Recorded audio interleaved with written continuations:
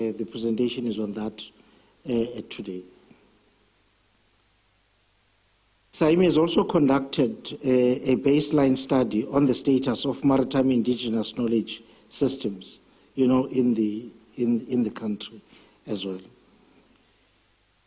To support education and skills training, for seafarers in particular, we're looking at decarbonization in shipping and maritime innovations call for readiness to measure where we are in that regard. We also have produced something on decarbonization and the just transition.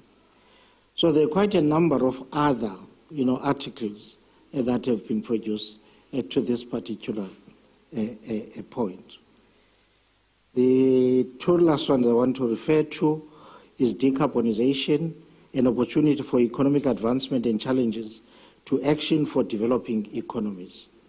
Then the last one is oil and gas exploration in the context of global transition, the South African case. There are other pieces of work that research projects that are still underway, and some of them will be presented today, including the work to be presented by Brian on environmental protection in marine ecosystems. Then there's also a presentation on the impact of microplastics on marine ecosystems. Then we have seen the impact of water scarcity on coastal cities, and that we are presenting a paper on addressing water supply challenges through aquifers. It's an area of interest. Then there's seafarer training requirements in handling alternative fuels, amongst other things. So it is not just these research papers that have been churned out of the entity, but SAIMI has also supported it by having two journals: the South African Journal on Maritime Education and Training, SAGMET, and the Journal of Ocean Governance and Policy in Africa. The acronym is JOGA. Then we're supporting as SAIMI two marine robotic centers, one here at Mandela University, the other one is at UCT. We have an ongoing relationship with the NRF, with a community of practice for oil and gas exploration, which has been in existence for quite a number of years. You will see the results of that system having produced quite a number of masters, PhD students, and allowed the progression of some to the level of either associate professor and others to full professorship. What we're looking forward to at the moment in partnership with the NRF is the establishment of a research chair in naval architecture and design. And then the last one is a community of practice to support aquaculture development in the country. So with all of these presentations, we're confident that SAIMI has a role to play and will continue to play its role, using the research experts, the associates that we have, as well as the postdoctoral fellows. Some of them are here will make presentations today, as well as internal researchers. Some of them are fairly young. The Nobisa is what was referred to earlier as on a developmental path to make sure that they acquire the skill set required to be able to be recognized as experts in their own fields. Therefore, this session for us is but one that we're embarking on, conscious of the journey that faces us ahead and the innovations that come along. And we committed that we'll tackle them as they arise. At the moment, the ports regulator is also hosting a consultative session, and we must make sure that we're also present there and make our contribution as well. So as we welcome you, we thought it is important that we detail the work that we have done. And, please consider visiting our media platforms. And if you have got any challenges, just ask for support to have access to some of the papers that I have referred to. hopefully will feel very welcome and contribute to the session today. Thanks very much.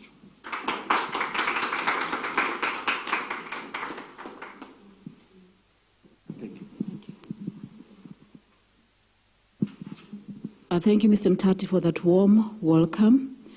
We'll get right into it. As I indicated earlier on, there are posters on the walls where you can scan to view our program for today, and we also welcome those that have joined us online. In the interest of time, I will not be introducing or going through the profiles of the speakers today. The document that I've just referred to has got comprehensive profiles as well as the abstracts that the presenters will be presenting on today. So without any further ado, we'll start with our first speaker, which is Prof. S. Hosking, who's one of our research experts at SAIMI, who will be looking at the definition of the South African oceans economy and the useful applications of that definition. Over to you, Prof. Thanks very much.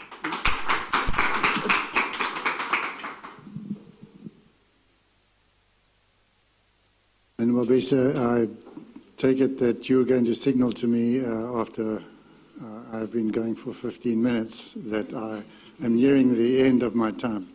Thank you very much. Stephen Hosking was the S that was not there, and this particular contribution does also borrow from a co-author on the paper, Mr. Mtati, and so I thank him for that. And it is defining South Africa's ocean economy and considering some applications of this. To some extent, this work is founded on negotiation and discussions with the Stats South Africa. We considered at the outset of this initiative, how should the ocean economy be reported, and Stats South Africa were of the view that the best forum that they had was the satellite account framework. So we have been moving toward that particular goal of contributing towards the development of a Stats South Africa managed ocean economy account. They require that we define the ocean economy in a way that enables its evaluation. So that's what we're doing, and this is why this is a pivotal contribution in the field of ocean economics, in that it is going to be, we're trying to get a definition on which you can base the evaluation. So how do I get the... So what's the backdrop, the more wide global backdrop for this? Well, you've got a world where you've got population growth that is massive at the levels that it's already got on planet Earth. You've got rising incomes. Countries like China have enjoyed vast increase in income, and when you have an increase in income, you consume more of where you are on the planet. You've got dwindling land-based natural resources, or easily accessible ones. You've got climate change, and you've got technological change. And despite all that gloomy background, you have an international optimism that's emerged, particularly in the 21st century, that the ocean holds the promise for much wealth creation. And if you want continued sustainable development for the human species on planet Earth. So that's the backdrop, and it's got philosophical roots in that for a long time people have been arguing man is the key ingredient. Come the challenge, come the man. And so the idea is, in this philosophy, well, this is just another challenge. Human beings are going to overcome it, and they're going to overcome it through finding new resources, through exploiting new technologies. So there's a philosophical background for this. And it is an optimism that's shared in Africa. The Africa Integrated Maritime Strategy is an African Union initiative specially targeted and recognizing the importance of the ocean. Operation Pakisa, or the Ocean Economy Master Plan, are signaling nationally and continentally Africa's importance that we're attaching to the ocean economy and its role that it's going to play optimistically in sustaining economic development.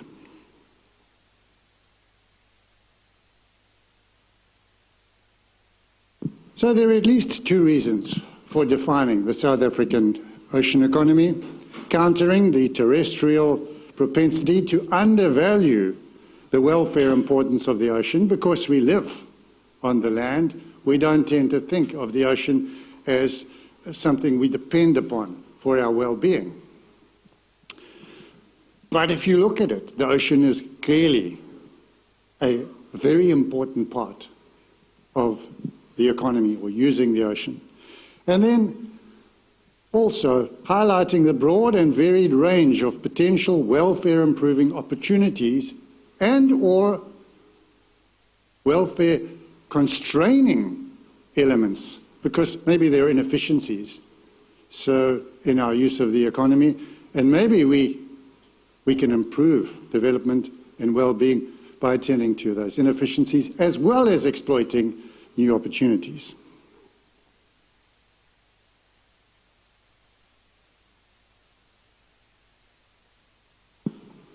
Now, what about this ocean economy, the task of defining it? Well, first of all, we need to unpack a lot of the words that are used: marine economy, maritime economy, ocean economy. Well, the approach that's taken in the paper that supports this is that the marine economy and the maritime economy are elements of the ocean economy. They're additional elements as well.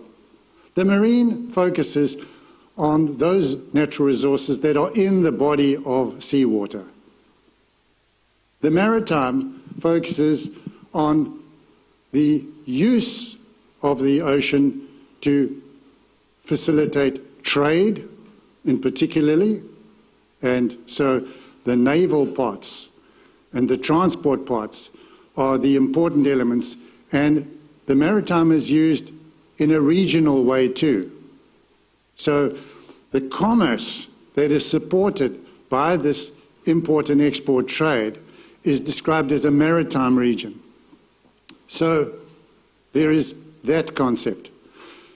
Together with the marine utilization, the transport utilization, you've got other ones like tourism and lifestyle and many others, okay? So when we talk about these concepts, what we do is we look at these different things, these different concepts, and we have an all-inclusive one, direct and indirect economy that's dependent on it. That's the ocean economy. The ocean economy doesn't have a virtuous component.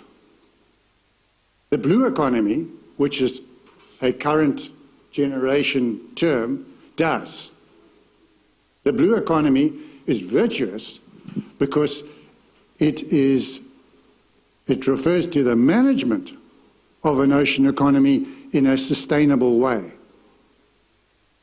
So, when blue economy is used descriptively, it means, not virtuously, when it's used descriptively, it means we're adding in freshwater lakes, freshwater systems, particularly on which there's transport occurring, like the St. Lawrence lakes, river system, and you're adding that to the ocean. So blue, as an adjective, then is sometimes used to incorporate both of those elements, but it's often not including those freshwater systems. And then it's being used as a virtuous component. But interestingly, there's a difference between the way economics uses sustainability and the way the blue economy is intended to be used, which is environmental sustainability, dealing with the functionality of the ecosystem and the ecosystem service flows. Are they impaired? Are they improved? You only get the label blue if there's some form of improvement taking place from some existing level. So those are then the background concepts. Now, the problem with the current estimates of the ocean economy, which is this broad encompassing term, is that they're based on different and unclear models of the ocean economy. So although if you look at the numbers from different countries, they're often remarkably similar in proportion, round about, say, the 2010 level, they come in at about 4 to 5%. But it's unclear what each precisely measures. So that's what we have to do at the beginning of this mandate. We have to say precisely what's being evaluated. That's the challenge for us to put it in the South African Ocean Economy Satellite Account. So I'm not going to dwell on all these models, but there are three basic models that we utilize. One we will call the industrial dependence on ocean use model. Basically, that's defined on the left-hand side. It's GDP, less an adjustment for natural capital in the ocean used up. And on the right-hand side there, you see what we would call the whole production function, including all natural resources, all capital, all human resources, entrepreneurial and more labor otherwise. And you have A is the technology that links these things through to GDP. And what we were saying in the industrial dependence is if you had a theoretical economy that didn't have the ocean resources, you would generate a GDP, a different GDP level. The difference between with the ocean and without the ocean is what the contribution is of the ocean. And so we get the model that says the dependence on industrial use evaluation. And then the second one is no, there are two economies argument. There are sailors, there's ships, and there are fish, and all those things take place in the ocean space. And then there are people, workers, there are buildings, etc., and there are natural resources that are all in the land space, and they make a land space economy and an ocean space using economy. So you've got the idea that there are two, and you apportion between the two using so-called partials analysis. It's partially land-based perhaps, and it's partially ocean space-based. So that's the second model. And then the third model is the ocean economy is a defined geographical part of a land-based economy. The way Stats South Africa records it, it's all based on land. There's no such thing as a separate ocean region. So in order to make the calculation, you have to utilize some of the maritime concept thinking, that there's a region in which nearness to the ocean reflects the ocean economy contribution. So that's that model and that's that thinking. So these are the fundamental motivations for how you calculate the ocean economy if you wish to. So I recommended a definition based on the first and the last one because they are the most comprehensive. They include many of the upstream and downstream effects. So they're a better measure of the contribution. The one where you just separate them out into two economies gives you a very minimalist view of the ocean economy contribution because it's got to be taking place in the ocean space. And a lot of our utilization of the ocean is actually on the land that we're using it in our production functions. So, moving ahead, what are the industrial themes? So, I'm one part of the think tank, and there are many others. And if you look at the contributions made by the ocean per industry, you will realize that this is the interface in many ways between the economics part of our SAMI inquiry and the others. So when one unpacks the 11 themes of the ocean economy, you begin to see the linkages that occur. Briefly, harvesting marine living organisms industry. That's anything you take out of the sea that's living that you utilize as a marketed or sold good. The mining marine minerals industry, perhaps the most prominent and affordable economic. Oh, okay. Well, now you can't see my bad analysis. So anyway, let me carry on in the interests of the other speakers. 5 minutes, you see, I'm nearing the end anyway. So you've got these different sections. I still have a screen. You've got marine mining, offshore, oil and gas, for example. There's much optimism in South Africa about that. The marine potable water, electricity production industry, particularly the renewables, is an area which I think there's going to be some discussion on, but it's one of our areas which we reflect contribution, economic contribution on. The marine potable water production industry is utilized in two ways. Marine pipeline outflows, disposing stuff into the sea, and also you have the use of the water for desalinating in the potable water supply chain. You have a trade supporting marine transport and communication service industry. You have, which is massive, tertiary level industry. You have the marine transport and communication service supporting industries, which is also massive. And then you have other ocean economies, such as the ocean-linked recreation and lifestyle goods and services support industry. You have the upstream, primary and secondary sector, ocean-dependent industry supporting trade. For example, this is all the manufacture, boats, etc., that feeds in to the transport industry at sea.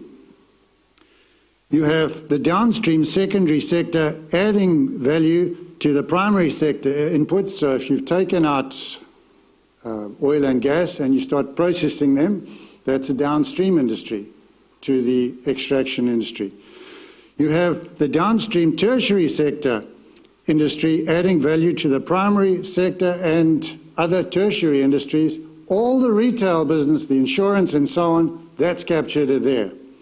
And then you have the non-observed primary, secondary and tertiary sector industry. And some of my colleagues are actually interested, although they don't always recognize it, in that section. Because that's capturing some of the value that they're saying isn't reflected there.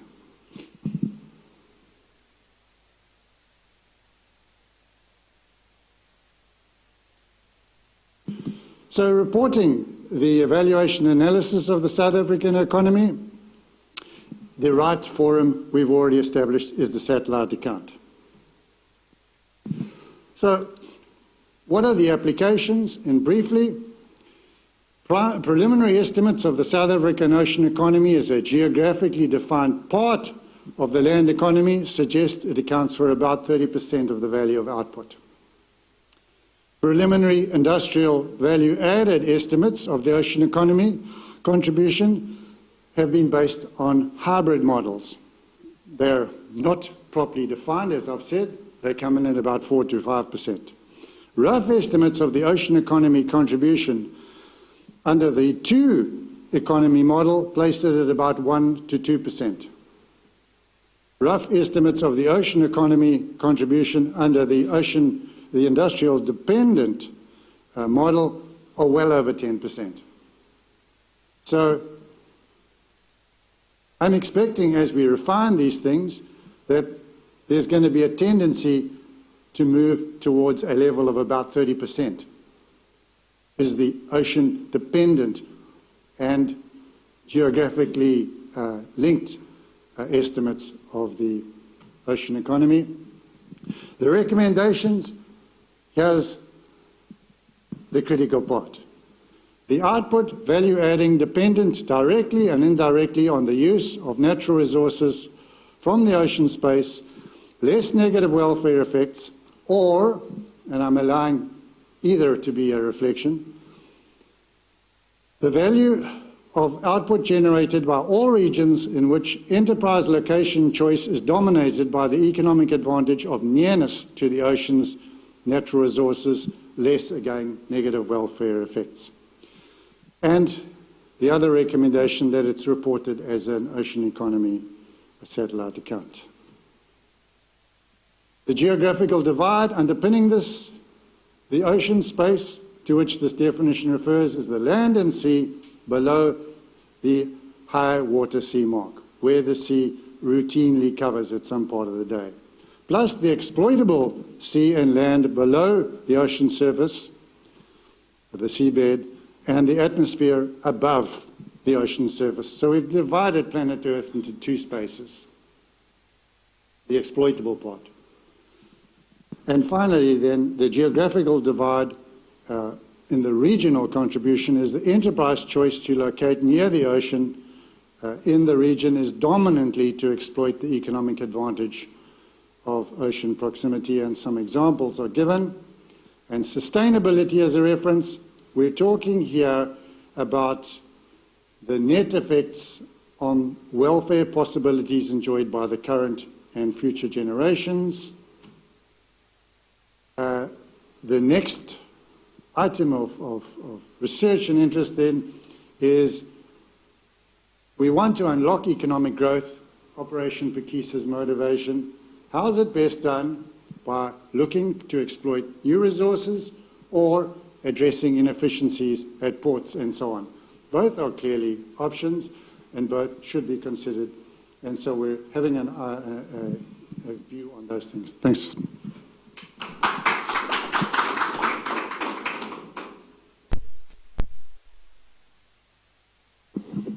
Thank you, Prof. Stephen Hosking, for that insightful presentation on the definition of the ocean's economy and also the insignificance of the oceans in terms of our livelihoods as well as their contribution to economic development and growth. And also it was also interesting to see the models that we've utilized to define the ocean's economy as well as the recommendations on how to apply that. So I would like to request that you note your questions for each presentation. We've got 2 more presentations, and then we'll ask the questions at the end. So next up is Dr. Alison Tower, who is one of our postdoc fellows. She will be speaking on the assessment of ecological changes and socio-economic dynamics in complex marine ecosystems. That was a tongue twister. Thanks. Over to you.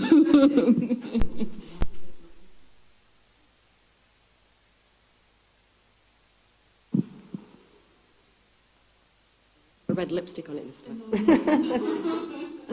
Is everything there? I saw some of the slides were a little bit... Yeah. Okay. Thank you very much for having me, everybody. It's such a pleasure to be back in Port Elizabeth for the second time this month. I am one of SAMI's newer postdocs. I'm at the end of my first of 2 funding cycles. And the category I'm going to talk about today falls very much under Prof. Hoskin's ocean economy, but it's also going to take a little bit of a biological route. This topic is something that's really caught the world's attention, but I often find that in South Africa, it doesn't get quite the same traction. So it's always very interesting for me to do this talk and see the response of the audience that I'm engaging with. So I've called it Assessing Ecological Changes and Socio-Economic Dynamics in a Complex Marine Environment. But the first part of this talk is going to be very much about predator displacement. So a quick background on my work. I arrived in South Africa almost 20 years ago. I did my undergrad at University Cape Town, and I did my PhD at Rhodes University. My speciality was ecology of white sharks, particularly interested in their movement and how they function within an ecosystem as a predator, but also how the ecosystem functions when they're not behaving normally. Now, the sector of shark cage diving in South Africa is very lucrative, and although there has been some work done, I'm going to touch on that later on at the socioeconomic part of my talk, there's room for a lot more work to be done, especially with the changes that we've been experiencing.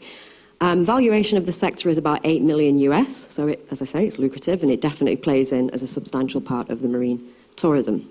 And there's 3 main aggregation sites for white sharks that cage diving has been taking place. So we've got Cape Town, False Bay, Hans Bay, which is the town I live in, and Mossel Bay. So this is sort of what the early fieldwork looked like with regards to my research. Many days at sea, on a vessel, working with great white sharks closely, fitting them transmitters onto them to look at their movement dynamics, and to try and really get an understanding of where they go and what they do. It was never an issue to find them. We would be able to get out with a boat and within 10 minutes usually be onto a very reliable number of white sharks.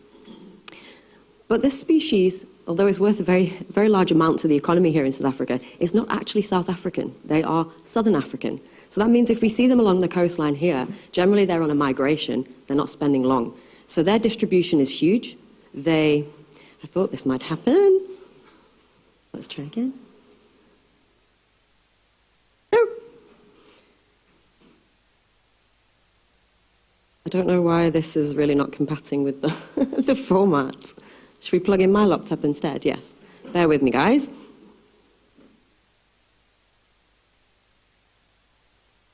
This might be worth noting for other people as well that the format might not be right. Okay, luckily I can talk without a screen, and I know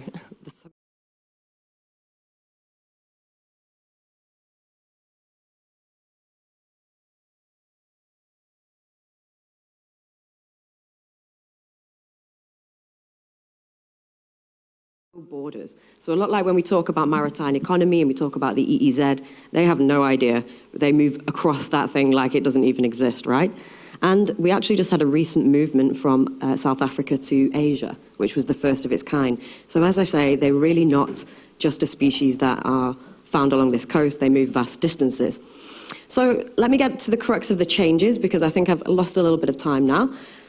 2015, all of a sudden what happened was the entire ecological dynamics that surround these cage diving zones shifted, and this was in sync with the arrival of the largest dolphin species. I'm going to do a little test of your biological knowledge now. Does anybody know what the largest dolphin species is? Killer whale, yes, well done. And did anyone see the movie Free Willy as a child? Yeah, cute, cuddly, such a lovely movie. They are not like that at all. They're incredibly sophisticated predators, and I'll explain to you now why Free Willy was kind of a little bit of a lie. All right, here we are, we're on. So. Okay. So we had the arrival of these 2 male killer whales, also known as orca. Their scientific name is Orcinus orca. Sorry, that was the slide I lost momentum on with the formatting. So there you can see, actually with colleagues from NMU on this paper as well, Mandy Lombard, Victoria Goodall, that's the distribution range of South African white sharks. So as you can see, satellite tracking data, they move far. And that EEZ is really only a very small portion of their range. So this is what started happening mid my PhD. The two killer whale brothers arrived. They're named Port and Starboard. I'll introduce them in a moment. But in sync with that, the white shark started washing out very much not alive. So I was very enthusiastic when I started my PhD. I had a bunch of transmitters out. I'm really excited to gather data on the movement. And 2 years in, I'm collecting carcasses at beaches and running like CSI necropsies on them to figure out what had happened. This was a very collaborative effort. A whole bunch of colleagues in the Western Cape were sort of involved in this. And it wasn't just white sharks that were being impacted. This is our Notorhinus cepidius. This is our severgill shark. This species as well started to wash out. And all of them in a similar condition, torn open, livers missing. Now the thing is, the killer whale brothers have a taste for shark liver, and that's what they've learned to specialize hunting. So they work together, they open up the sharks, they remove the liver, and then they just discard the rest of the carcass. So as I say, Free Willy was a little bit of a lie, and probably Hannibal Lecter was a little bit more accurate when it comes to describing this species. Why the white shark's liver? Extremely nutritious, packed full of lipids, can make up to 1/3 of their body weight. The question then, of course, was, how will this impact the white sharks, and what could it do to the sector for the marine tourism? Because again, very lucrative. And so, what we started to realize was, in light of the orcas coming through these coastal bays, we would see these extended periods of absence on the white shark's behalf. So they would flee and they would stay away for longer and longer time periods until eventually they would completely be displaced. So they would redistribute. And what that looked like initially was aggregation sites where the cage diving happens would go quiet, but then we would see upticks further east in areas like Plettenberg Bay, and here also indeed in Algoa Bay. And so obviously we have to consider bather safety, and we have to consider all the other implications that surround this topic. So moving ahead on the chronology of the times, 2020 to 2022, there started to become this sort of raging debate about, was it actually the orcas that have caused this displacement? Could they really have emptied out these two prime coastal bays? False Bay's gone really quiet for white sharks, so is Hans Bay. The cage diving industries are suffering, and they're actually having to work with a completely different species of shark that interestingly has sort of filled in that top mesopredatory role within the marine ecosystems. Mossel Bay, so dead center on the Garden Route, just on the border of Eastern and Western Cape, was the last stronghold for white shark cage diving in 2022. And at a time, a colleague of mine had a drone in the air around about May, and he captured the first ever aerial footage of how the killer whales hunt the white sharks. So that was really, I mean, this topic is world endorsed, let's say. People have a big fascination in this. And of course, the question was, how do they manipulate the sharks into the right position? How are they getting this right? And so it seems what they do is they basically corner the sharks off. The sharks have very little escape responses, i.e. there's not many paths they can take to flee because usually there's another killer whale waiting. And for the first time we saw how the sharks are turned upside down, how the liver's extracted, and it's really quite precise. And so this also showed us something that we weren't expecting. It's not just the two brothers. There's other killer whales that have learned to do this. So there's cultural transmission that happens with orcas, and they teach each other really fast. They're basically super smart. So this is a lot of the work that I've put out, and just as I began to work together with Saimi, these publications were coming to light. So the first paper that Saimi was on with myself and my co-authors was in African Journal of Marine Science this year, further insights into predation by killer whales on white sharks. So we also learned now recently that they don't need each other to hunt as well. They can kill solitarily in less than 2 minutes. So it's quite fascinating. Then, of course, this leads to the question of what's happening on the general picture with the whole population of white sharks. Are they shifting? Are they declining? How do you manage this? And so in ecological indicators, we got together with a fisheries modeler from Canada, and we put together the best available data sets that we could find within the country. And, you know, some of these areas are sparse for data, to try and get a better understanding is if post these changes on a regional perspective, are we seeing any kind of decline in total, or is there some kind of a shift and a redistribution going on? And let me tell you, this has been a raging debate in the literature, because there is a hypothesis out there which, you know, could be plausible, that overfishing has caused the collapse of the white sharks, or the overfishing of the prey species of great whites has caused them to move away. But the data sets we've analysed, and as I say, it's the best available data, generally show us that there isn't a significant change. And as I told you at the beginning of this talk, the range of white sharks is so huge, their regional scale is so massive. And this goes back about 20 years, this data set.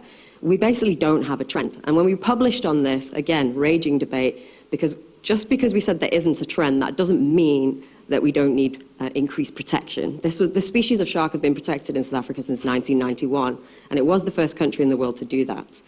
So that's just some more of the publications back and forth in ecological indicators.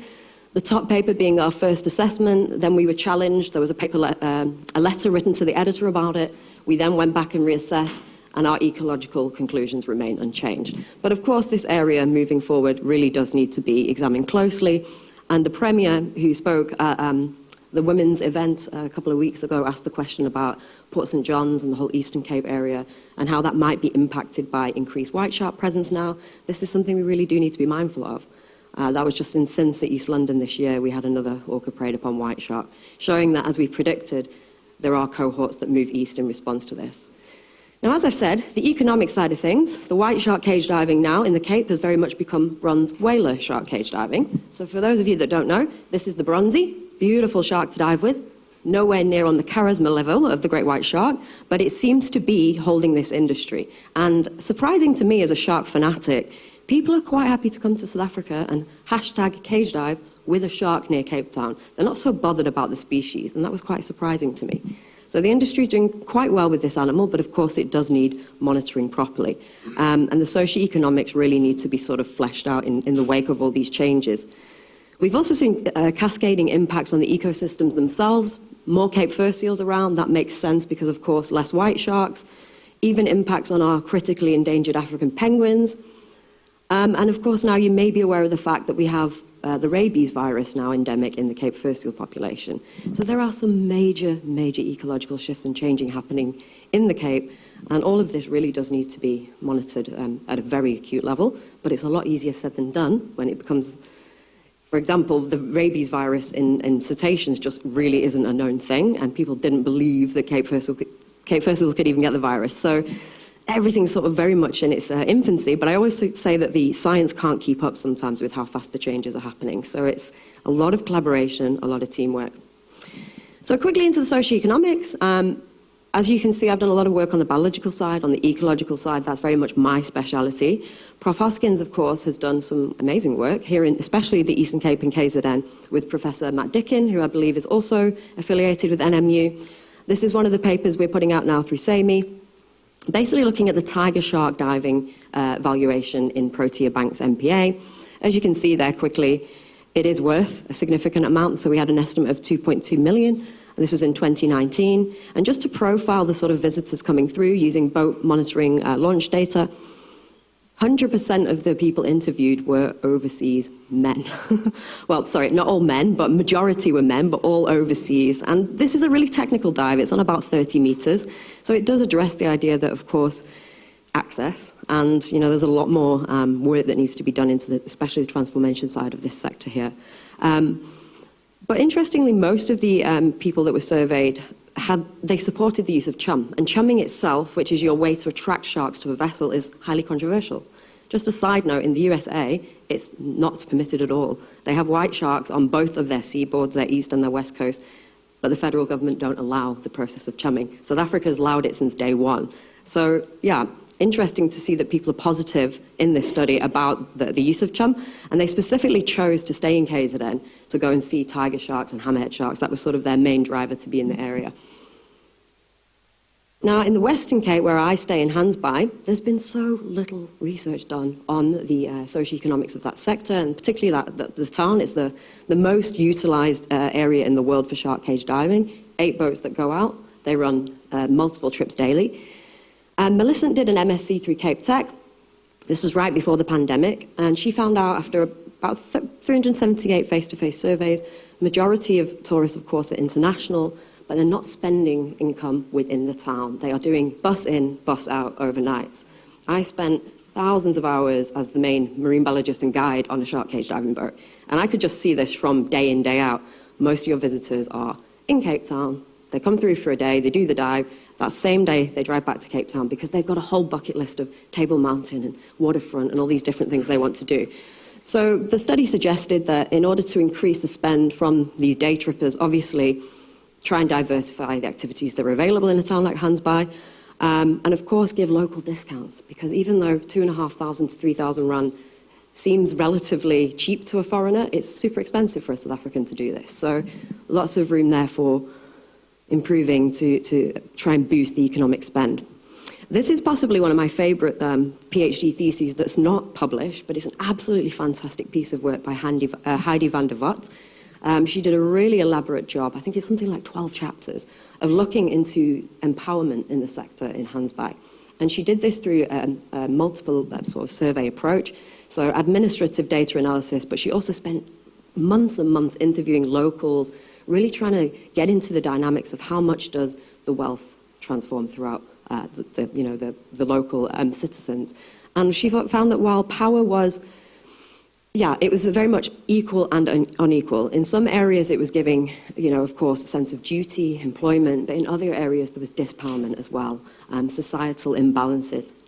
The impacts were uneven. And what she really, I thought was amazing that she did in this work, is she highlighted just how massive the paucity of studies are available when it comes to socioeconomics on marine tourism with regards to community, if that makes sense. So she did over 300 papers that she reviewed, and the international and national literature, and most of those papers were about conserving the marine species in order to preserve the industry or to boost the industry, but very, very, very little work done on how it transforms back into community empowerment. So again, that's a big section that needs to be looked at. Just to finish off, we had a global conference for white sharks last year in Australia. I was on the organising committee. It was fantastic. White Sharks Global. That was down off of Adelaide. And the Aussies are doing it better than anyone. Their white shark cage sector is highly lucrative. Of course, the spend goes into the entire concept of being a tourist in Australia. But the industry is managed to, I would say, the best standard in the world.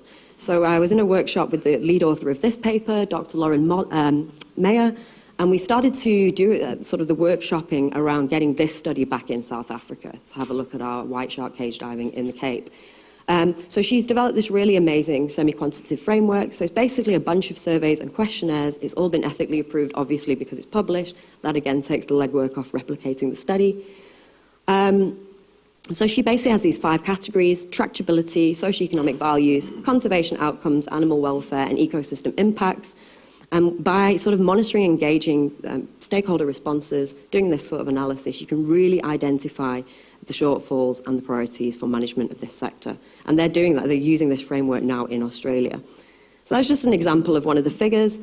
So really great because it's target and non-target species, which is going to be fantastic for us in the Western Cape that now have bronze whalers as our non-target species post the changes. And of course, what she was able to identify is that in some areas there's very positive scores, i.e. conservation outcomes, socioeconomic values, but there are challenges with things like welfare and ecosystem, and of course public support. If you've got an area that lacks in data, then it can give more sort of a negative score. So yeah, we are rolling out this study, and Prof. Hoskins is hopefully going to be able to use that with regards to the formation of the satellite account for marine tourism. On the ecological and biological side of things, I do have some more work coming out there. We actually have over 100 acoustic transmitters that vanished along the coasts from white sharks, so we have a network analysis paper coming out on that. We do aim to satellite tag both species further to see where they're going. Tagging killer whales, really not that easy. They come up, they breathe, they go down. So you've got to be really good with a crossbow. There are colleagues that have attempted it and failed, but that still remains a priority. And then this is the research site that I'm conducting most of my field work in now. So it's the very southern tip of Africa, it's Straits Bay. We're putting out all sorts of technology on great whites to figure out what they do. Just cool little thing here. That is basically a Fitbit for a white shark. So it's a camera, it's a magnetometer, it's a gyroscope, it gives you the whole profile of what they do.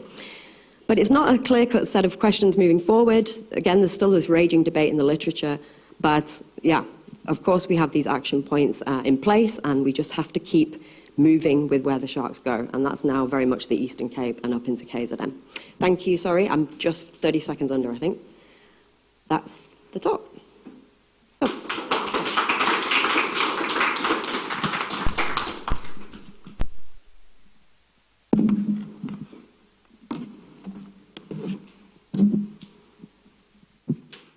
Thank you, Alison, for that insightful presentation. I must admit, I am one of those that have had their dreams shattered today. It's like the day I discovered that Father Christmas does not exist. I watched Free Willy when I was a kid, and now to discover that those white sharks are predators, cruel ones at that, it's just shattering.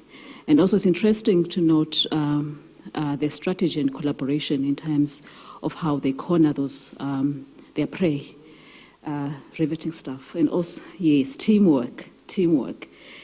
Furthermore, in terms of their location, I liked the part about, well, I thought it was interesting to note that they are not South African, they are Southern African. They don't know any boundaries, they move freely, like Free Willy.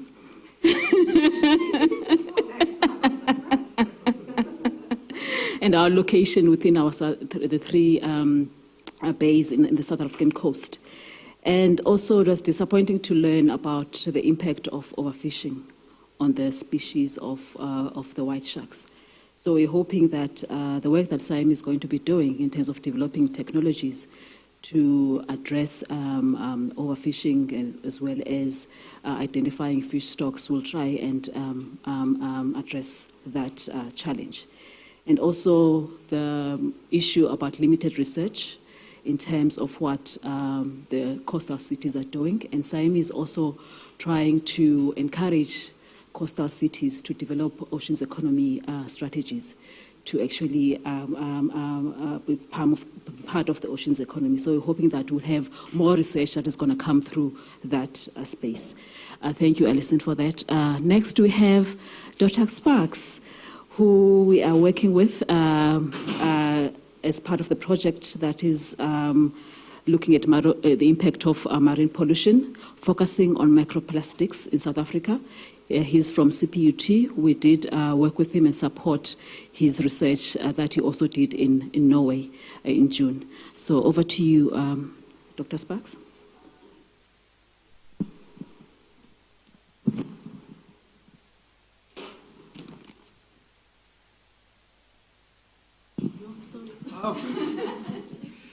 Thank you very much. Thank you, colleagues, for the opportunity to present. A disclaimer, I was not sure of the audience, and it was mainly students or highly esteemed professors, so I biased towards the students. So if it's not at that level, we're welcome to, and I'm using it as a cue to come and chat to me afterwards about collaboration. It's about awareness. And I think there are so many aspects of plastics that I think we're taking for granted. And I'd like to challenge you to think about how you're using plastics in your everyday life, from scientists to at home. And I brought this up in case I need to drink the water, but the minute I open this, and think about when your salt and pepper grinders, what's that made of? It's plastic. And when you're grinding it, you're ultimately grinding microplastics into your food. Same with this, and research has indicated that that is the case. The presentation is not about doom and gloom, I must say that. It's about awareness, and if we are aware, we can engage. And I often say this, we need to think 20, 30, 40 years ahead.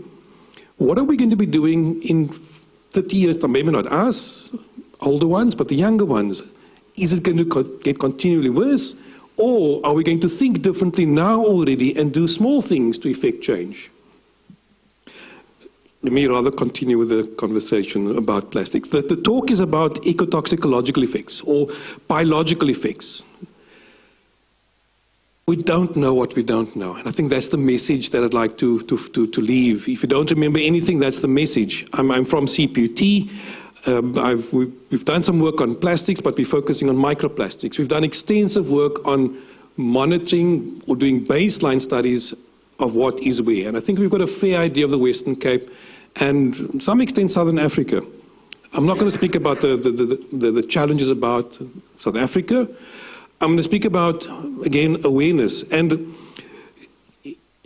again, thinking of the students, not sure if you're aware of the triple planetary crisis. There are three things that's affecting our sustainability. And the sustainable goals ultimately is linked to these three aspects in terms of the triple planetary crisis. And one is climate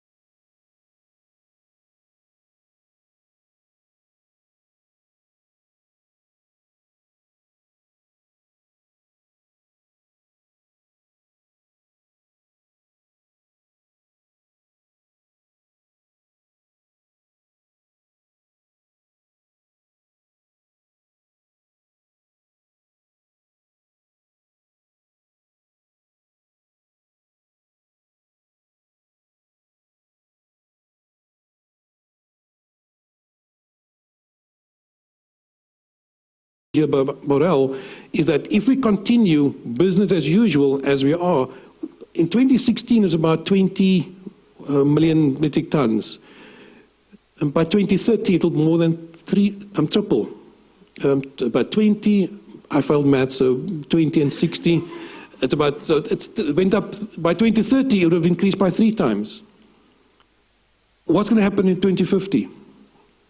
And this will be exacerbated, or made, I don't say worse, but it could be a further challenge if we don't manage the waste streams and look at the circular economy of plastics. In addition to the increase in production, increase in mismanagement of waste or emissions, there's a global trend of chemical production. So again, look at the, I think it's orange. Yeah, the orange one. It's for orange is the increase in plastics there. So the chemical industry is increasing, and plastics is increasing at a similar rate as the chemical industry. There's a link between plastics and the chemicals that's being produced. It's a trend. With that being said, in terms of the chemicals and the plastics, there's two types of microplastics. The first type of microplastic is called a primary microplastic.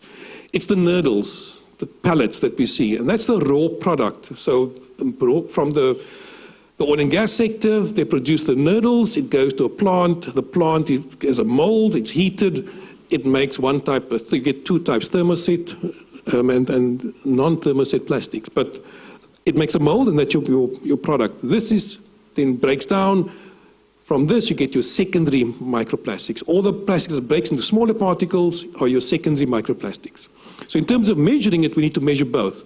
In South Africa, there's been some nurdle spills. We still found nurdles after years after the spill, even inland of a flay, by the way, which is interesting. If you look at the red, maybe you can't see it, but the red are different sources of microplastics. This is turf, road markings, paint. Think about the paint, and with time, I don't want to say that, but maybe in South Africa this is not a big problem because our roads is not being tarred as much. Sorry, I shouldn't have said that. But it's a challenge. Cosmetics, synthetic clothing. In fact, I can say from our research, it is our synthetic clothing in terms of the polyester fibers that's a main contributor to microplastics in South Africa, or the Western Cape at least. Wastewater is an interesting one, because if you think about, I mean, don't get too personal, but if you think about your shower, the clothes you wear, it goes down. And often when we have fleecy top, besides our washing machine, everything goes into the wastewater system. That ends up in a wastewater treatment plant, and the wastewater treatment plant can extract mechanically and biological the bad stuff, but mechanically it cannot remove the fibers. So when the water is clean, it goes out to the outlet stream to the normal system or natural system, and that ultimately ends up in the environment, the coastal environment. There's a huge challenge with wastewater systems. Agriculture, if you think about mulch, many years, I think, foam, it's a great absorbent of water. It keeps the plants going, but the chemicals with it, it's not good. The fishing industry, abandoned and lost fishing gear.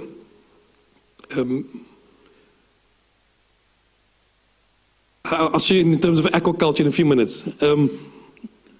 And shipping, those are the sources. So think about the sources and think about where you are in your environment, at work, at home. So the question is, where are we looking for the microplastics? It's all over the place.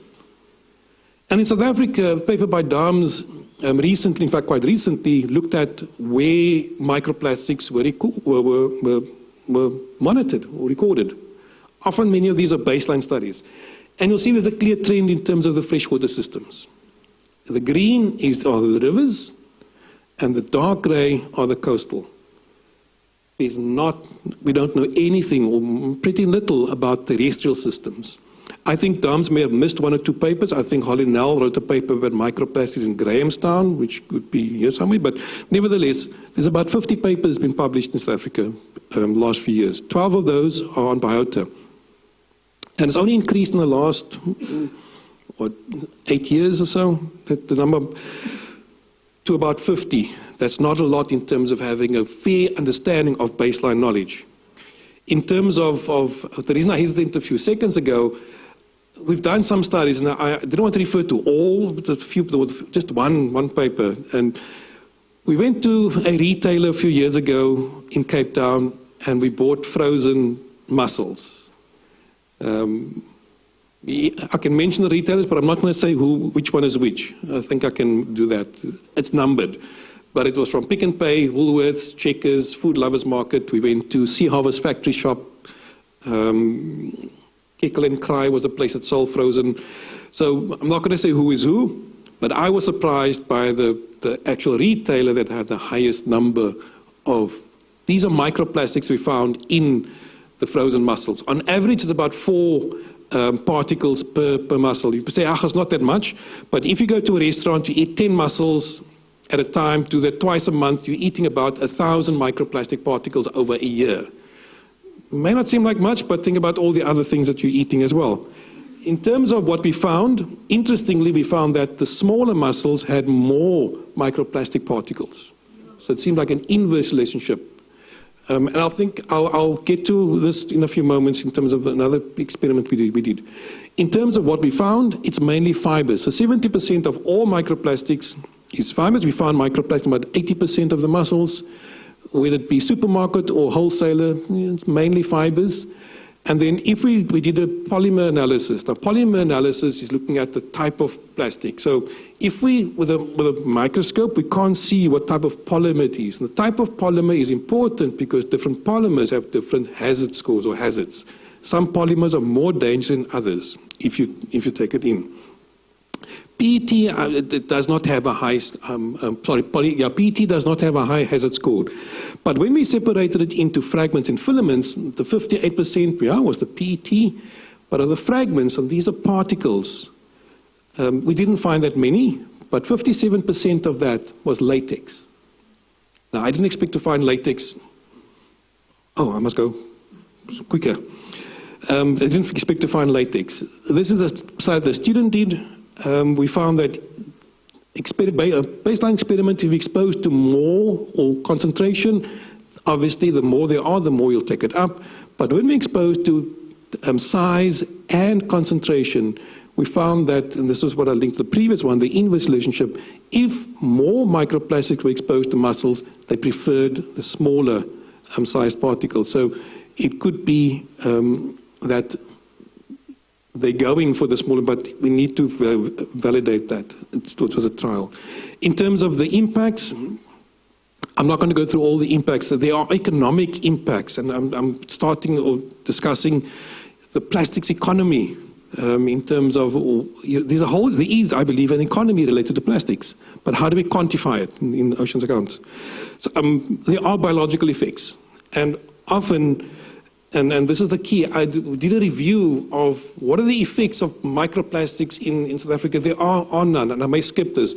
But we are only seeing the effects in mortality when the animals are gone. If you go to the coast and normal mussels, why are they gone? I'm not saying it's microplastics, it could be other things, but that's the end point when we realize, oh, there's something wrong. They're no longer here. But by then it's too late.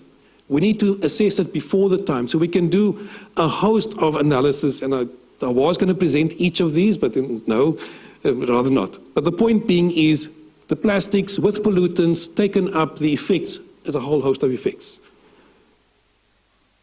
I did try some research, and there's not much been done of the biological effects of microplastics. There was a paper done at Tunisia in mussels. It was found that the more you exposed, the lower the filtration rate. So the animal seems to be stressed. They can't filter as much. That's the message of this one. Catalase activity is a biomarker response. Again, with higher concentrations, it becomes less. In South Africa, there's no papers that have been written, only this functional responses. In essence, what they're saying is that with the increase in exposure to microplastics, it increases, but only a certain amount, which makes sense. You can only eat so many hamburgers, and then it stays the same. So I'm going to skip that one. In conclusion, there's a review in place, but there are no papers that, to my knowledge, be done on the biological effects. We don't know what we don't know. There's a dire need to start doing fundamental research in terms of exposure experiments to understand what the biological effects are of microplastics. It is happening globally.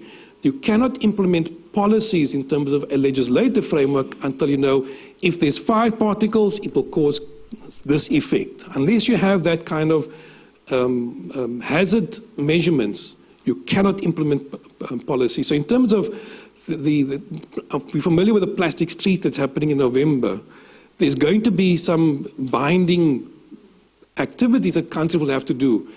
So Africa, I think, is a challenge in terms of even just monitoring plastics. At CPT, we are doing this research going forward. And it'll be simple experiments. We don't have a lot of money, a lot of funding. It'll be simple experiments that will measure even intestinal damage, for example. If you take in something that hurts you, the gut, we are linking with the health and wellness faculty where they do biomarker stress. So we will be focusing on oxidative damage on our research. Sorry. I'm 1 minute over, my apologies. That's it. Any questions? I thank you for your attention. If you do have any questions, please feel free to mail me. I'm happy to engage with colleagues going forward.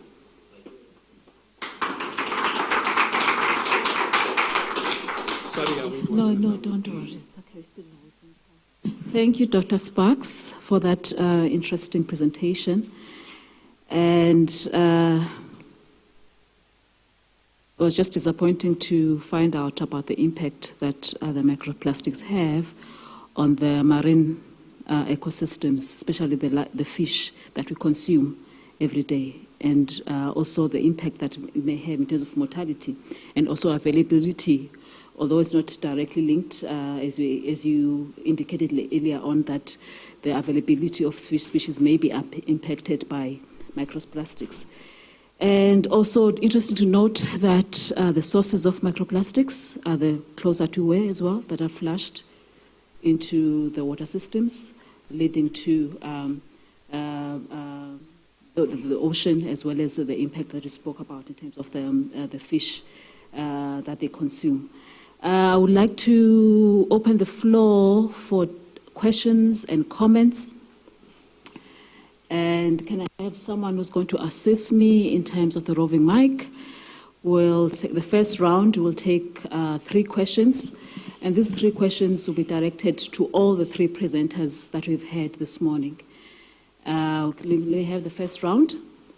1, 2. Do we have a third hand? Yes. And we've got 3 people. Over to you, sir. My name is Dr. Mandela Khumalo from Chemistry Department. I've been involved in the plastic industry for the past 15 years. And I have publication in biodegradable polymers. So my question to you is simple. What's the role of government? Because we pay the levy for plastics. What is the, there's any investment, there's any funds that you get it from the government, because we pay the levy. Thank you. And then we'll have, I think there was a yes there.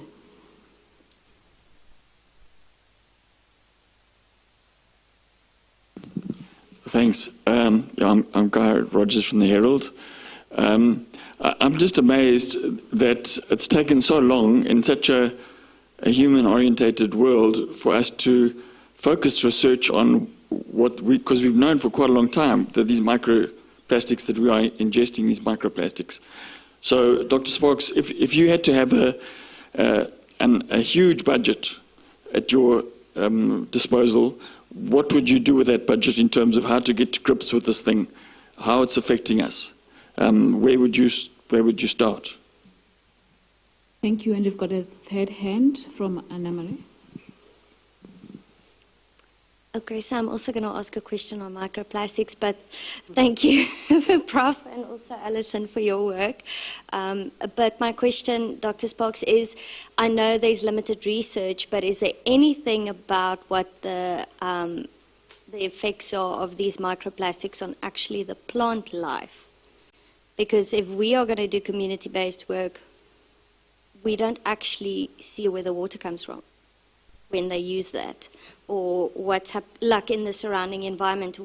If we're going to have like community-based projects where we want them to propagate plants, where are they getting their water from?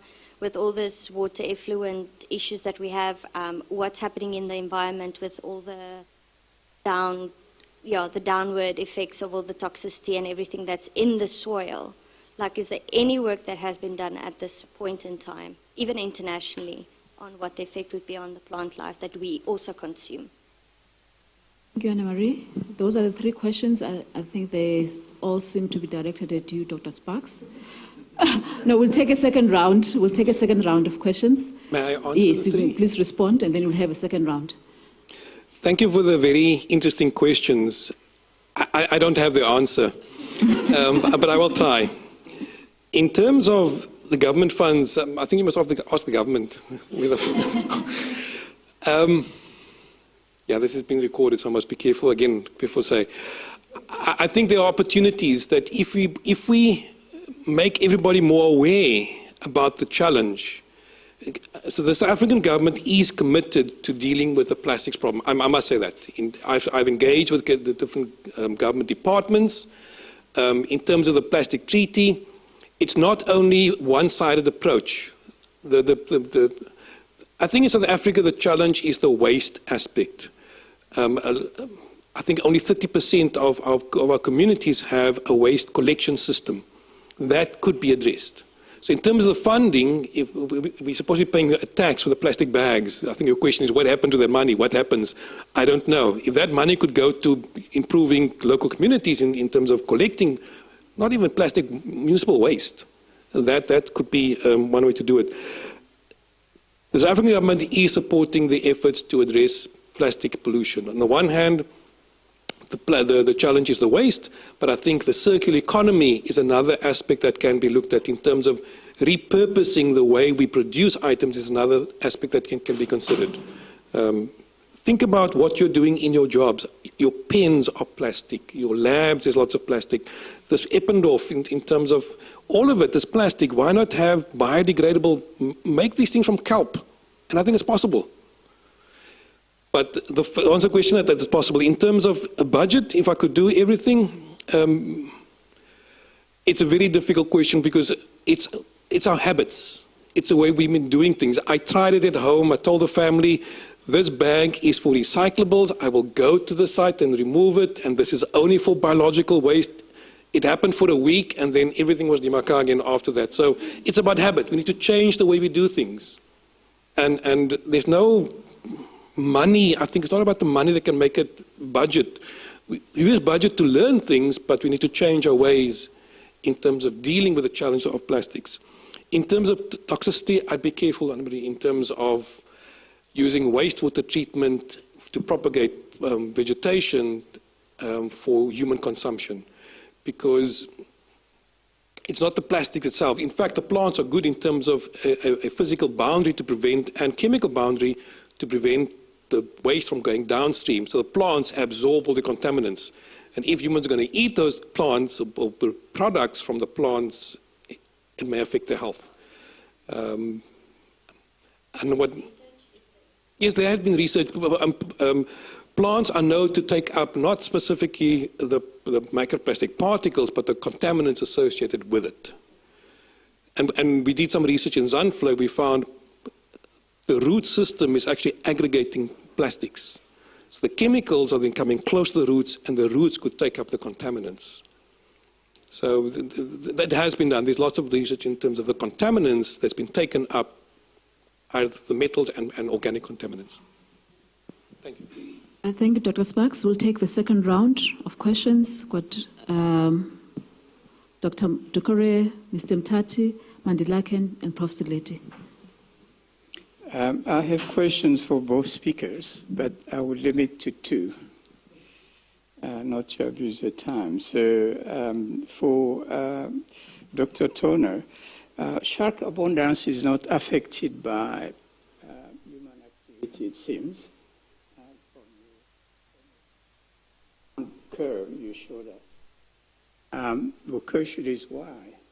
We intuitively understand the contrary. linked to that is, what is a tourism, shark tourism evaluation? Evaluation of shark tourism. We've seen figures for Australia, global, but in South Africa, what's the evaluation? Thank you, Mr. Mtati.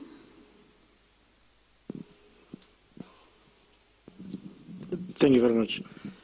One is to encourage Alison more on the economic impact, of the work that we do. And the fact that they've roped in Prof. Hoskins is quite encouraging, so that, it's not confined to one single discipline.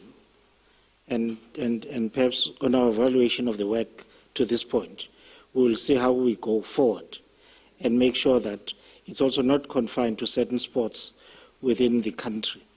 But, there's a system that we build so that the knowledge generated is for the country, not, parts of it. Because, the model of development of the country remains skewed, in which, there are areas in which some of these things are not taken into account. So it's just a comment and appreciation of that move towards increased use of other disciplines as well. Thank you, Mr. Mtati. Mandela. Good morning, all. This is for Dr. Tawa. Very fascinating. Thank you so much. I've had this question for a while, even during the women's event. With this displacement of the killer whales,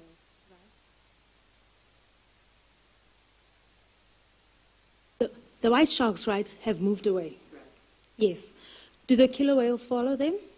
Is this a seasonal thing? Is there a trend? Has the research been done about this? I know you showed there's a 20-year period where you had data.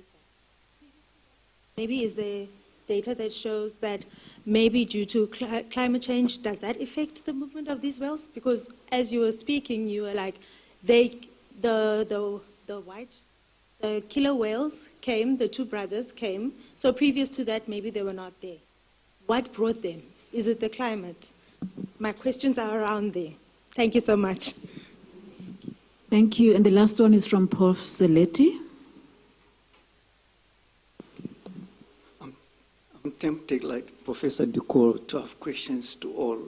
But, but let me begin with the plastics part of it. This is one of the grand challenges. But the solutions that you are proffering are not that grand.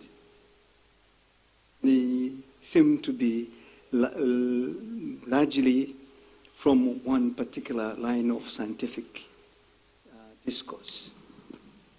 The sense that I have is that we are not looking at it from all the angles that we need to tackle this at the level of the globe, and especially the generators of this particular problem, which is the economic part of it. We seem to skip about them. We're focusing on governments. They don't generate plastics. They can regulate and all that. And this is the same problem with the petrochemical industry. We know where the problem is coming from. So the power relations and the power discourse was absent in your discussion. And we need to locate the grand challenge at all layers to tackle it. The same question also applies to the two presentations on the economy, on the sharks and all that. With the focus and drive for economic evaluations and performance, we tend also to ignore the nuances of the small communities benefiting from that or not benefiting to that. You pointed to one study on empowerment, but it's not been definitive. So in terms of looking at the communities that are involved themselves, they are not hiding, they are there. So why is it that we cannot also begin to, not to leave anyone, the just transition that Mr. Mutati spoke about earlier on means that we don't leave anyone behind. So in both projects of defining as Professor Hoskins was putting across, and the one on that, we should not leave behind this movement. Thank you, Prof. Seleti. We'll start with you, Alison, to ask you to respond, and then Dr. Sparks, and then Prof. Hoskin. Thank you very much. I'm going to start with this gentleman's questions first of all. So you mentioned that the trend doesn't seem to be impacted so much by humans, but is there a valuation for the shark dive sector in total? Is there a number? I think it leads to, sorry to have my back to people, leads to exactly what Mr. Mutati said. There are so many disconnects actually in the bigger picture, and even though the industry has been sort of semi-valued at $8 million US, that was before the pandemic, that was before the ecological changes.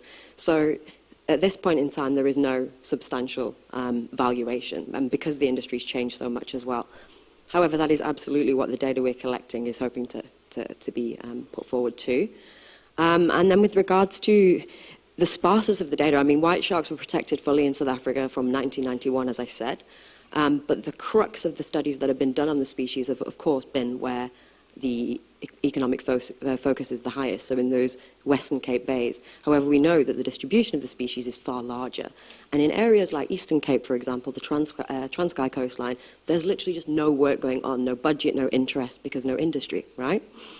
And so that's really the way forward now with this work, to try and get into those areas where the data has been so sparse. And of course, you know, the model that was used for the recent study could be contested because it was really just the best available data, but it wasn't. It could have been more bolstered by more monitoring. And then you asked about the brothers. You asked all the good questions, because these are the questions that my PhD also asked. 2015, the 2 male orcas came in. We don't know where they're from. They don't genetically match any of the other individuals we have in the database in South Africa. So yes, we do get killer whales here that don't eat sharks, they eat other things. They're the prime species, but the shark eaters we don't think are from here. And the fact that they've taught others now is another can of worms that's been opened. So the killer whale scientists in this country are doing phenomenal work. They're doing a big review on the topic at the moment. But there's a lot more to be asked on the killer whale biological side of things versus the shark. What drove them in here? Could it have been habitat degradation? Could it have been, like you say, climate change? Could it have been overfishing of the high seas and the prey species that they would specialize in? Because killer whales cost industry millions each year on a fishery standpoint. I mean, we even have anti-orca deterrents that get put onto fisheries to try and prevent the millions of losses from catch depredation. So it's quite plausible that they could have learnt the skill at fisheries vessels, maybe out at sea, brought that knowledge to the coast of South Africa, and nobody was prepared for what the detriment could be in the wake of that. But just to finish on Mr. Mtati's point, it is, for me, really inspiring to see, especially with SAME, so many diverse topics all coming together, because the socioeconomics doesn't really slot in with the ecological. It never does with the literature. So until we start bridging these gaps and sort of, you know, making everything sort of part of a bigger picture and collaborative, that's really the only way we're going to address the main questions. So thank you for that, for all your questions. Thank you. Dr. Sparks? Thank you. I think the answer to Prof's question about the grand challenge and the lack of grand solutions is exactly linked to Alison's point. As the plastics industry, their purpose is to make money and to produce items as cheap as possible. They're not worried about well, maybe I should be careful what I say, but that's not their primary purpose, is to look at the effects of what they're doing. It's the scientists that are investigating what are the effects. And because we're still working in silos, if, for example, if we can show that the economy will be seriously impacted if we don't change how we use plastics, and the industry becomes, oh, we're going to lose money, they will be put vested interest in it. But we're working in silos. I'm a marine scientist. We need to chat to the economist, the sociologist. We need to chat more and enlighten the extent of the impact and potential impact down the line. And once we do that, I think there's opportunity for engagement. And I think, yes, we're looking at government because they're the implementation of policies, and they care. We've voted to put them to care for the environment. So they're the custodians on our behalf. So they need to make the decision, but the challenge is if decisions are done too quickly or not thought through carefully, there could be job losses, for example. It's easy to say stop making pens, but then people lose the job. There needs to be this just transition in terms of doing things differently. And all the stakeholders need to be involved in terms of that, effecting that change. That, I think, is the grand solution. All of us working together to solve the problem. Thank you. Thank you. There is a lot of truth in the fact that we need to integrate the contributions better, and also we need to talk about these contributions in a pragmatic way, and that is, there are case studies in an area, largely, if you take the shark cage diving, if you take the plastics. But what Conrad and I obviously must do better in our interaction is discuss how he plans to make the plastics industry a contributor to the description of the ocean economic impact. And so maybe that's true, it's missing. As far as the empowerment side is, we did talk about the motivation for describing the ocean economy in terms of the word virtue. Now, you don't only have sustainability as a virtue. Equally documented are things such as inclusivity. So maybe my omission was to say there are more categories of virtue than mere welfare sustainability and environmental sustainability. But I'm sure we could have a whole seminar on these topics, so I'll just leave it at that general level, if I may. Thank you. I see Isa's got a burning question or comment.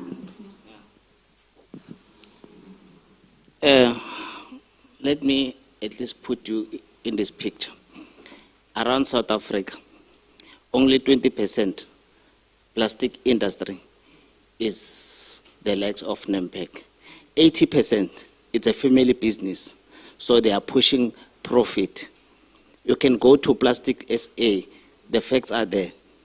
So that's why when we talk about pollution, when we talk about a levy, because the government must play that role. The government works hand in hand with Plastic SA, you know, to eradicate pollution. But they can't fight. They can't fight that because at the end of the they can't win the battle.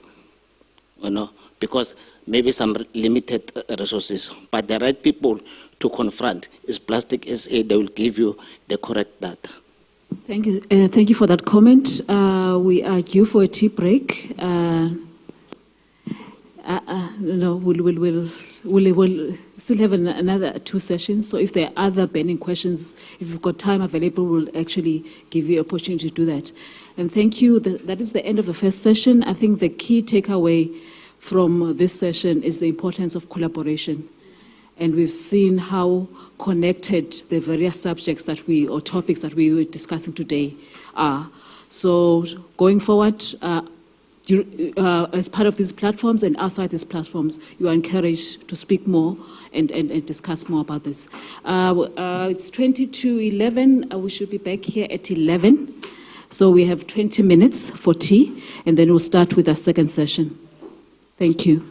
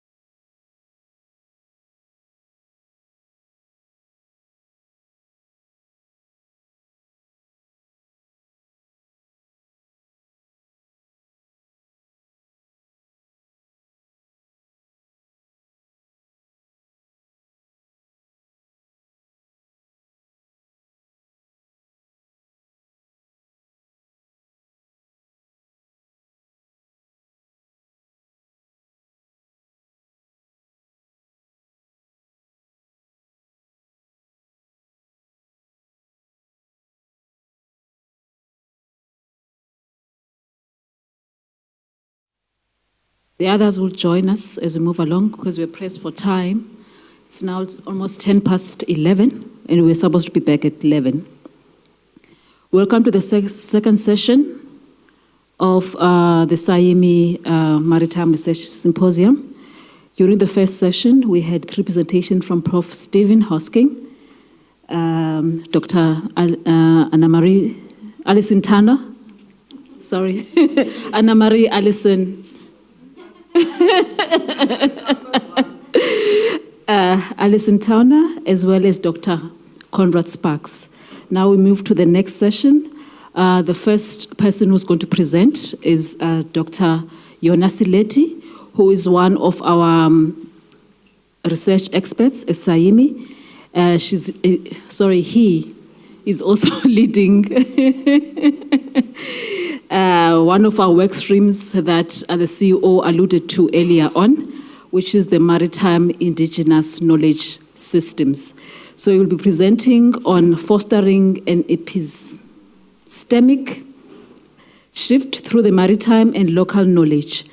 And just to also remind you that we've got QR codes throughout the room. So if you want to scan for the full program, as well as the profiles and abstracts, please use that QR code. Over to you, Dr. Sileti. I did not read the entire title of the presentation, but I'm sure you'll help us in that regard. My apologies first that I don't have a PowerPoint presentation, but I am happy with myself that I have a paper that is complete. And therefore, I will start with that. I am being very ambitious. I'm trying to answer the question that was posed in the last session. How do we work together as an epistemic community to tackle the grand challenges that face us using the prisms of indigenous knowledge?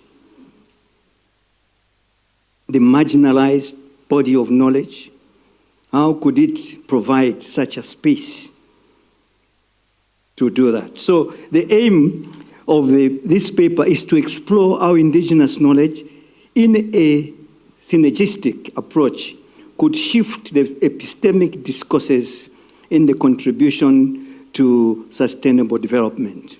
I've picked on sustainable development because the Nelson Mandela Science Week theme is advancing the International Decade of Sciences for Sustainable Development. So that's where my ambition is coming from.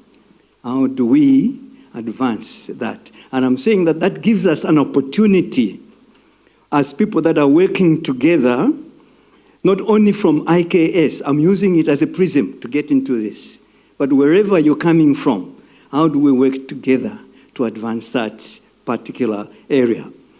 Just as a backdrop, you know about the Agenda 2030 for Sustainable Development. And with the 17 SDGs, and number 14 is on advancing the ocean economy. So we are right into that. But that particular work around advancing sustainable development, when it was assessed in 2019, they realized that the advance that they had made towards that was less than satisfactory. And upon which the Secretary General then made a call to mobilize more resources, human, intellectual, to double up the effort towards doing that. So it is that led to the 2021 Decade of the Oceans. And so the Decade of the Oceans is dedicated to trying to push the sustainable goals achieved. But as if that's not enough, then last year in August, after the year of science in advancing sustainable development, they decided to expand the theme and said, let's declare a decade rather than a year and push it for the International Decade of, not science, of sciences for sustainable development. So the ambition in that theme is how do we move the sciences to break the boundaries and begin to work together in a way of finding solutions to these grand, wicked problems that face the world. Of course, the focus of the Sustainable Development 2030 Agenda is around poverty. There are 3 areas in which they were looking at that: economic, social, and environmental areas. But in the last call, it is a call to all sciences to find a break. In that call, they singled out the inclusion of indigenous knowledge as one of the knowledges that must be included in the area of that. So I want to share with you this ambition of the International Decade of the Year, and it also fits very well with the theme of Saimi's seminar, that is navigating future frontiers. So I want to provide a bit of a way around navigating the future frontiers. But I want to share with you and excite you around the ambitions of the International Decade of... the International Decade views science or sciences as an important driving innovation technological force. The decade envisions science as driving the search for solutions to complex problems facing the globe. Sciences are seen as a compass towards reaching the sustainable goals. In calling for the change in the linear scientific approaches, the decade is seen as a call to action for scientists and society to combine sciences and other knowledges at various scales, beginning with the village, the district, the country, and the globe level for attaining sustainable development. Yes, how do we move beyond the skepticism that a lot of people have in science? Because they consider science to be inward-looking, self-centered, and linear in its approaches to the challenges. But this call is calling for the redefining of the way in which the sciences work. Yes, the ambition is more. It also tries to strengthen the visibility of sciences in coming up with the development of, with the sustainable development goals. The sciences, although are seen by society as inaccessible because of the language that they use, that it is not translatable in many languages, and therefore much of the people and the society are left behind. But if we're going to move for a sustainable development, we have to include the society. The proposal that is in that document, official document of the United Nations, is that we must take a transdisciplinary, multidisciplinary approach to coming up with solutions around that. So this call for sciences to be done in a different way and not to treat indigenous and local knowledge as tokenism, just as an add-on, but to take it seriously, creates a spot for us to think of how do we build a science for action based on universal values and values of justice and cognitive justice. Cognitive justice is a concept which talks about a democracy of all knowledges, sharing and being respected in the same way. How do we ensure that there is a connection between sciences, policymaking, and citizenship sciences? So it is everyone that is involved in the pursuit of knowledge. How do we bring them together to face the challenges of the world? So the question that we raised in the last forum, there is already a call that has gone out through the United Nations International Decade for Sciences for Sustainable Development. So we cannot say we don't know about it. We have been called upon to act on that. So I'm saying that sharing that ambition, how do we as South Africans begin to work together? And I am saying that we're using indigenous knowledge as a prism to do that. So let's talk a little more about the different kind of approaches to change that we have gone through as a country. Long before 1994, in different forums, there was a discussion about the transformation of education in South Africa. It was with political motivation, economic motivation, but it was comprehensive. However, after coming into power of the ANC government, there was need to govern higher education and the national systems of innovation. So government had a responsibility to begin to look at ways of trying to create order and also provide parameters for which to move through. Now, in the description of a few people that I'm going to use, I use, first of all, Liz Lang, who argues that we can periodize the process of transformation in South Africa. And we can mark certain dominance of what was used in that process. So, first of all, it's the conceptualization of transformation, which was broader and dynamic before 1994. And for the science system, before the white paper on science in 1996. So that was a conceptualization. But from 1994, 1996, we begin to see the institutionalization of transformation. How do we make transformation come into effect? So bureaucratic processes are put in place in order to make this go. And we took a metric approach to measuring the success of transformation.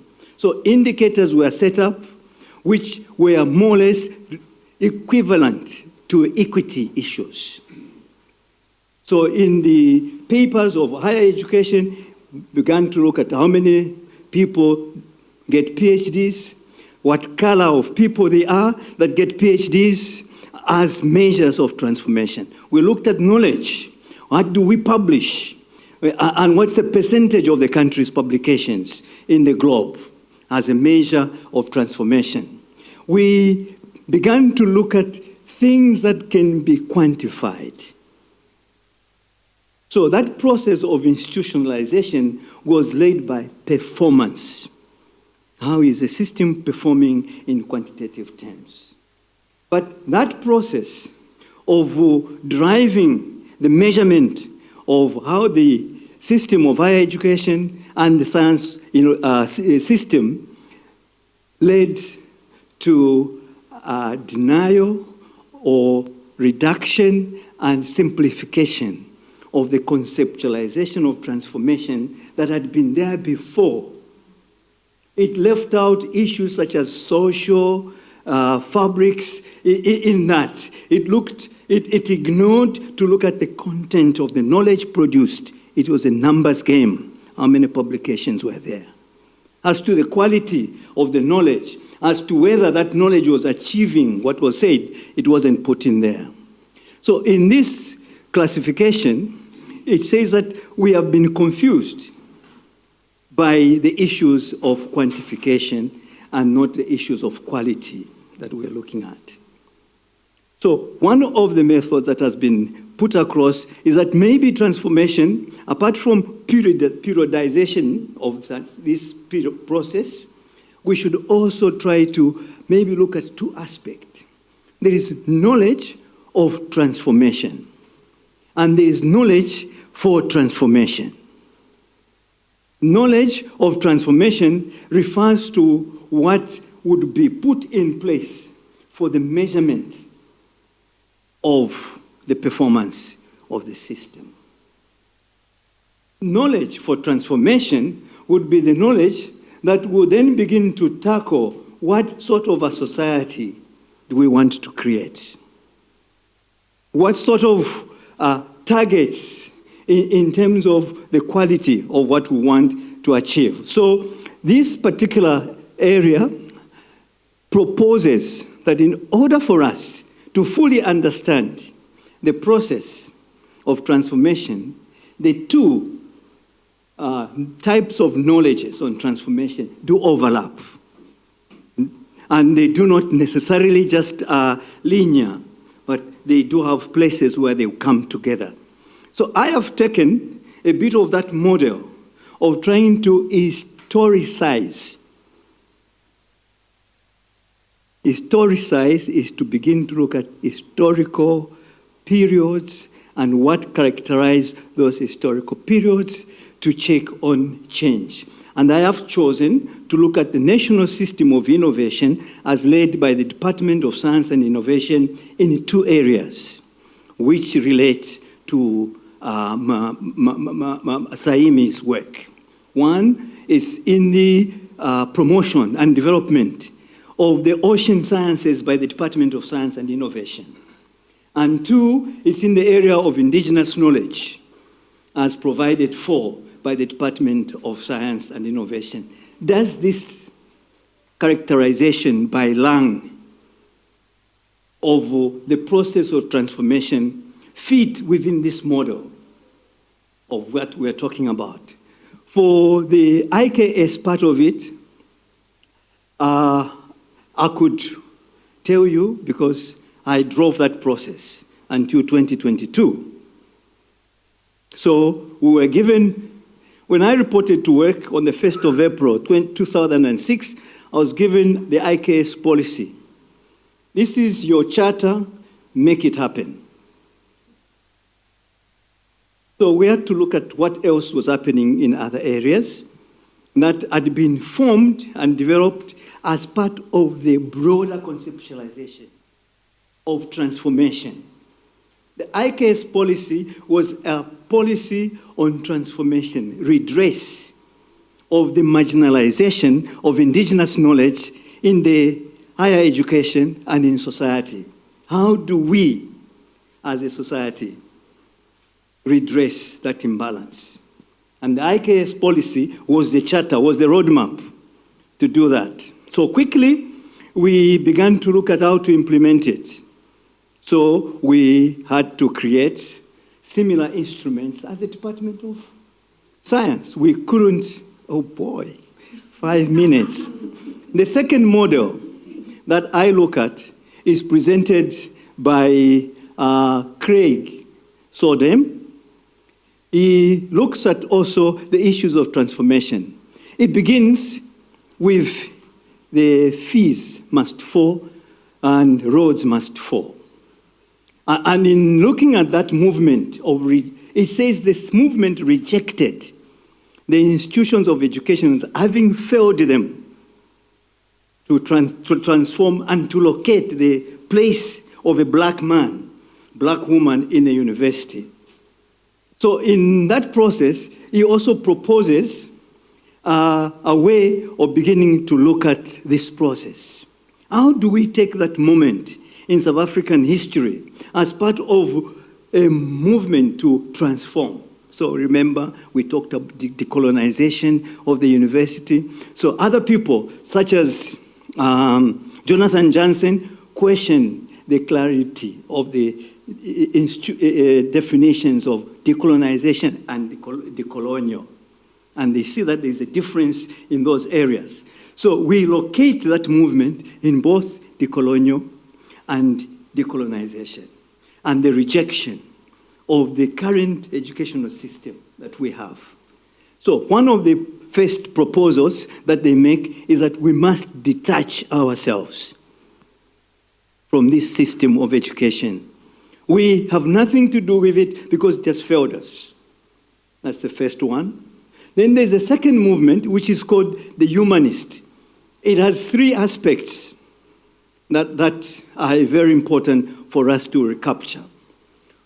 Well, one is transformation by inclusion. And the second one is transformation by enlargement. And the last one is transformation by appropriation. So there's transformation by detachment. None of the policies of government reflect that process. But the second one, the humanist, with three strands, one of inclusion, one of enlargement, and one of appropriation, have been seen to have been reflected in the processes of government. If we take the 2005 outcomes-based education, Mwavisa was in that system, we took the Australian model and brought it here. And within that, we looked at ourselves as South Africans, what is it that we could include? For IKS, it was made to be streamed through maths literacy and a couple of other subjects. So it was included, so that model could go. But in other areas, for example, the area of indigenous knowledge system, we as a department did not think that inclusion was a sufficient basis. We thought that we needed to interface, which was enlargement, transformation by enlargement. So we created research chairs, we created centers of excellence, we created laboratories at the Medical Research Council, at universities, as a way in which that the system of indigenous knowledge would work hand in hand with that. But the last part of transformation by appropriation is the one which is probably much more exciting. There was a talk that we do not know what we don't know. But in this particular approach of appropriation, it says we must know as many things and knowledges as is possible, so that we'll be able to learn from all these knowledges and find a way of desiring a future that we don't see, but which we desire and which we can work towards, because desire is a movement that causes change. So I'm proposing that within this framework that I've presented to you, I've done the historicizing of the oceans policies by the Department of Science and Innovation and by the Department of Environmental Affairs to indicate where we've come from and where we're going to, and the failures of the system to integrate. Although we worked with the Department of Environmental Affairs and Higher Education, we are not able to speak together. And what I'm saying is that through this IKS, maritime and indigenous and local knowledge, we have created a platform that is beginning to bring the different disciplines together to be able to do that. So which means that we must begin at the think tank level. Instead of my brother here, Hoskins, going only the economic way, and my brother here, Dr. Dikore, going through the energy way, how do we, as research experts, find each other, talk to each other, and create a new synergy that will give us the new epistemic roadmap? Thank you.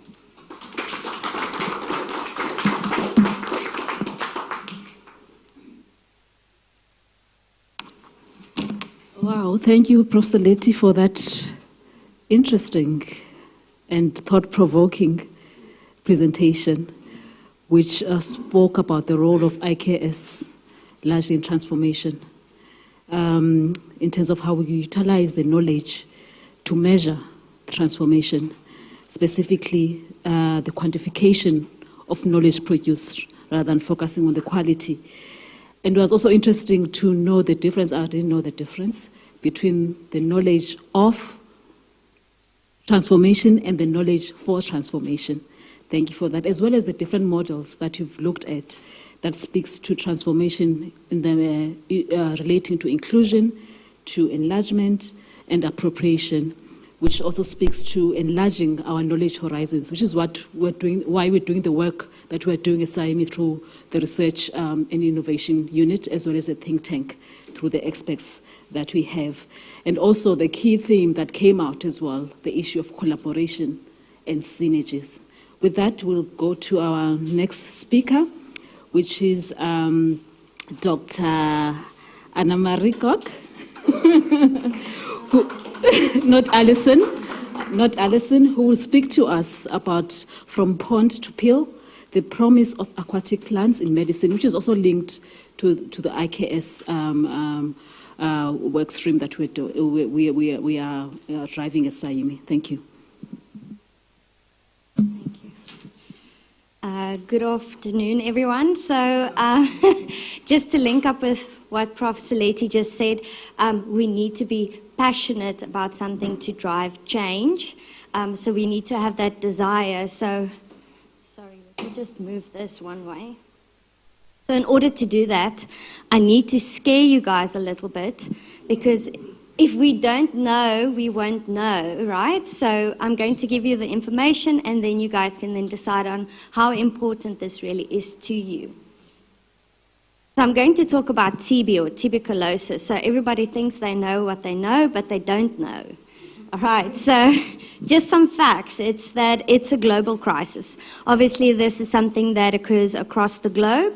Millions of people are affected on an annual basis. It takes 14,600 tablets to cure someone with multi-drug resistant TB, and that's something that's on the rise on a yearly basis.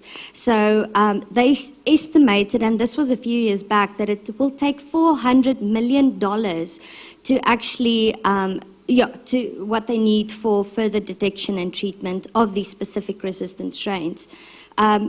If you are left untreated, so we have spoken about latent TB, so these are people that the immune system, it's actually inhibiting the infection. So if you are left untreated, so people also that don't want to take treatment, you can infect a further 10 to 15 people. Right, so there are obviously several side effects. That's why most of the people don't want to be treated. And then only 48% of the people that actually have tuberculosis and that are receiving treatment are actually cured, have successful treatment. So according to the WHO, the standard treatment is 4 to 6 months, and it comprises of 4 main drugs. They're listed here. The biggest thing that we have, as I said before, is patient non-compliance. And it's because of the treatment duration. That's a very long time to actually be taking many tablets every day. And then obviously you will be experiencing side effects because of taking these drugs. But this will lead to drug-resistant TB. So as I mentioned before, multi-drug resistant TB means that you are resistant to some of the drugs that are currently part of the regimen.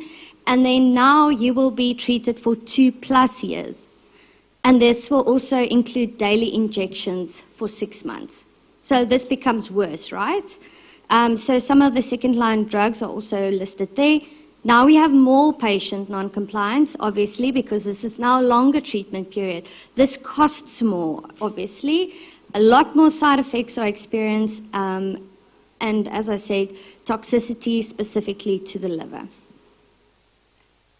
Unfortunately, this now leads to extremely drug-resistant TB. It's something we had a few years back, and I mean a few years back in KZN, there was that big rise in people that actually had XDR TB, and this is now a very lengthy period that is much longer. And in our resource-restricted environments, and I'm talking about in our level in our country, this is now obviously a death sentence. So people don't go for treatment, or they can't get treatment because of where all the clinics are, and unfortunately they do succumb to this infection. So what do we want? We want a perfect treatment, obviously something that has a shorter treatment plan. We also would like something that can have less side effects. Something that is lowered in costs. Obviously, the government is bearing the brunt of the cost now. and then something that's less toxic so we can actually have people adhere to the treatment plan that we have.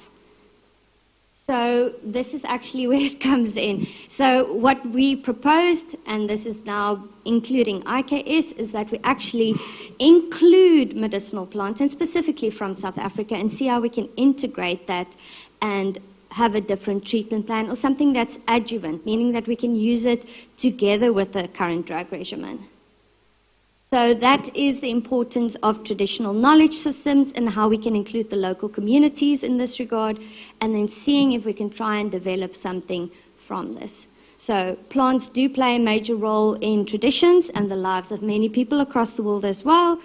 Natural products and derivatives of that have 50% share in all the drugs that are currently in clinical use. And plants have previously been used to actually treat many infectious diseases. So we do have case studies as well. And this is where we have Linctogon. Many people have had Linctogon now, obviously with the winter period.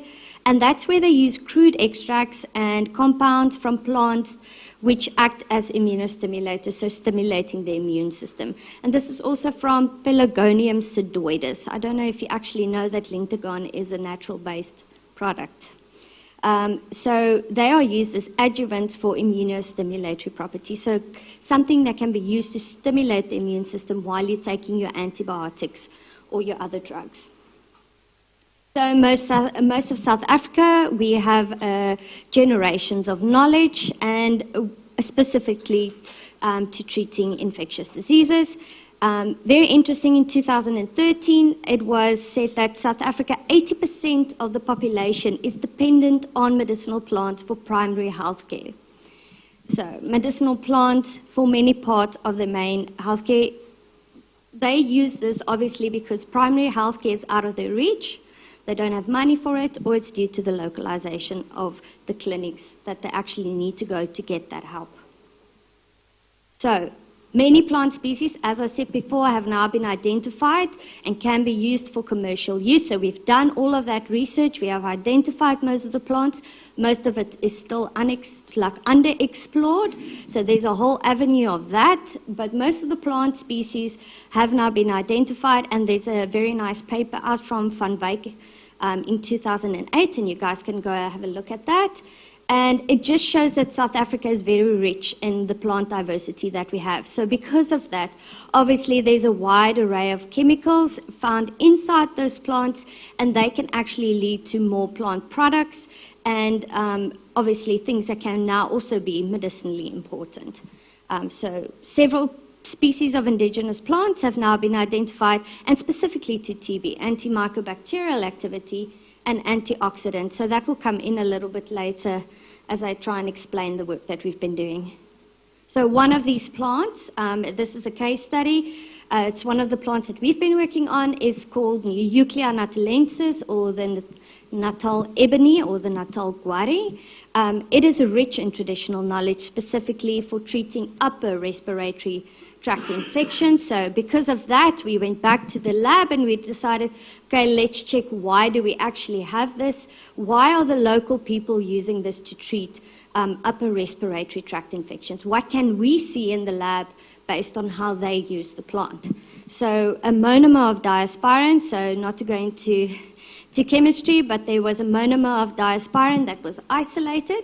It's called 7-methyl-jugulone, and what we found, and this was actually Prof. Lal, she found that the activity against Mycobacterium tuberculosis, so this is what actually causes TB, they actually had activity inhibiting that specific bacteria that's comparable to the drugs that are currently actually used today.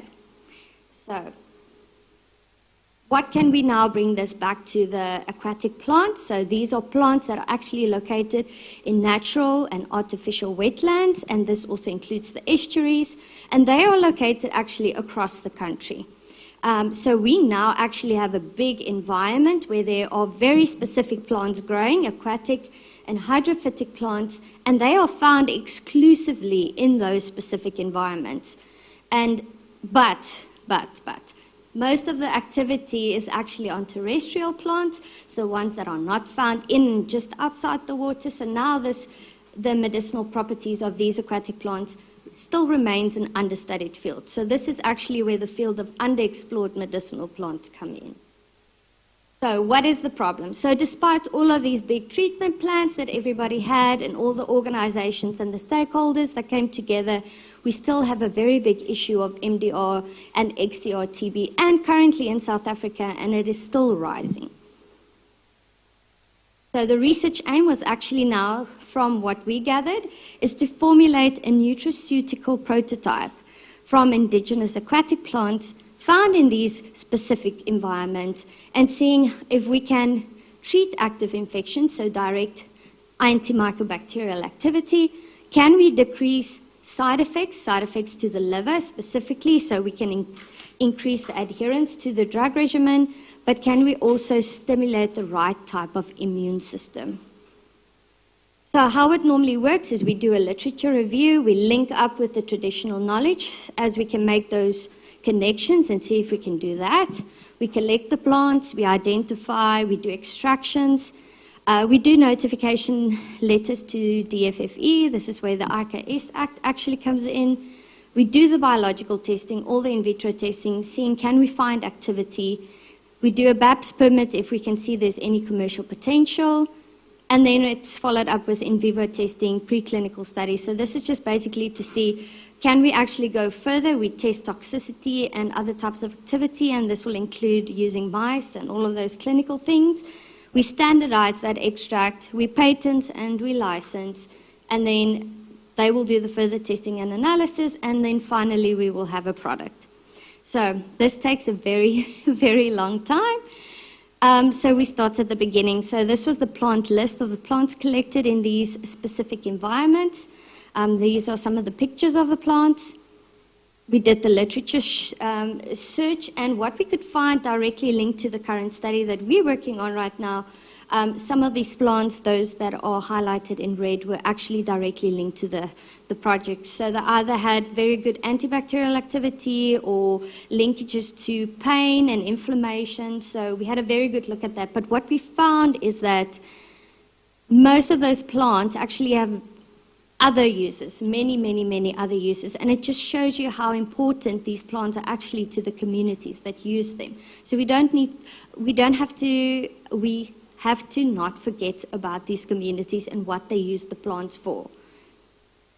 Okay, now we're going into the data. I don't know how scientific this audience is, but so we did basic toxicity testing. We used some of the cells that you found inside your body, and we wanted to see how toxic are these plants.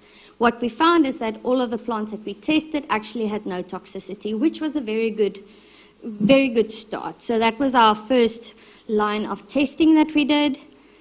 Then we started testing specifically on bacteria. So we used a lab strain of Mycobacterium, and we actually wanted to see, can we see some inhibition on that? We used Presto Blue, so it just indicates growth or inhibition. And what we found is 4 plants that actually had very good comparable activity if you use a whole ethanolic extract. So 125 micrograms per mole, the lower the number, obviously, the better the activity.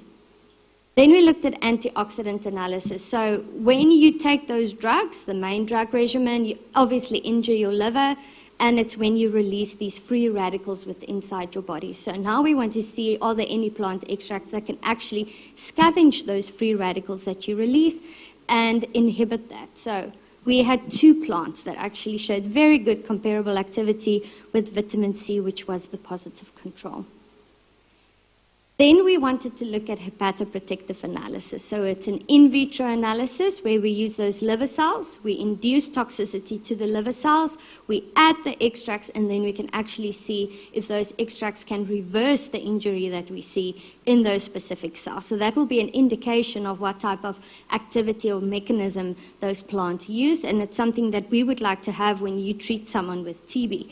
So here we also found a list of plants that actually had very good activity from the previous results, and from there we saw that Borula rapanda, Borula erecta, Plantago longus, I'm so sorry, Erythrina zahiri, and then Cyperus sexangularis were the 4 plants that actually showed hepatoprotection higher than 30%. But we can go further. So there are additional analyses that we still need to do. We want to see nutritional content. Can we actually add vitamins to people that have TB because it's something that they lack? Immune modulation activity. Can we stimulate the immune system, as previously said? Can we inhibit the inflammation that is experienced when you take these drugs? And then we want to formulate a prototype. So this is still in progress, the study. So just what we saw now is that we didn't see any toxicity on the cell lines we've tested. The samples have been identified that actually have very good indirect inhibition, and we actually saw some antioxidant activity, hepatoprotective activity, and now we can go further and test all of those other things. But further prospective studies, which will obviously assist when we want to develop this prototype, is that we want to lower, obviously, the side effects. So what can we do? Obviously, sustainability is key, so seed germination. It's very specifically if you look at plants and trees. So what type of seed germination can we hasten that process as well? Stem cutting propagation as another method of propagation. We can collect data now preclinically as well. So do all of that toxicity testing now in mice. This includes subacute toxicity. We can then test if there's direct antibacterial activity, but we do this now in mice instead of doing this in the lab. And we can also do the same study that we did on the liver cells, but actually do this in mice now and see if that is translatable. We can look at CYP450 inhibition. So it's a very big word. It's just to say that inside your liver you have enzymes, and they actually metabolize most of the drugs that you take every day. And that includes pain tablets, warfarin, blood thinners, things like that. So we want to see, do the extracts actually interact with those enzymes, and can it then affect the metabolism of those drugs? You don't want to take something that will cause the thinning of your blood. We can then go further and we can actually do nanoparticle synthesis. So this is just adding metals and then incorporating your extract, and then this will just cause ease of ingestion of those extracts, and then maybe take it to a target site. So there's a lot of information on this specifically, and we are currently working on big projects on this. There is a lot of community development in the system. So we've got communities that are actually growing plants for us, so we can do plant propagation and collection. We've got farms in Cullinan, UP has an experimental farm, and then also Edakeni in KZN. There's a big community-based project going on there where they actually grow all these plants for us. There's a lot of capacity building that can be done. So as previously mentioned, several students can now be supported, and then you can have degrees, obviously, on different levels that can be completed. And then finally, which is the big thing and the hoo-ha that we want, is a product prototype. So if I go back specifically to Euclea natalensis, so we actually had a product prototype. It was 25 years of research that went into this. And we finally license this out. This is where the private sector now gets involved. We did a license agreement with industry, and we've now contracted it out to Latago Pharmaceuticals. So there is Ms. Portia Glako. So she currently has the license agreement for Euclea natalensis, and they made a product. So they've now incorporated vitamins with that extract that we have and all the data that we've collected, and they are now selling it as a liver protectant product. It's sold at various SPA-affiliated pharmacies, Kalapeng in Madiba, and they are now in talks with some big distribution companies to actually incorporate this, not just in South Africa, but going cross borders into our sister countries. So the big aim of everything is to say that the market is ready for this type of research to be conducted, and we can use this now as a blueprint because of all the research that's been done in our research group. We can now use this and then all the underexplored plants currently in South Africa and see what commercial value we can actually get from there. So just to conclude, I want to acknowledge UP and Sahimi specifically, so just so that we can conclude the study. We've got ongoing projects. Now I don't actually have the pointer, but the second last book is something that was released just now, a book released. It's specifically on medicinal plants from sub-Saharan Africa, but specifically on underexplored medicinal plants. So there's a wide array of plants that we haven't even had a look at with a lot of activity. There's an online course specifically for industry on phytomedicine and natural products.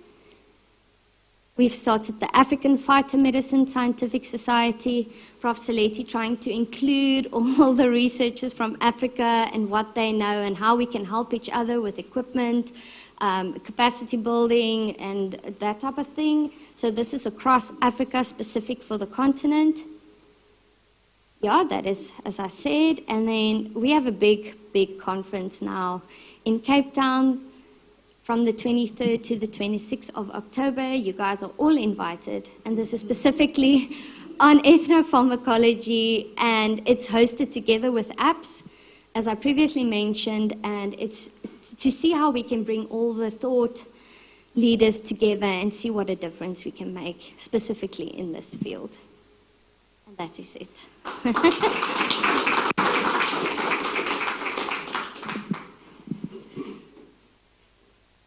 Thank you, Dr. Koch.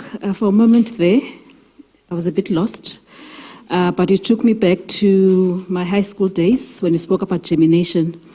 Prof. Saleti, I'm from the generation that studied biology. We used to call it biology, not life sciences. Thank you for that insightful presentation that touched on various aspects about how we can treat infectious diseases through aquatic plants, so that we can ensure that we have medicine that is less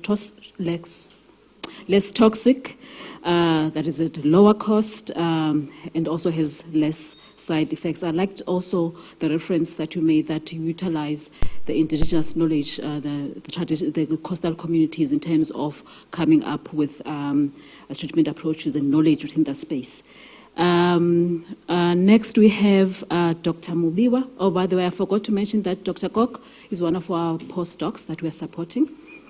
Next we've got Dr. Mubiwa, who's one of our research associates at SAIMI, and he will be speaking on the research that is conducting on environmental conservation, protection, and sustainable use of marine ecosystems in South Africa, as well as the SADC.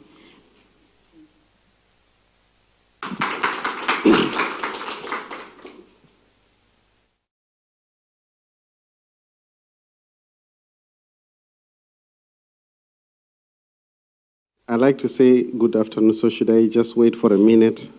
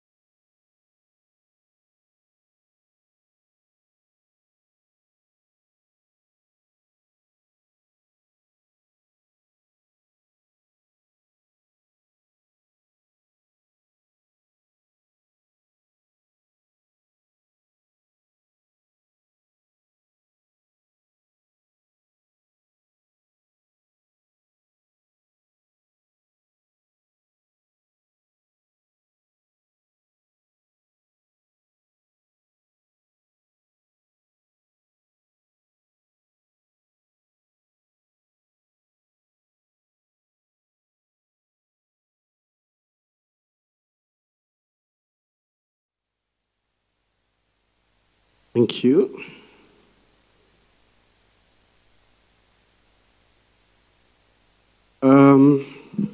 Yes, good afternoon. Yeah, so my name is Brian Mubiwa, and let me, I think, at the forefront just express gratitude to Saimi for inviting me to come and participate in this and make a contribution. This is a research that I'm doing under Saimi, commissioned by Saimi, and gratitude goes to Ms. Matoti for the support, technical support that she provides in this piece of work. So the focus of this research really has been to look at the environmental conservation elements as well as protection, because it's not enough to just look at protection, but you need also to conserve with the idea to advance utilization. And there's been a move over the last couple of years to gravitate towards sustainable utilization, which is why there's that deliberate usage of that term, utilization. We need to use these resources, marine ecosystem resources, to advance, and improve livelihoods.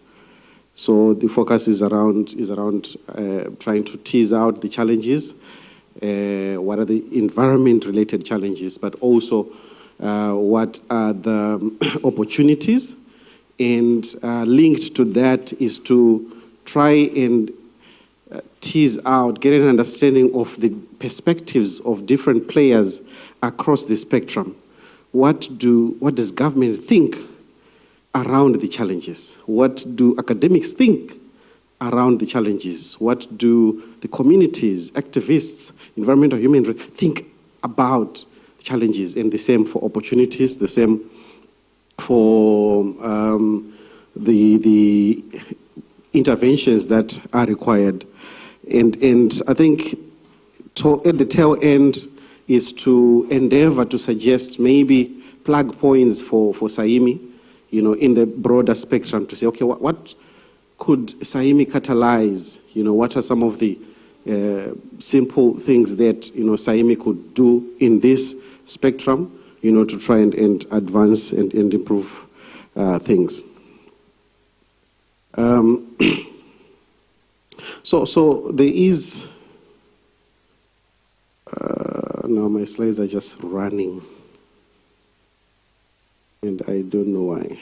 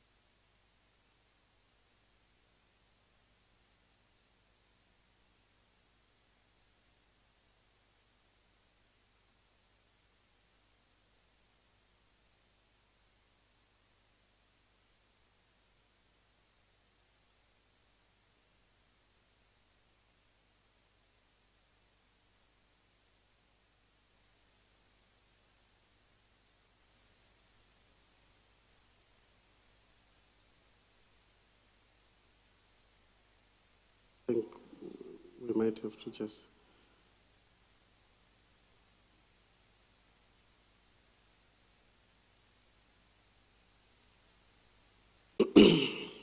but I think whilst we're trying to sort that out, the basic prism is environment comes in three dimensions, or areas of focus according to the United Nations General Assembly, but also then advanced by UNEP, which I've worked for since 2019. You have the climate-related elements, then you have your biodiversity-related elements, and the waste and pollution-related elements, which Dr. Sparks really enunciated on.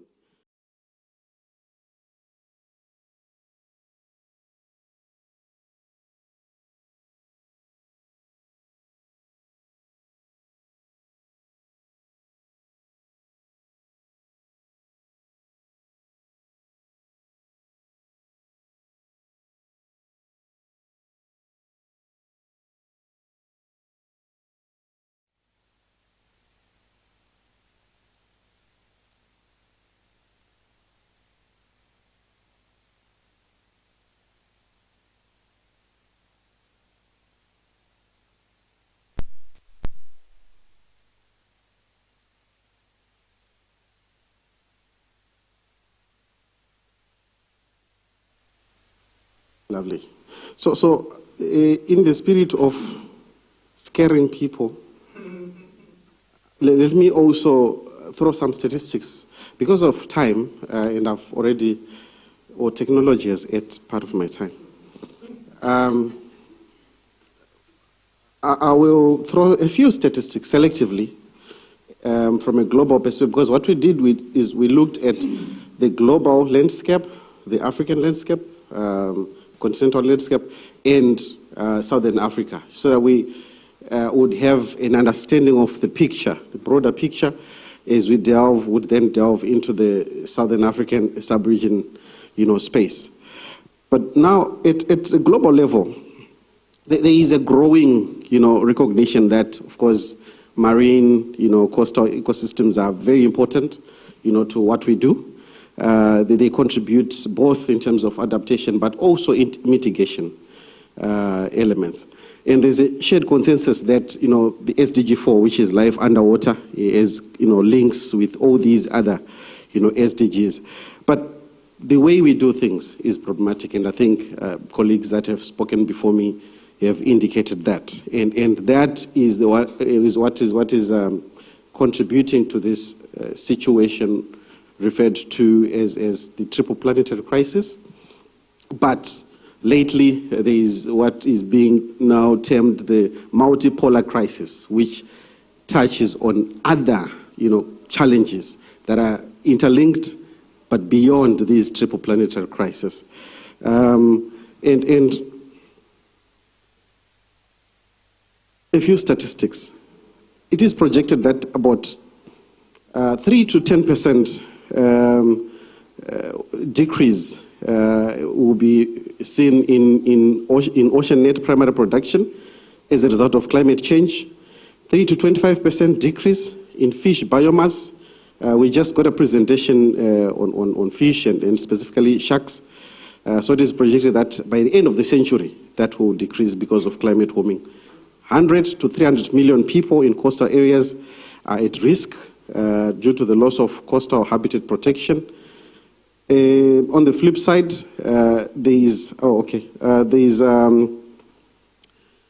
it is also projected that about 6,500 offshore oil and gas, I think that's also important, ocean mining installations have been undertaken in about 53 countries. And there's also about 2.5 conflicts, related to matters fossil fuel, matters water, matters food and land, recorded since 2019. And on biodiversity and nature loss, a couple of statistics. 2015, 33%, about a third of marine fish stocks, were being harvested at unsustainable levels. And a third again of reforming corals, and more than a third of marine mammals, including the sharks that we just had, moments ago, are threatened with extinction. And not less than 55%, that is over half, more than half of ocean area is covered by industrial fishing. Records again around fish catch, and more than 10% decrease per decade in the extent of seagrass meadows, which is also critical from a critical marine habitat. There are also challenges around that, but there is some efforts, and there are some successes and good stories to tell as a result of the interventions, conservation efforts that are being made. So it's not all doom and gloom. Again, statistics around Western pollution. I will not go deep into that because I think in a previous conference or round group, I think I made a presentation around that. So allow me to skip that. And this is just to show how challenging the situation is as far as the SDGs that were just spoken about moments ago, how we're performing as a sub-region, as Southern Africa. Looking at specifically SDG 4, you see a lot of red there, and you know, in some instances or some countries, they're actually showing signs of decrease in progress, stagnation, and just moderate, you know, improvement. So there is really a lot of work to be done around life underwater. The African context, we know we have a lot in terms of the endowments, you know, biological endowments that we have and beyond. But we have challenges, of course, and that is known around illegal, unreported and unregulated fishing, improper waste management, extraction of resources. Climate change is a very big challenge, coastal urban growth, which I will depict in subsequent slides in the endeavor to unpack. So there is a number of challenges that have been identified at a continental level that we need to grapple with. And some of them, they manifest at the sub-regional level, which we're looking at, which is Southern Africa. Allow me again to skip this. We'll share the information. Again, it's statistics at the continental level. And I think just to touch on this one, some progress is being made. A question was asked around when one juxtaposes the size, the magnitude of the challenge and the level of intervention that is being executed. In terms of waste, there are efforts. And now touching specifically on policy interventions, about 29 countries, you know, across the continent have implemented some sort of, you know, regulation around plastic. So there are regulatory frameworks, but you need much more. You need, you know, everybody, you know, to participate. You need at household level, separation at source, and so forth and so. But I will talk about the interventions and opportunities later in the presentation. Now coming to Southern Africa, of which a number of challenges that I'll touch on, they are similar across the Southern African bloc.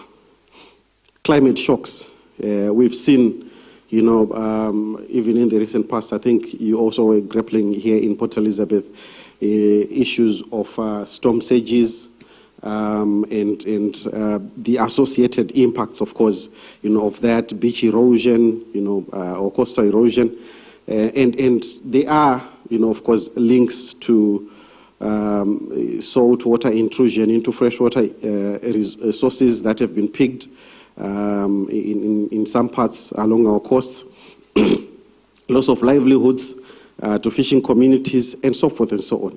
So these are challenges that we are grappling with.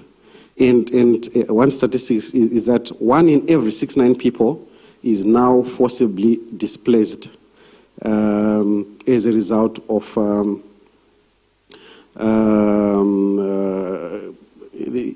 climate-related issues, and nearly double the figures from a decade ago. And climate change as well as conflict are some of the key drivers, you know, of that. And in the recent years, we've had our fair share of cyclones, particularly along the Mozambique Channel, which then affects you know, your Madagascar, your Mozambique, but you also have the effects, you know, going all the way inland to your Zimbabwe, to your Malawi, you know, countries that don't have a coastline, but are affected by events, you know, coming from, you know, the ocean. And that translates to a number of issues. You know, landslides in Malawi was a big issue, but 2 years ago, mudslides, and there was also a lot of people there that passed on as a result of that. Displacements, again, another issue. And you have countries, excuse me, like Madagascar, Mozambique, Malawi, Zimbabwe, Zambia. They are having to deal with this as a recurring challenge. I think that's where the issue gets tricky, because every year, you know, you have to deal with the issue of flooding and associated impacts. But I think what makes things even worse is the increase in intensity, the increase in severity, and the increase in frequency. So I think that's a major challenge that we have to try and address because of the recurrence thereof. Tropical cyclones. Now on sea level rise, there are a number of towns that research has shown, or cities, that more and more they are vulnerable, you know, to sea level rise. And in South Africa, you know, I could mention, you know, Cape Town, Durban, Nelson Mandela, East London, but you have, you know, countries like Namibia that also have cities and challenges that have been shown, you know, by research and data to be vulnerable to that phenomenon. Angola, there is a number of cities and towns, Mauritius, Seychelles, Madagascar, and Comoros, you know, you have the seeds. But I think the phenomenon's impact extend even to countries inland, like your Zambia, Zimbabwe, Botswana, and Malawi, because of the interconnection now when you're looking at it from a maritime transport, you know, perspective, that, you know, some of the ports, they are very key to the delivery of goods, you know, to those countries inland. So they are, even though they don't have costs, they are very significantly impacted. Then research has shown that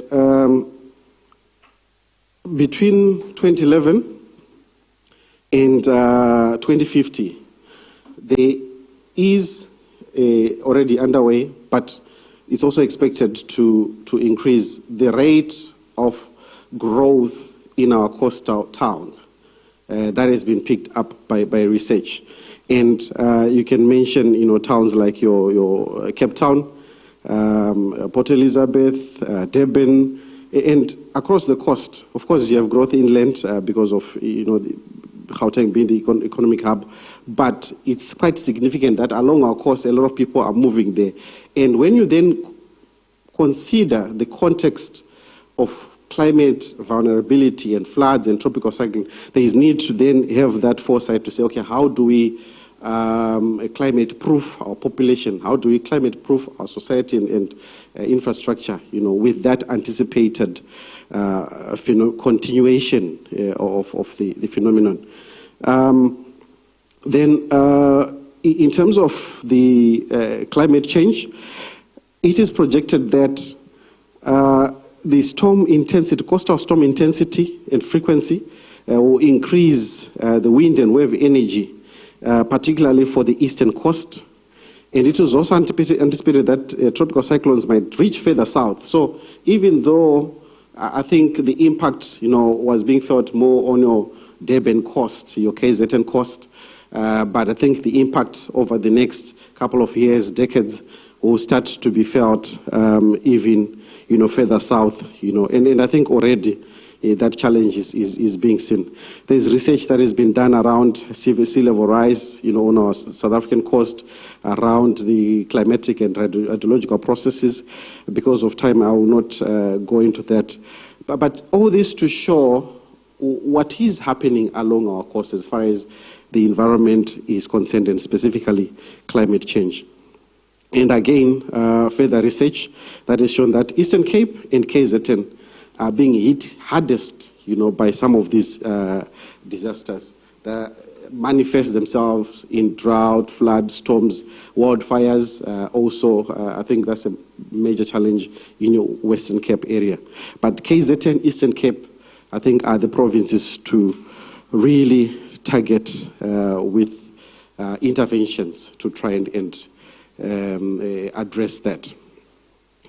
IUU fishing, I think that's a phenomenon that is well known, so I will not belabor that. But there is research that has shown that it's a challenge, and in some countries it is a growing challenge. In some countries, I think interventions are yielding some level of results. You have your Mozambique. I think the challenge is growing, has been growing over the last decade or so. But you also have countries that have tried to curtail to some level of success. And this diagram just shows the time series catches of sardines, round herring, and these other types of fish in our EEZs of Angola, Namibia, and South Africa. And one would see that there is, as we got into this century, from your early in fact, starting from the mid-70s, there's been a decrease in the catches, and I think that's something that has also been reflected in research that SAIMI has done. Offshore oil and gas, very interesting topic. We've had debates and discussions around that, but as Mr. Mtati indicated, I think it's important that we grapple with it until we find, solutions, compromises around that, to ensure that, there is sustainability, even though maybe the political decision might be to proceed with that. But what is known is that offshore oil and gas has, from an environmental perspective, is perceived to have this double-edged sword, even environmentally. One, the exploration itself has impacts on biology and biodiversity. Then, following production, there are mitigation type of impacts in terms of the pollution that then ensues from the burning of fossil fuels. So that's the double-edged sword. And I will not belabor, unpack the challenges there. Deep sea mining, again, a similar challenge. The dredging that is done, the sediment plumes. I'm struggling to see my own diagram.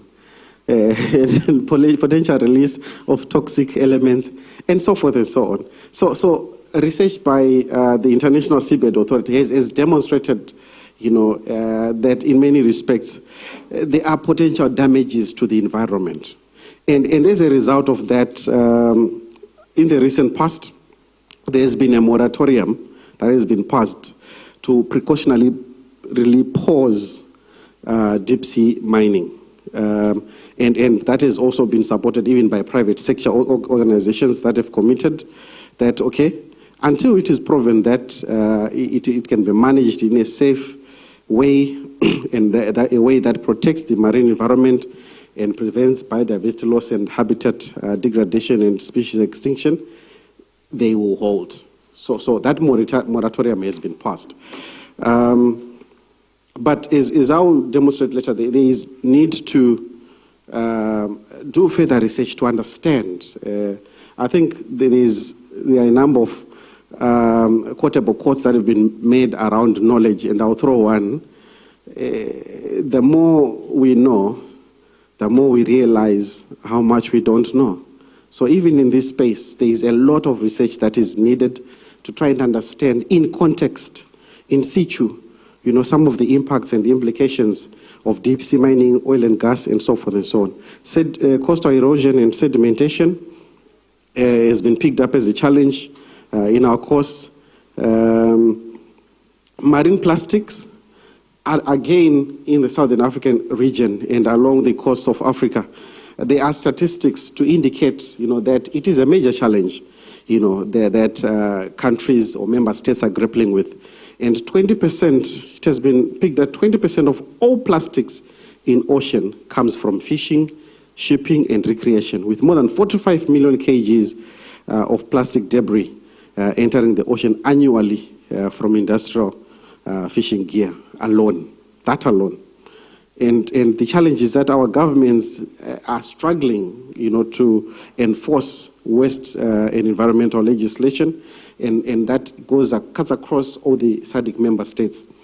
And the slow adoption and limited use and poor design of economic instruments, to try and incentivize, waste management, effective waste management is also, proving to be a challenge. 5 minutes. Did you take into account those modalities?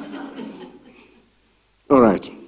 EPR, talk about grand solution. EPR, extended producer responsibility, I think is one of the fundamental interventions that can be advanced in this space, together, of course, aligned with deposit return schemes. Because of time, I will not unpack that, but I think this is one of the interventions. The Green Drop report is shown, and I can, some of you might actually recall, about 2 years ago, the challenge of raw sewage dumping in Cape Town. I want to rush to, okay, these are some of the drivers that we've picked. I want to rush to opportunities. So looking forward, there are a number of opportunities. And some of the overarching opportunities, I'll then identify a couple, but overarching, broad opportunities. We have an opportunity to ramp up the momentum for innovative finance as we try and address these environmental challenges. How can we tap into the GCF? How can we, as Southern Africa, tap into GEF and so forth? So how do we leverage the space for digitization? I was talking to a colleague of mine who's in IT, Tsepo, I think, around surveillance, around big data, around database integration, and so forth and so on, to try and address some of these challenges, and that falls in the ambit of digitization. Excuse me. Multilateralism, there are a lot of engagements that are in place. How do we tap into that as Southern Africa or as member states to try and benefit, from some of these multilateral environmental agreements, and both in terms of participation for contribution, but also meaningfully, benefiting from it. Science policy continuum, I think there's scope for us to then benefit from that. Gender is also another one. Addressing our gender challenges is another one. But specifically, I'll mention about 10. I will not unpack them. We have an opportunity as we try and address these challenges to transform our ocean government. There are so many players. But how do we connect? How do we integrate the different aspirations? How do we bring our different database and learnings, together? Just looking at the South African space or Southern African space, you have the Nairobi Convention, WAYOMSA, Abidjan Convention. And South Africa actually has to participate on the Abidjan Convention on this side, and also Nairobi Convention on that side is part of WAYOMSA, and there's Operation Pakisai that is also trying to advance it.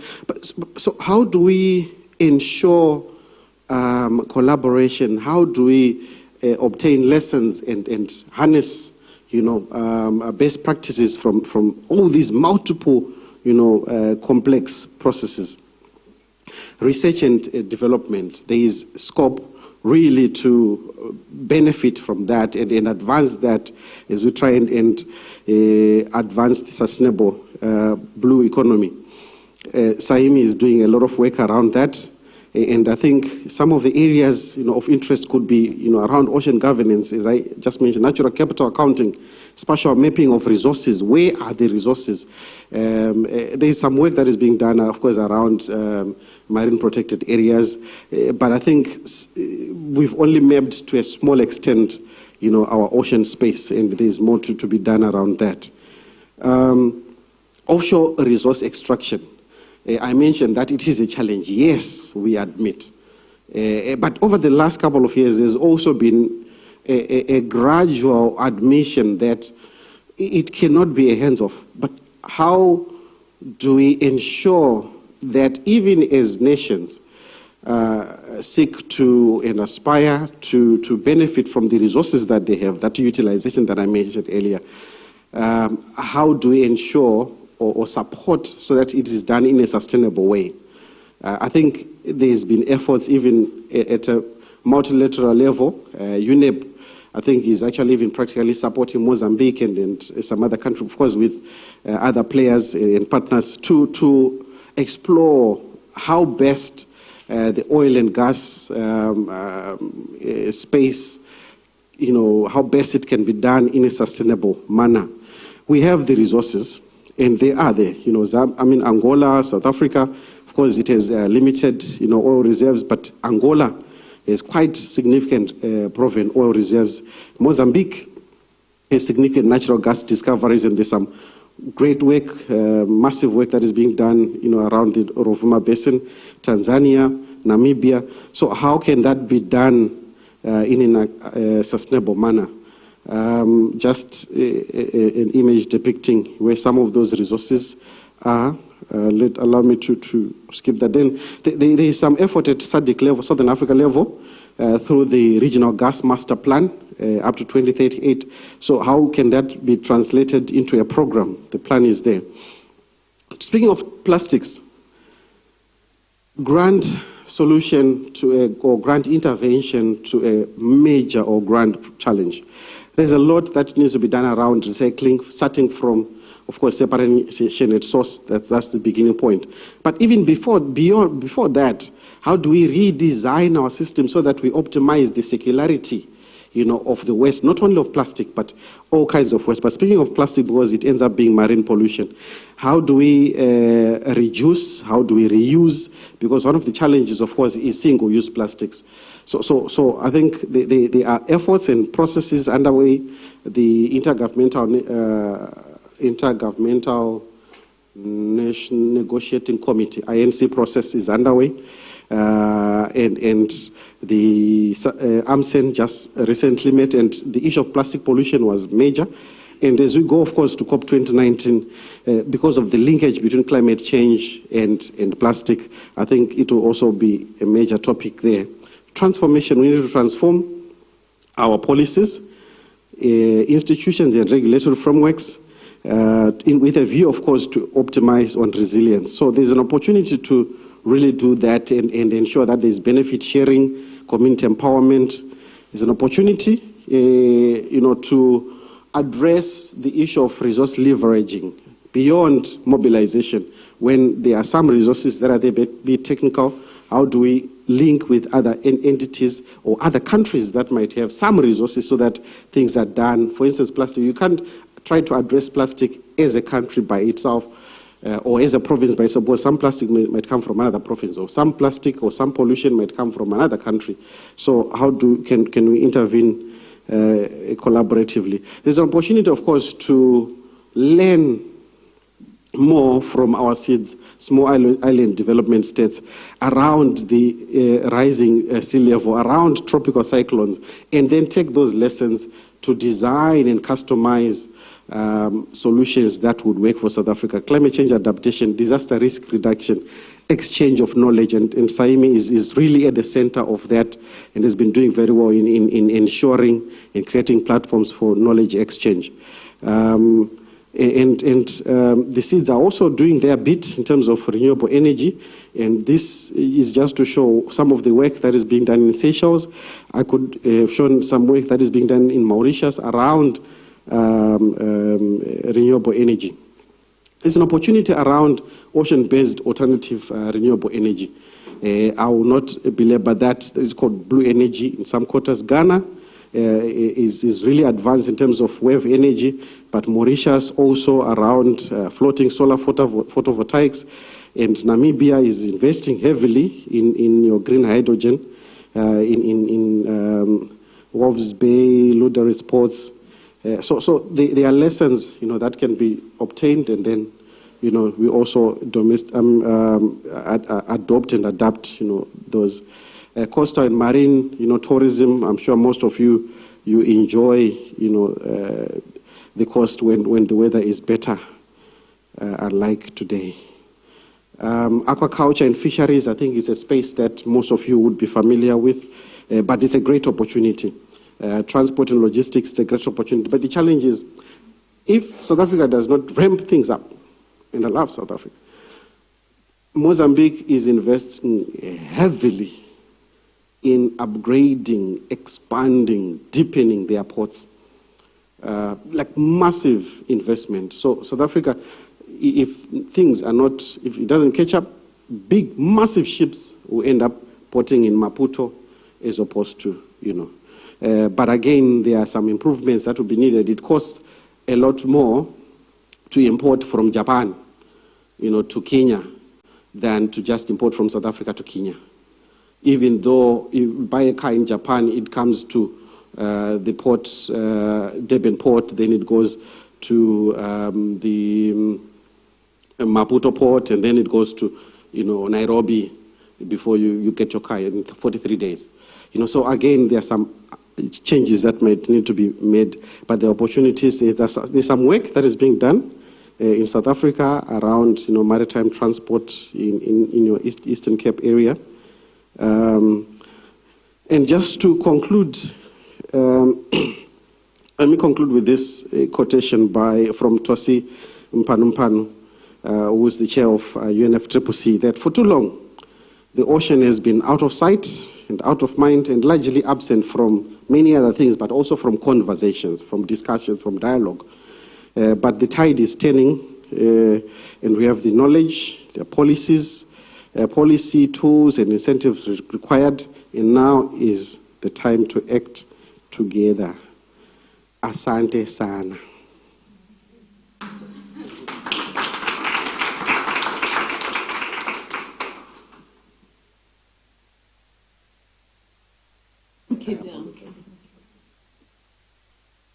Thank you, Dr. Mbiwa, for the presentation, which gave us insights into the impacts of climate change, both on marine ecosystems as well as the loss of income to our livelihoods, and also touching on the impact in terms of the provinces that have been hardest hit by climate change disasters in South Africa, which is KZN and Eastern Cape, and also linking that with the activities in other sectors in the maritime industry, their impact, namely oil and gas, marine transport, deep sea mining, as well as plastics. It's interesting to note that when you look at the ACTC, 29 countries have actually got regulation that deals with the issue of microplastics or plastics in general. And I'm hoping that there is, it's just not regulation that is there, but it's being actually implemented. And it was actually so disappointing to hear that in terms of the ACTC, in terms of how we have, as different countries within the region, have tried to, well, there's limited, rather, performance in terms of trying to meet the SDG 4. So I'm hoping that those countries will try to find ways to actually up their game, and also highlighting the importance of utilizing sustainable approaches in terms of the maritime that we are actually embarking on. I hope you have noted your questions throughout the 3 presentations, and we'll have the first round of questions. Can I have a show of hands in terms of who wants to go first? Yes. You're number 1, sir, and then Prof. Mokhtar, number 2. Do you have a third hand? Yes, ma'am. You're number 3. So that is the first round, and then we'll go to a second round of questions. Where's the roving mic? Oh, thanks. My question is to Dr. Koch on just your research process. I just couldn't see clearly where your engagement with, in terms of indigenous knowledge and getting people on board, and you get into the licensing and testing obviously very late in your process. But surely the engagement with community and the potential rights that they do have, not just I suppose intellectual, but also on the commercial side. I just couldn't see it exactly in your process. And there's a link to that. How do you actually engage with communities to make sure that like I'm thinking NDA, for example. Yeah, that's question number one. For Dr. Mubiwa, I think next time you should list, in terms of green hydrogen, Gqeberha is actually on the map with one of the biggest green hydrogen projects that is actually being planned, and I think there's a lot of publication about that. So that is, just to note, Dr. Mubiwa, of that Kucha green ammonia project. Thank you. There's number 2 here. Thank you. Yes. I'm number 2. All right, I will start with Prof. Seleti's talk. It is a very profound, significant talk you have given. And certainly we have tried since 2015, at least in terms of active work, to develop transdisciplinarity and to demonstrate its value, not only at the university, but within communities in the Eastern Cape. So that was along the Karoo shale gas kind of exploration era and debate that lasted for many years. So a similar thing we are seeing with oil exploration at sea has happened with shale gas. And we have developed transdisciplinary research around that in EON, and that's a report I've given you. So there is a lot of key lessons to be taken from both what you have said and what we have done. But the issue we have been facing is that the take-up for follow-up has been missing. No appetite to take up on the recommendations. So that's, I think, one of the challenges we are facing if we are to revive your proposal based on AKS. So that's a comment. The second comment relates to Dr. Cook. It's interesting what you have shown. But if you look at the bulk of Africa,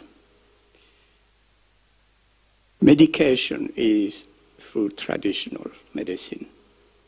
So my question to you, perhaps just a comment more than a question, is have you looked at quantifying what's happening on the rest of the continent? Because although it's not immediately in your line of work, it should be of great value to establish that.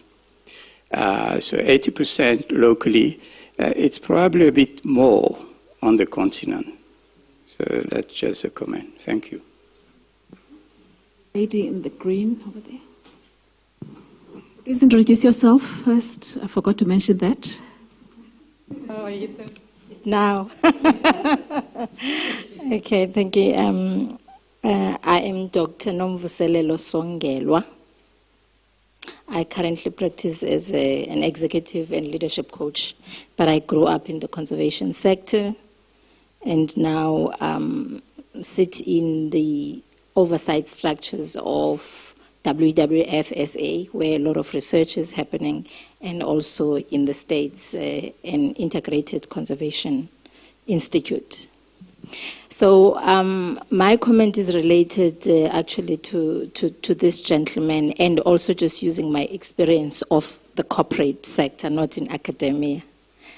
And it's an observation that over the last 30 years, we've actually been using these words of integration, transformation. But the more we do that, the more we continue to exclude each other in the processes. I mean, you can think about what is happening now. Tourism Month is the Heritage and Culture and the Heritage Month. But what has been happening is that as the population of South Africa, we're losing our identity, who we are, because we actually not only collaborating, but what we fail to do is to coexist. Instead, we try to include the other in the other. So I think for me, the scholarship of transformation needs really deeper thinking. And it's been interesting how academia is not only struggling to deal with including multidisciplines, but even the scientists themselves are not talking to each other. This work that we saw today presented by Operation Pagisa, there was extensive science that actually was done around that, but the take-up doesn't happen. So the question I'm asking is, what is it that we really need to do to really be genuine about transformation, to ensure that the people that we talk to, especially for the IKS, they genuinely benefit commercially and psychologically, because communities that we work with on the ground, they continue to say people come to do research, they extract information, but when it comes to research work, their IPs, they don't, they don't own the IPs, they belong somewhere else. So this question that Uputi is talking to is real. And I really do think that the researchers of our age, we failed. These young people need to start talking about IKS, because it is the issue of identity, the spiritual connection to the plants and animals. It's not only about medicine. It's about how we connect. And we are silenced to talk about those things because it is not Western enough, We have lost who we are. So this is just a comment that I would like all the colleagues to talk to about collaboration and respond to how the people on the ground should benefit psychologically and economically for the work that all you have been doing. Thank you very much. Thank you. I've noted your hand, Dr. Sparks. Can we get a response for that first round from Dr. Kok, Prof. Seleti, and Dr. Mubiwa? Some of the statements were just comments, but you may want to respond to that as well. I'll start with Dr. Kok. Yes. Hi, sir. I didn't know.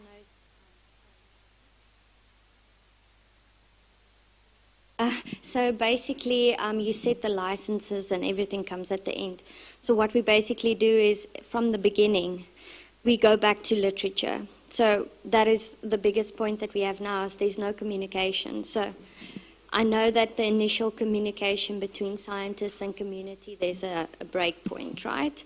So what we do is we go back to literature, we try and do a literature search. And if we can't find it, we try and engage with people that we know. So we have a panel of traditional knowledge holders in our area specifically. I know each area has their own, but we in our area specifically have people that we talk to, but we try and go back to literature and see if we can identify the communities, which is difficult because if the initial communication never happened, it won't be there, right? If they didn't share, we won't know.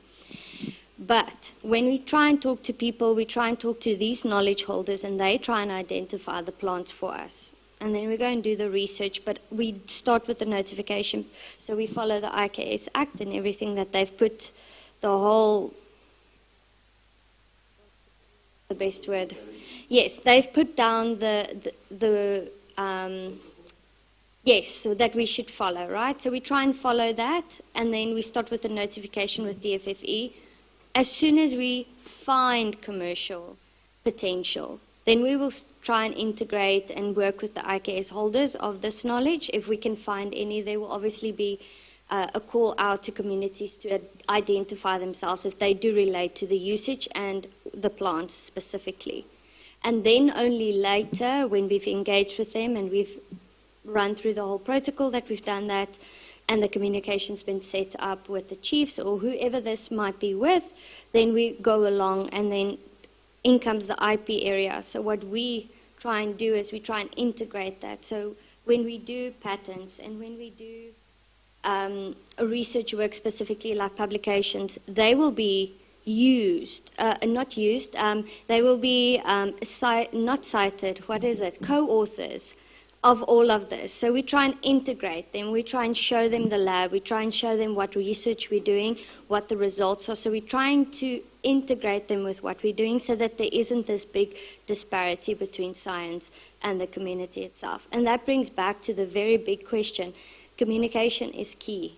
And I think it's the approach and how we've lost our identity. I mean, if you don't speak to the people of today, how would they know? And it's about passion and evoking the passion with the younger generation as well. If you're not passionate about something, you're not going to advocate for it or make a change for it. So that's the other thing. And then, quantifying on the rest of the African continent, that's very, very important. I do agree with you, Prof. But mostly when we do our proposals, we focus on the Southern African continent and what we can relate to specifically with us. But no, it's very important. And I think that's the big thing with apps, is we're trying to bring all of these people together and all of the knowledge, and I think that will bring back a bigger picture of everything. I hope I've answered.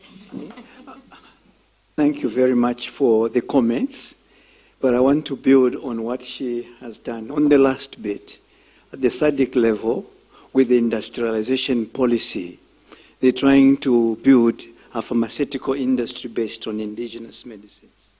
So there is an effort. And at the Africa level, there is also the World Health Organization African chapter. They've also begun to work a lot more integrative and trying to lead around that. But there is different traditions of handling traditional medicines across the African country. So the model that we have here may not be obtainable in other parts. On the second part, on the question on IP, we had to be severe with the University of Pretoria when I was in the office on a product that had come from Eastern Cape, which they wanted to patent. We refused to allow them to go ahead because we had funded the project. They needed to find the community. So the problem is public awareness. One of it is that we haven't educated our own people to know that their knowledge is valuable. They shouldn't just give it to anybody. As a government, there's also been a failure to do public awareness to educate the people around the valuable information that they have. It's not just in traditional medicine. It's in food, the social cohesion that you've talked about. It's in education. So we have also failed as a government to put together what we're talking about. So in the new white paper of science and the decadal plan, there's what they are calling a socio-technical systems approach to try to go beyond departmental thinking, just like the way we're trying to go beyond discipline-based thinking to try and go around transdisciplinarity. But we too, as academics, have been very resistant to go the route of recognizing and respecting indigenous knowledge. So we become the self that is deluded by a Western system of rewards, such as publications, and as a way of going forward. And we become self-centered. And so there are systemic barriers that we need to work with, but there are also personal issues that we need to look at. Thank you. Prof. Dr. Mobiwa, the last one. Thank you so much. Thanks, Dr. Nomvuselelo, for the comments and question. I will respond just to add to what my colleagues have said, but perhaps, if you indulge me, from a different perspective, not because this challenge finds expression not only in terms of indigenous communities and as it pertains to indigenous knowledge, but also in a space of the grouping, population grouping that we refer to in the environment space as marginalized and vulnerable communities. So it's a challenge that we see where one, access is a big issue, but also benefit sharing where resources are taken and to what extent do they really benefit. But as Prof said, there are some efforts, which efforts also face challenges because of competing priorities, because sometimes of the, for lack of better terminology, low level of capacity to negotiate, to fight for, to push, or even resources, because maybe big company has resources to advance their cause and preferences and desires. Then sometimes the vulnerable, marginalized communities might struggle, to match those resources required. But allow me to then make another point, basically around trying to optimize core benefits. I think it's important from the onset to adopt a posture of core designing and adopt a posture of core implementation and adopt a posture of core reporting. Then you ensure ownership from the onset and participation, meaningful participation at that. And sometimes I think that's where things, fall short. Then speaking at maybe bigger level, last point, maybe your SADC coming to the environmental space. There are efforts being made to create platforms and processes to discuss and negotiate, even around, as I indicated earlier, and also Dr. Sparks indicated, around plastic pollution, the treaty. So countries, have representation to negotiate what suits them. And there are success stories. For instance, there's been an argument, for instance, by South Africa to say, okay, we can't just transition in your desired way, at your desired pace, speaking for us to maybe the global north, because we have about 63,000 people that are employed in this sector. So how do we design this in a way that does not put us in jeopardy?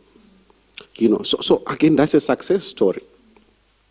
In terms of maybe biodiversity, we have the Kunming and Montreal Global Biodiversity Framework. There are some targets that are being advanced.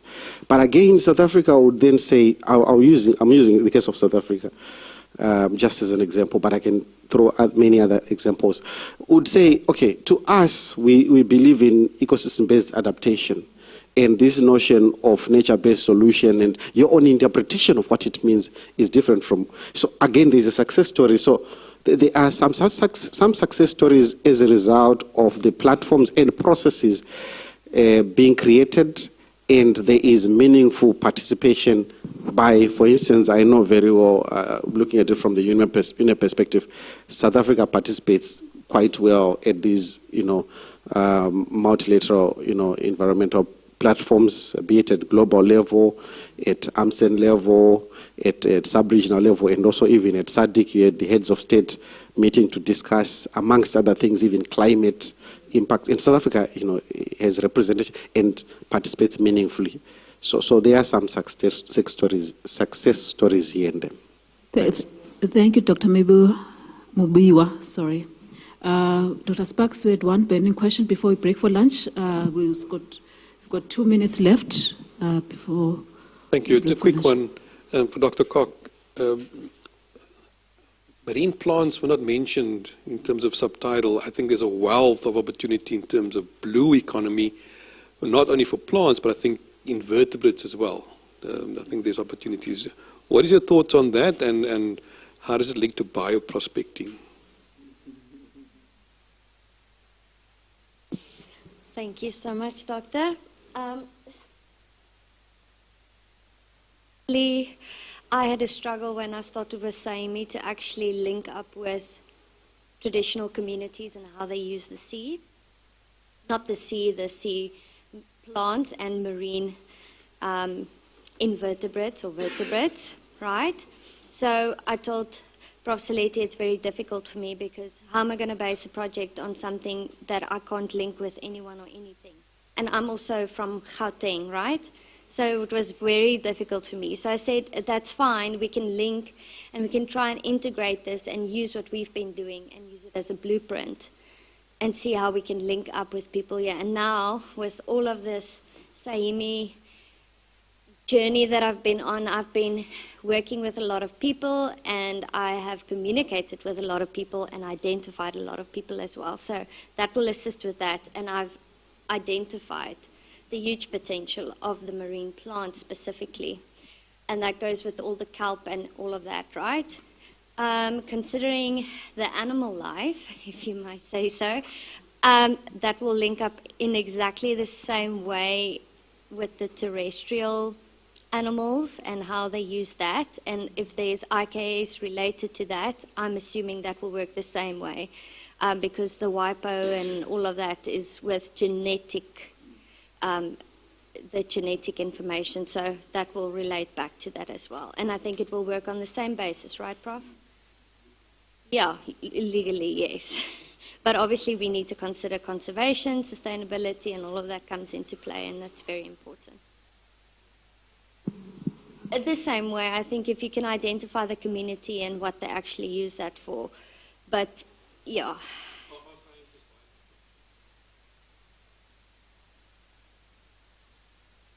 We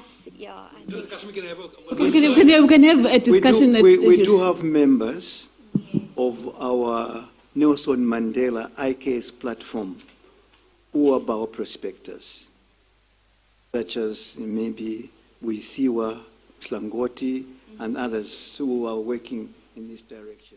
So there is a mobilization within the university of people to begin to look at diverse areas. And we're just a new group. We're not even so old. So we're just trying to build those. And we'll link up also with the DSI Bio-Innovation IKS platform.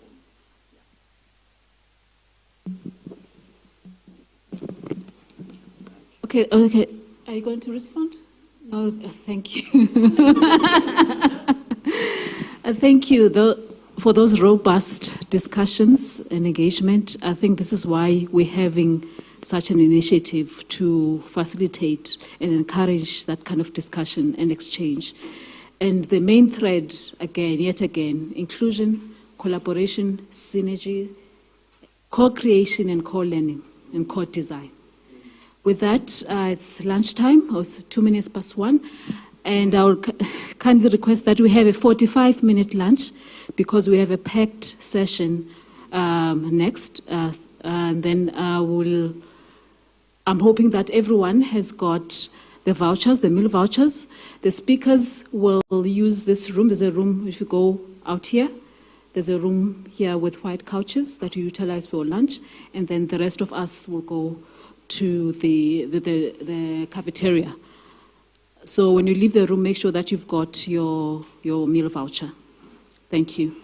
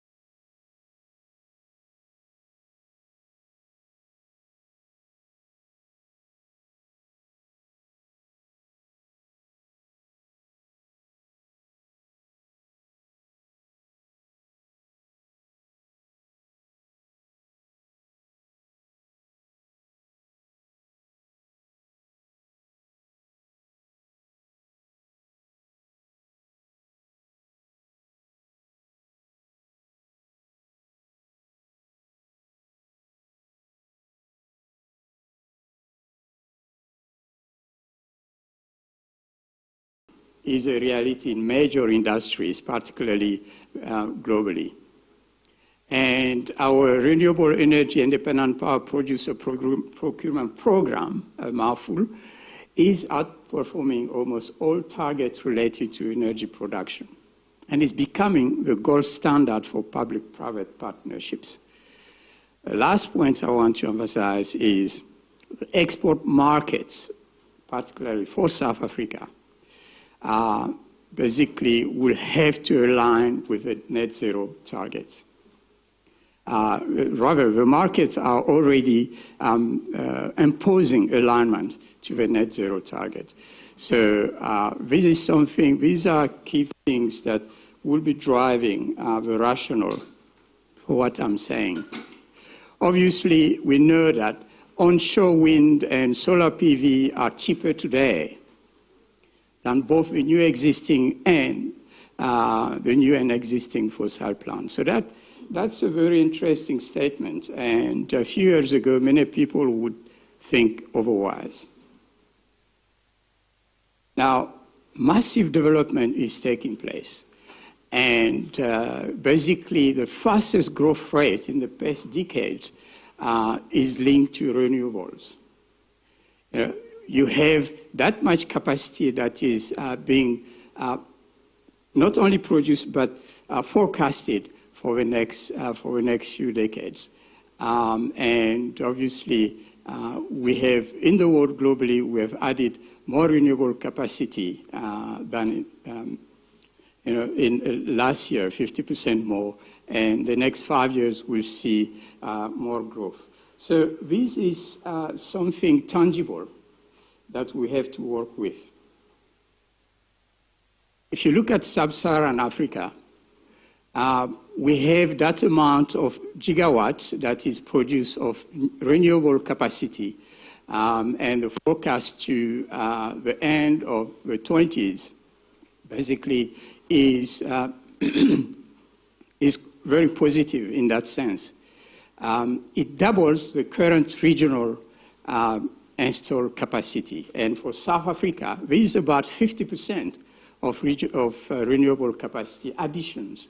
And this is interesting because if we think back of during the load shedding of what the Committee on Energy, on electricity in particular, was planning toward ending the load shedding, it needed 15 gigawatts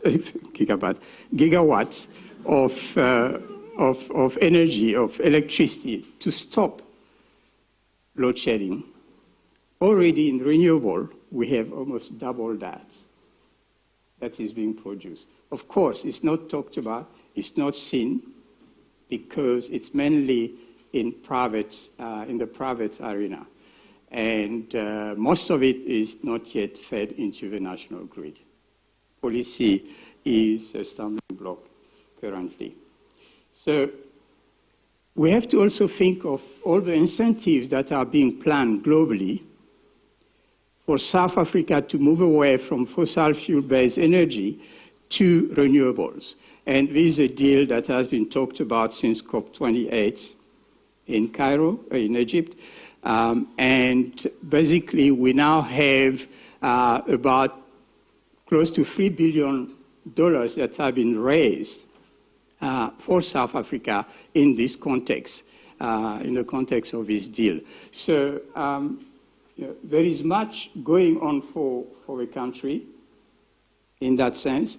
So, but we have started by talking green energy, and that by itself assumes that there are other shares of energy.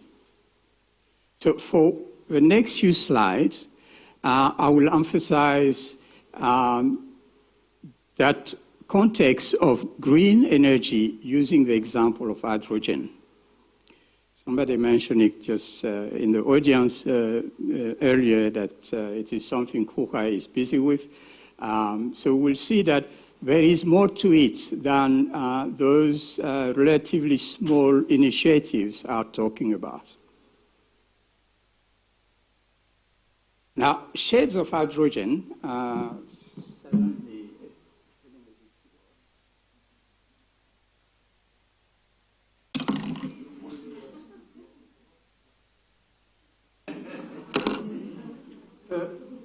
terms of a shade of hydrogen, if you look at this graphic here from the Lloyd report, you will see that you go from the white hydrogen, which is naturally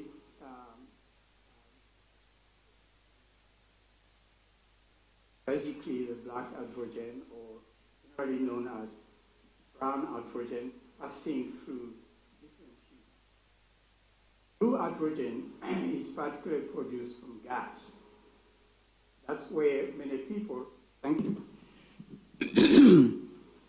That's why many people are referring to gas as the alternative energy, but in actual fact, it is still associated with CO2 emission, and particularly methane gas, so the greenhouse gas, which is quite significant for global warming. So if you move up, obviously, around the generation of hydrogen through coal, we have what is generally happening in South Africa today. And we are far from what we mean by green hydrogen. So from that, obviously, we can summarize that there are basically 5 shades of hydrogen if we discount the white hydrogen and bringing the the black into the brown. I'll not go through this, but these are the hues that you have. And in South Africa, we're still locked into gray to brown hydrogen. So there is still a way to go for green, but renewables are doing the work in terms of electricity production. So I will not discuss that, but here we have seen that this is largely gas, and because the carbon is captured, so it's basically defined as green, as blue. We have here a graphic that shows you basically the process of producing green hydrogen. So you go from water to the hydrogen, of course, through renewable energy that creates electricity as a source of power to produce hydrogen using electrolysis.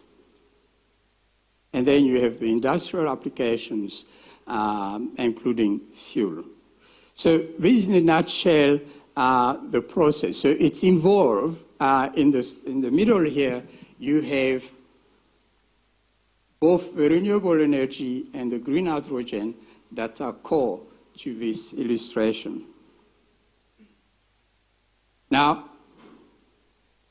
of course, one can really see what is green hydrogen from that process.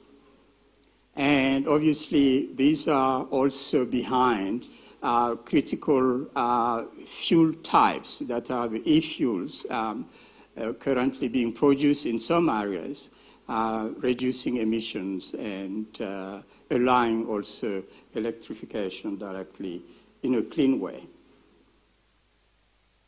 I'm touching here with a few slides on the electrolysis, which is the core of producing or splitting hydrogen or splitting water into oxygen and hydrogen from using this technique. So the electrolysis is a simple process. For those in physics and chemistry know this. It's a very basic one. It has been around for as long as physics existed. Obviously, that simple process needs to be upscaled in order to produce the energy we want. And that upscaling use obviously industrial means through different type of processes. One is alkaline electrolysis, so that is a more mature process, and it's the most scalable process and the simplest. You have also the polymer electrolyte membrane electrolysis. These tend to be the preferred, industrial preferred method, and we'll see later that locally this is also being looked at. And obviously it has its merits. And The last one is the solid oxide electrolysis cell. So this runs high temperature, and it is also being used for particularly in the automobile industry. The scaling up of this is a major, I would say, obstacle to moving from basically water to green hydrogen.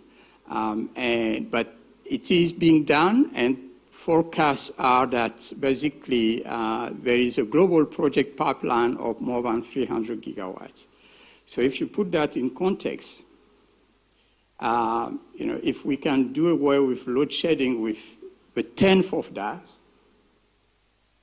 so you will see that there is so much value here and potential. Now, just to show that these projects are growing at an exponential rate globally, if I look at, obviously, the color code shows you the regional distribution of capacity growth and mainly capacity forecast. If you look at the right-hand side histogram, and it shows you the different region, and essentially going in the next 7 years, you are going from basically a few gigawatts to almost over 100. Obviously, other regions where Africa is are still in a very timid mode of growth in that. But it is, I think, a process that has taken hold, and it's going to continue. So in the same way, if you look at the project in terms of status and essentially going from feasibility to proof of concept, you will see also how it is growing and what the forecast looks like. So this is telling us that there is much potential and much activity in producing alternative energy. The green hydrogen market's growth is illustrated here. And the key parameter that one looked at is a compound annual growth rate, which is nearly 40% if you look at the next decade. So 40% growth is unseen anywhere else in terms of producing energy, essentially electricity, but also other use areas of energy. So market size is really shooting up by 2033.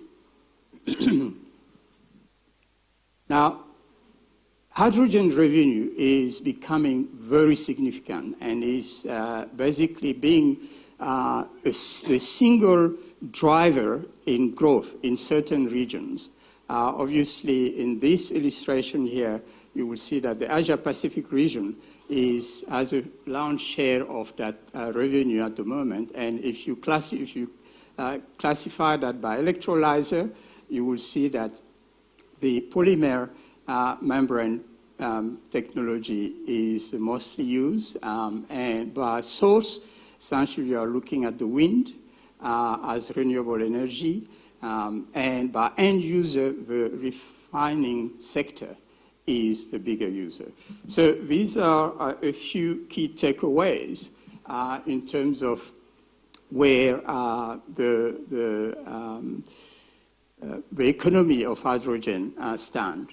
Now, obviously, it is a landscape as an energy carrier that presents a compelling narrative of innovation, sustainability, and growth across various industries. This takes me to, yes, the future is alternative. And we look at what South Africa is doing. If we look at that, we have had much advertised initiative that was worked on in terms of proof of concept by Toyota and Sasol and a technology, kind of hydrogen delivery technology company. But make no mistake, these are all based on fossil fuel still. They are not based on renewable. So it's a long way to go. But there is a process also which is now being embedded into a national roadmap for hydrogen. And yet we are still far from a renewable source as the means to split water into hydrogen or oxygen. So this particular example is the South Africa Hydrogen Valley that was put together by a consortium of companies, but the Department of Science and Innovation is heavily involved in this, and they've come up with 3 hubs in terms of possible growth in the markets, and Johannesburg, Limpopo, and Durban. I'll not go into the details. You can look up for these hubs. But essentially, each hub has specificity in terms of the product or byproduct that are going to be marketed. So, but we know at this point that the growth in renewable energy, alternative energy, is hugely dependent on policy, unsaid government policy. Because government made policy. So that is possibly the single biggest obstacle to the growth we see. But there is a national strategy in place already, which is a very good start. It would need take-up, it would need work. And this has been launched by the DSI, and those who are behind the Hydrogen Valley, including the DSI and the South African National Energy Institute, believe that the demand in the valley, in the Hydrogen Valley, around those 3 hubs, will be at least 40%, but up to 80% uptake in demand. And that is basically in the next 7 years. By now, it's the next 6 years. So this is quite significant as a potential growth. But what is needed here is to move away from fossil fuel to make that a proper reality for sustainable growth. Now, of course, there is international cooperation around that. And you have an initiative that's called H2SA. Some of you, perhaps in the Hoha region, may have been involved in this. So I know that Germany is active in the Eastern Cape. So that is worth mentioning it in terms of what's happening nationally. And I believe that last year, or it was still this year, last year, we're going to have a special workshop on, it was a conference, a workshop on hydrogen that was cancelled. And so there is definitely a shift in skills development toward renewable energy and green hydrogen.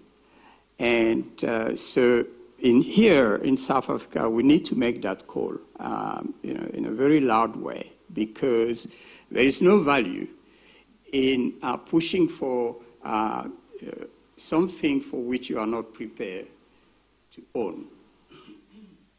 So we'll end up with all the other problems that we have seen elsewhere. So,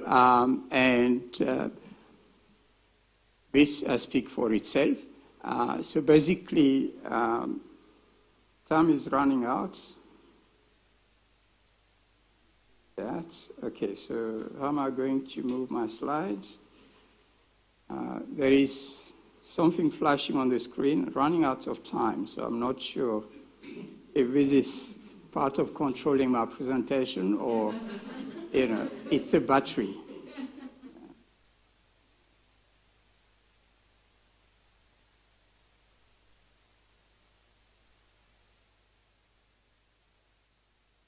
Okay, thank you.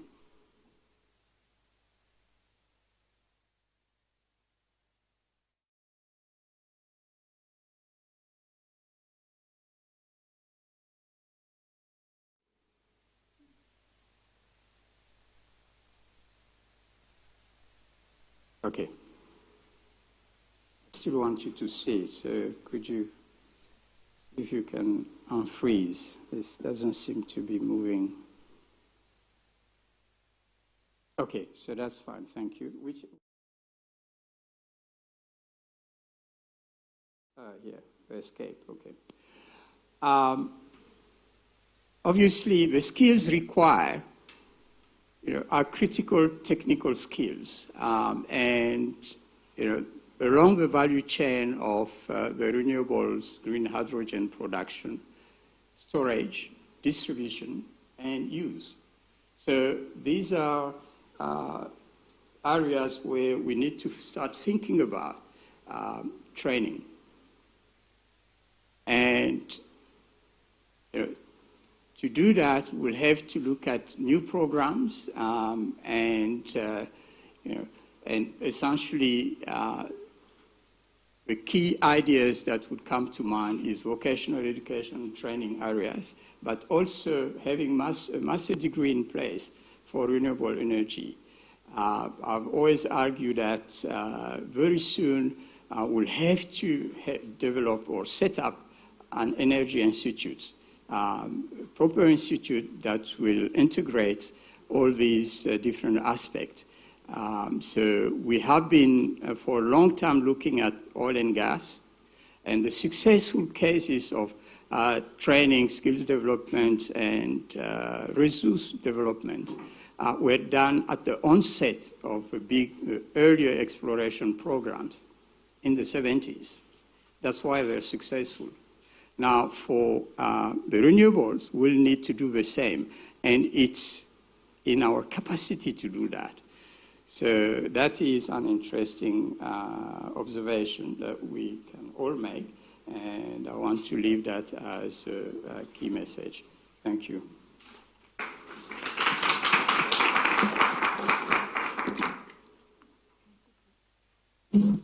Thank you, Prof, for that.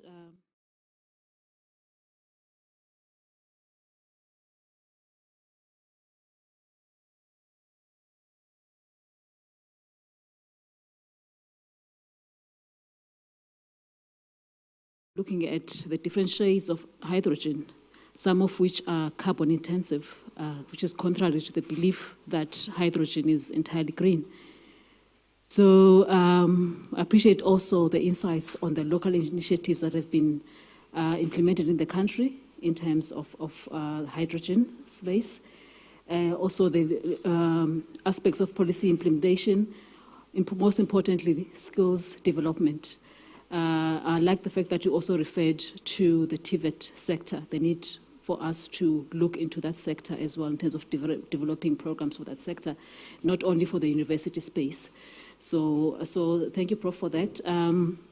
Moving to our next speaker, I'm not sure if Prof Malik is ready. Prof Malik Puzanjani is one of our research experts at SAIMI. He will also be speaking to us about the safe handling of alternative fuels for seafarers, as well as the review and the revision of the STCW Convention, which is the standards for training, certification, and watchkeeping implemented by the IMO. Over to you, Prof.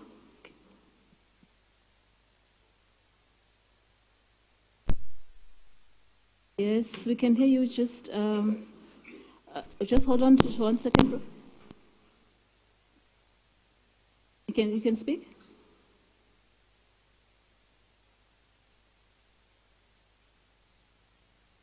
You can speak, Prof.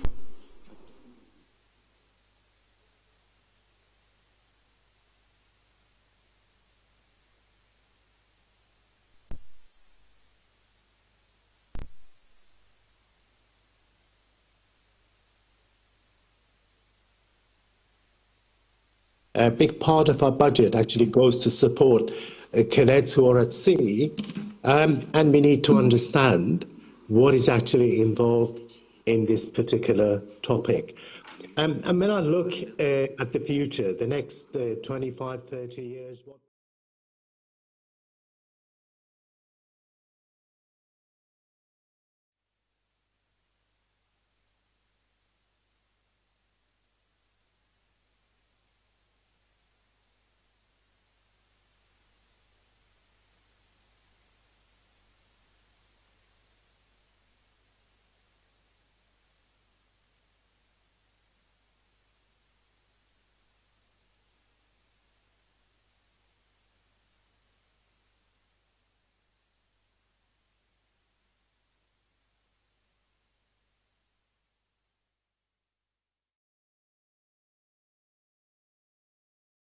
We're having some technological problems, but we'll just move to the next speaker while he's trying to sort that out. Our next speaker is Mr. Tsepo Mawa, who will be speaking to us about investigating cybersecurity vulnerabilities on essential communication systems for maritime vessels. He's one of the research assistants at SAIMI as well.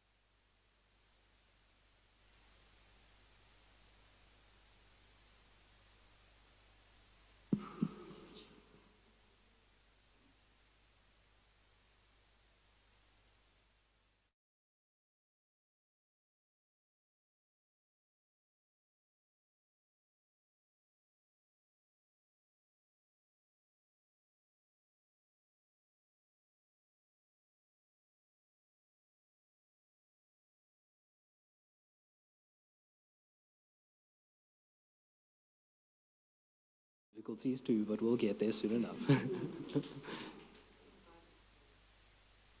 Yeah, there it is.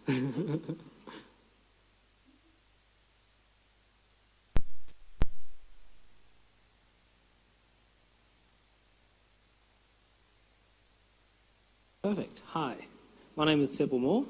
I am a master's student at the University of Johannesburg, and today I'll be speaking about investigating cybersecurity vulnerabilities on essential communication systems on maritime vessels.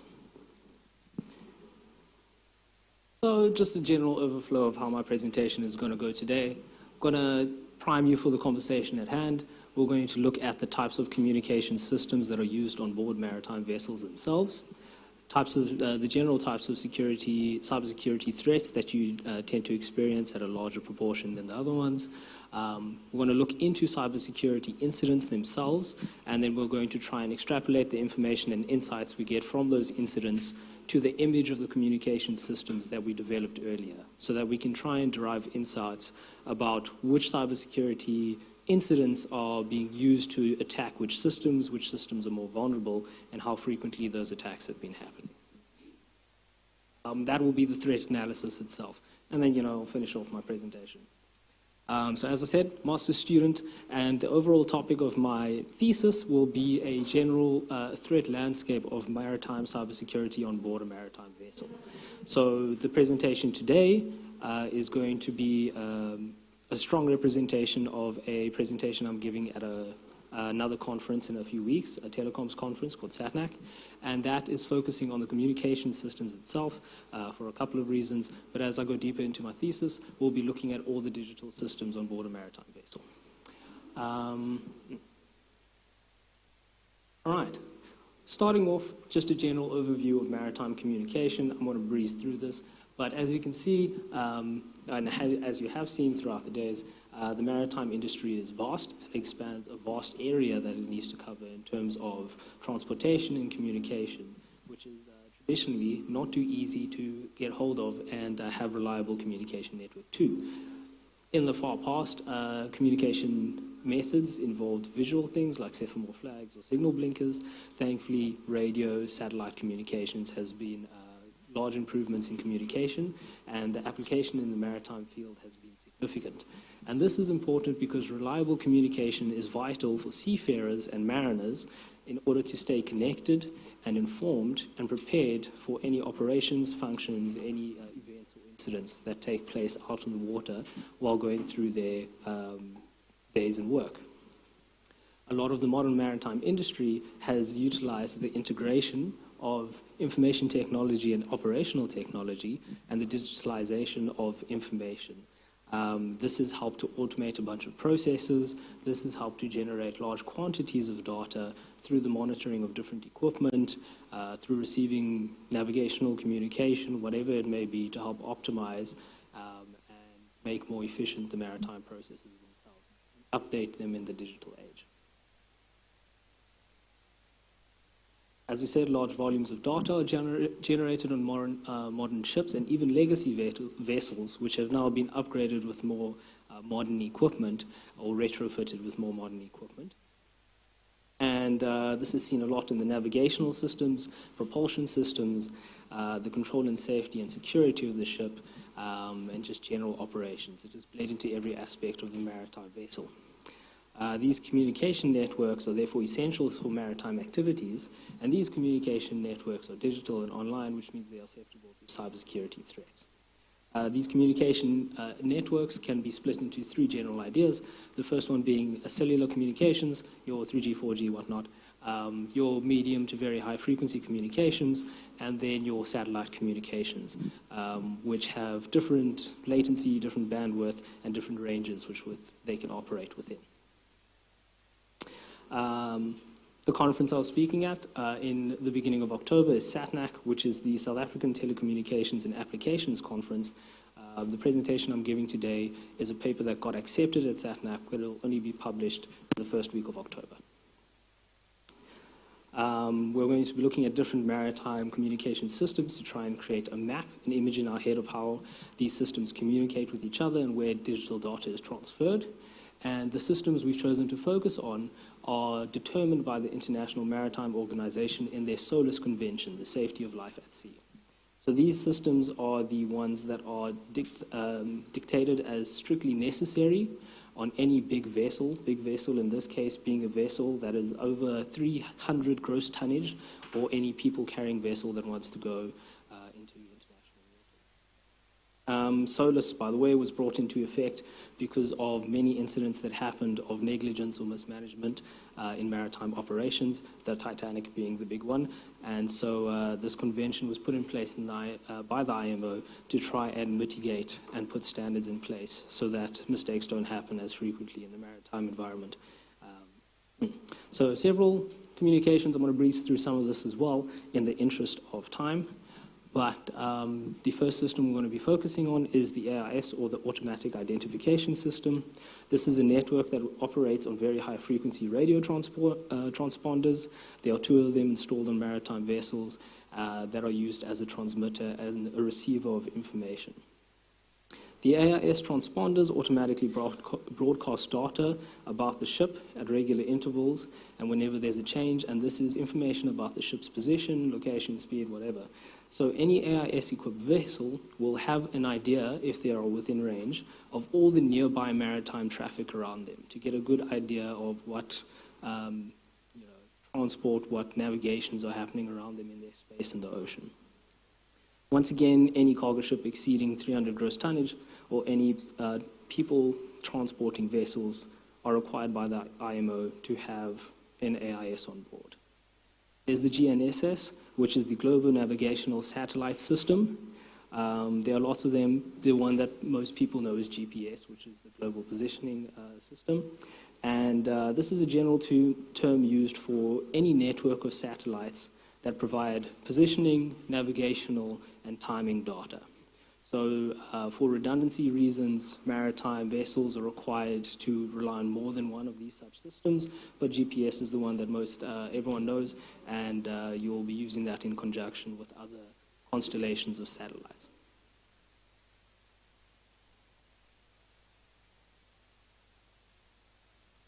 So yeah, I kind of spoke about GPS a bit. This is your emergency position indicating radio beacons. These work through satellite.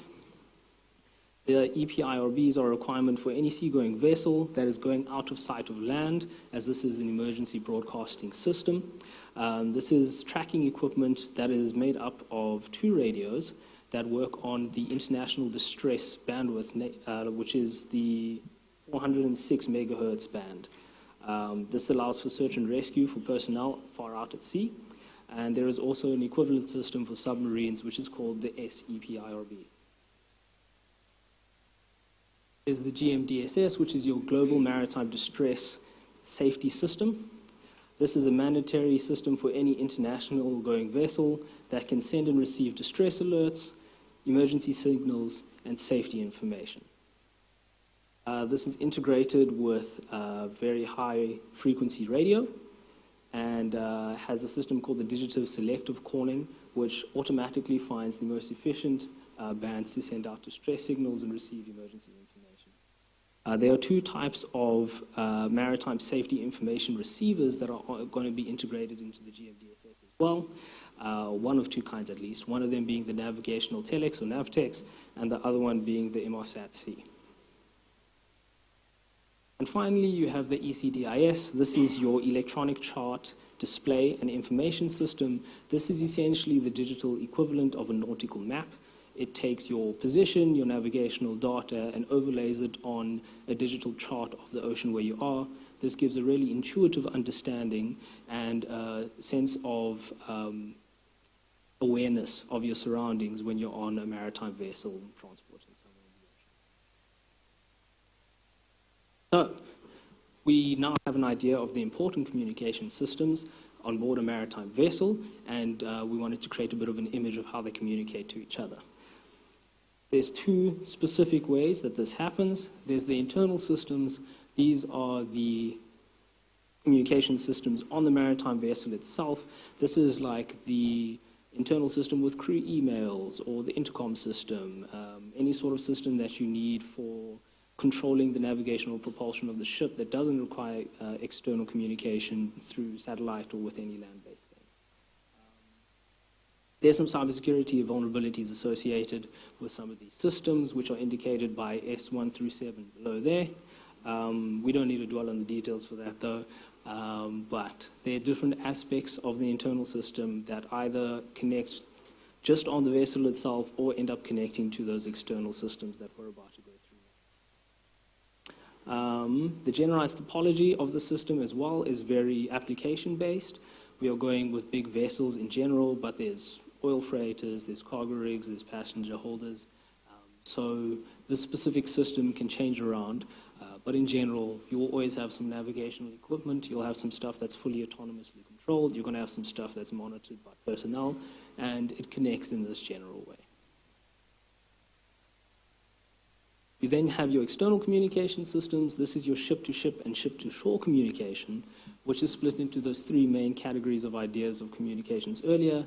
Your GMDSS works along the shortest range and tends to work with your ship-to-shore communication, and your cell phones and whatnot can still connect if your maritime vessel is close enough to land. You then have your different satellite communication and your medium and very high frequency, which work at different ranges as well. And on the right here, I have indicated the GMDSS ocean zones.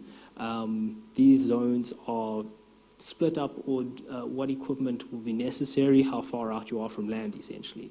Where the first zone, you can get by with very high frequency equipment, cellular. It has high bandwidth, low latency, but generally the range isn't as good. And then the second zone is a bit further out, about 100 nautical miles. Zone 3 is basically anything that is Zone 1 plus Zone 2 and not the Arctic regions. And then Zone 4 would be the Arctic regions, where you're very far away. So now we have a bit of an idea of how communication systems look. We would like to get insights on how cybersecurity matters for these systems, what kind of vulnerabilities they might face, where they're weak to cyber attacks. And for that, we're going to look at cyber threats that take place and the incidents that have already happened so that we can derive insight from there. To start off, we just need an overview of what cybersecurity is.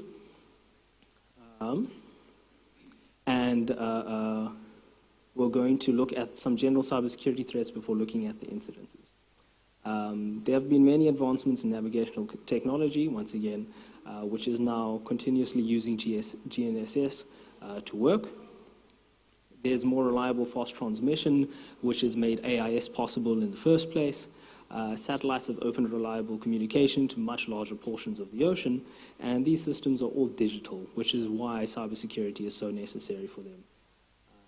Starting off with, what is cybersecurity in general? Here's some of the usual cybersecurity threats. We'll go through some of the details just now. But in general, cybersecurity is the protection of digital information, equipment, systems, networks, programs, and databases.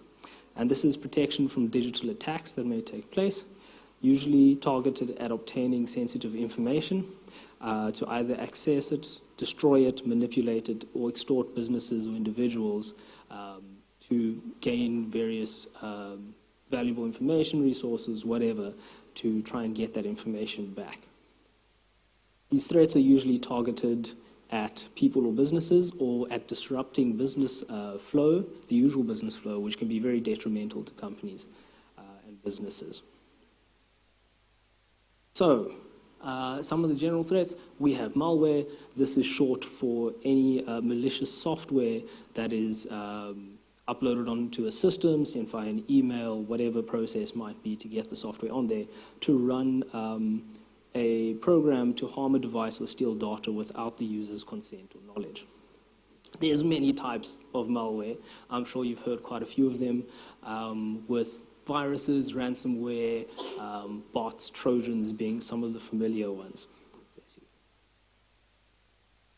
Some of the important ones would be viruses, which are self-replicating malware. This modifies system programs to run malicious code, and ransomware, which is malicious code that encrypts the user's data, and then you can threaten the user or extort them to get valuable information out or just disrupt their general workflow. There's spoofing, which is disguising something to appear as legitimate. Spoofing happens a lot on the navigational data that is being transmitted and received. Phishing, man-in-the-middle attacks is where I'm going to breeze through some of the stuff. Jamming, which is when a signal is deliberately interrupted or blocked, or you can superimpose information over it, which is effectively spoofing as well. You see this a lot in the maritime space. So, that's a general idea of what threats you can expect. We now wanted to find incidents that we can then use to derive insights on that map that we initially had of the maritime communication systems. We wanted to do this in a methodical way and in a systematic approach so that we can collect research information and derive useful insights from relevant examples that have taken place, so we're not thumb-sucking as much to get our information. This started by defining some search terms that were used across multiple search engines and databases. These, you can see, are relevant to cybersecurity and maritime vessels. And there were certain inclusion and exclusion criteria that told us what incidents to keep and which ones to get rid of after our initial searches. The first searches took place in Google Scholar, and IEEE Explore, which is an electrical engineering database. And some of the inclusion criteria and exclusion criteria you can see over there, with some of the important ones being it was restricted to maritime vessels themselves only. That's because the scope of the maritime environment is too large to try and cover every aspect of it with any depth. It was restricted to publications no older than 2010. And it was no white hat attacks. They had to be legitimate cybersecurity threats or attacks that have been attempted. And it wasn't going to include anything like oil rigs, ports, harbors, that kind of thing. It was not restricted to purely academic literature, because there isn't a lot of academic literature purely on the incidence of cybersecurity attacks in the maritime world. And so a lot of public and corporate publications were taken into consideration as well. Wherever possible, an effort was made to verify cybersecurity incidents from multiple sources, and a snowballing effect was also used, where you looked at the sources of sources you found to try and find more relevant information as you went along the search. So that's the approach that we took. We ended up finding 11 incidents over the last 10 years or so, which isn't much, for maritime vessels specifically. There's a significantly larger proportion of maritime cybersecurity incidents that have taken place during the supply chain or during port and harbor operations, stuff like that.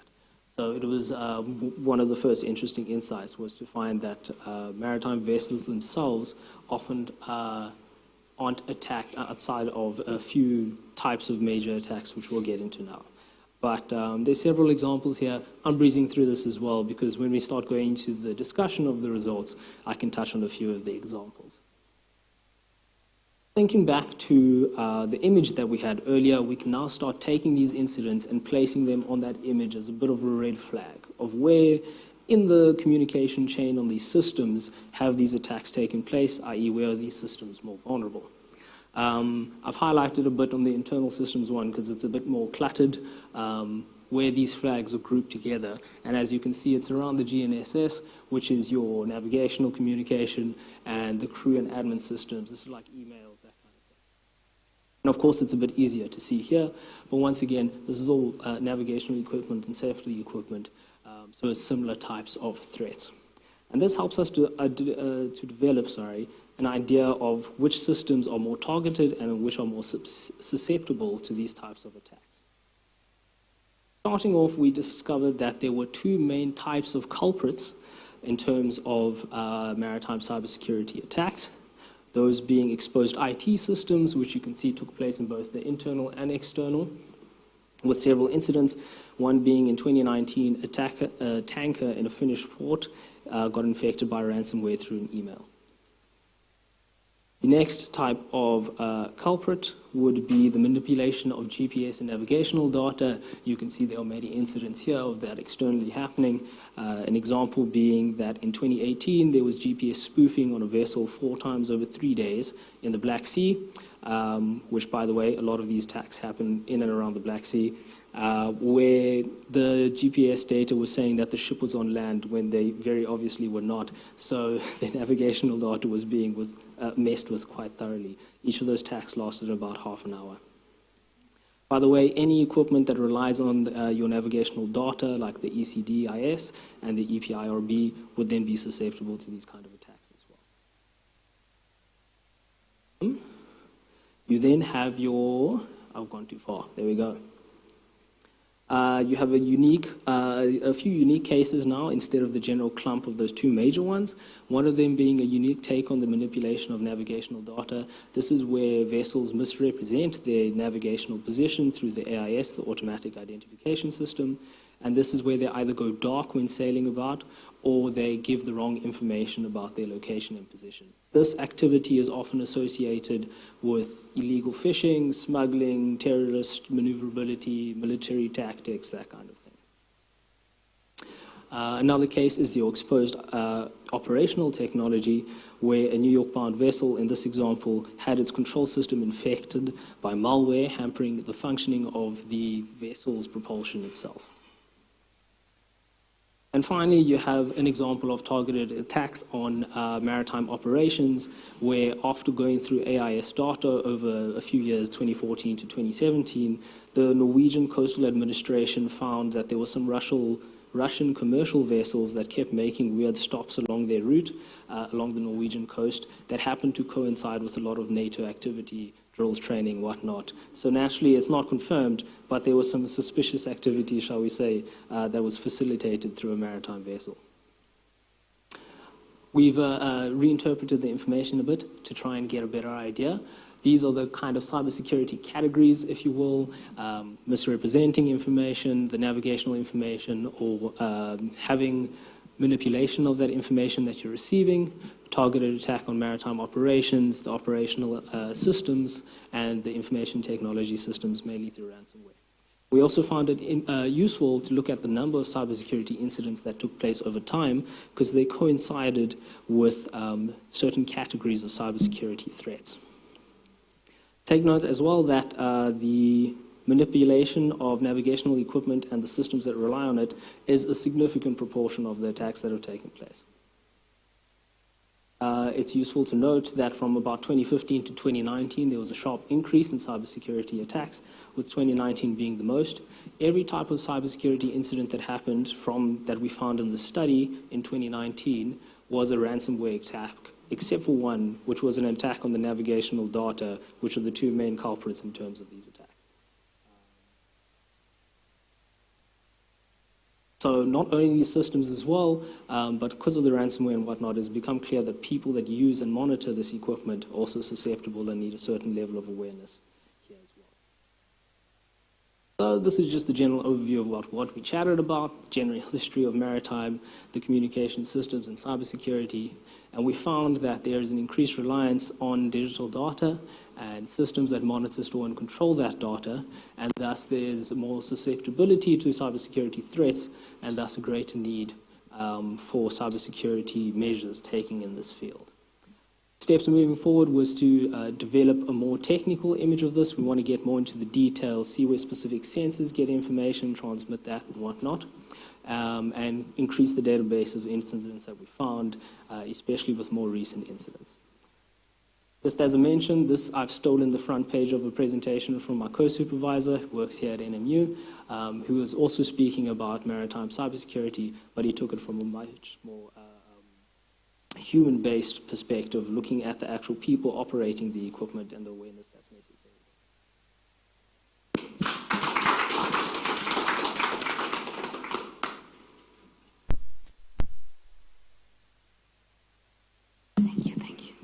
Thank you, Tsepo. We try to get Prof. Malek back. Thank you for the presentation. That gave us insights into the types of communication systems within maritime vessels, both internal and external, and where the cybersecurity threats were most prevalent.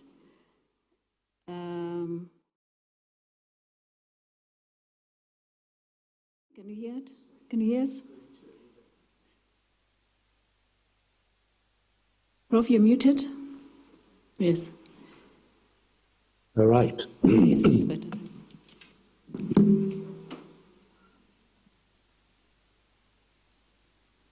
You can continue, sir. Yes. Colleagues, apologies for technology failure.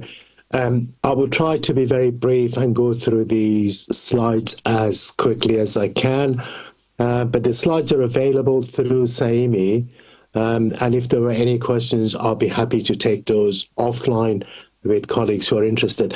So the three topics that I wanted to cover, and I will be very brief, certainly on the first one, the international shipping is what it is, how it is governed. And then the comprehensive review and revision of the STCW Convention. And I'll put both terms, review and revision. And at the moment, we are in the review process, in that we're just looking at the conventions as is to find gaps, to see what can come out and what new areas should go into the convention. And one particular topic which relates to the review and revision of the convention, which is the training requirements for safe handling of alternative fuels. So these are the three things that I intend to cover. And as I said, I will go through them fairly rapidly. So in terms of international shipping, the important things, about 90% by volume of global trade is carried by ships. We have about 100,000 ships working in international voyages. Total number of ships which are working globally are probably more than twice as that, but a majority of those are operating on the national or regional requirements. So the IMO requirements and conventions don't really apply to all the ships. It only applies to international ships. More than 1.8 million seafarers driving all these ships. And of course, the emissions from ships, which is around 3% of global emissions, and predictions are that they will go up by 8% by 2050 if nothing is done. So what has happened, and why is it that the global trade has grown the way it has? If the graph on the left shows the population growth, and the number of ships on the right is as had the number of vessels have grown, and you will see there appears to be a direct link between the population growth and the population growth has been exponential over the past 3-4 decades, in that it looks as though global population is increasing by about 1 billion every 12-13 years, and that has caused more demand for goods to be carried by sea. So the two are really linked, and it doesn't seem that it is slowing down. So the global population is going to grow at a similar rate as it has over the past 3-4 decades. The challenges for the sector: pollution, digitalization, automation, autonomous shipping, cyber risk and security, decarbonization, and working towards net zero. And I say working towards net zero because part of the sector don't believe that we can ever get to complete zero emissions for a number of reasons. And of course, there's skill shortages in the sector. And if you look at seafarers, at the moment, the numbers are frightening in terms of number of new seafarers which are needed to drive the ships. How is the whole thing governed? These are the 3 UN agencies which have got oversight of the maritime transportation. UN itself, through UNCLOS, the United Nations Convention Law of the Sea, which mentions seafarers, but not in great detail. They work very closely with IMO. International Labour Organization, when it comes to labour-related issues, and the convention which is there, which is the Maritime Labour Convention. IMO and its conventions and treaties, and I will briefly mention some of these: SOLAS, MARPOL, and STCW. These are the 3 pillars that the organization works. And we, SAIMI, is deeply involved with the review or revision of the STCW, mainly because of our interest in cadets when they go to sea, but also what would come out of the revision and review and revision is a comprehensive rewrite of university curriculum.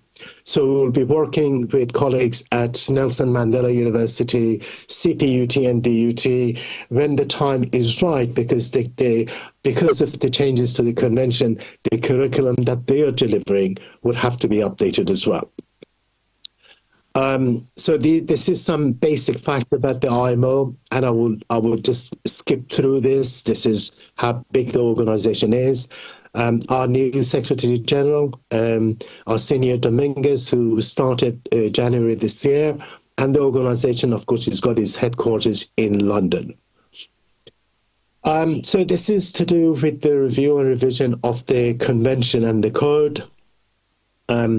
This is a starting point in 1987, and it was adopted, the convention, and it entered into force in 1984. We have had 2 major revisions, one in 1995, and the last one was in 2010 in the Philippines.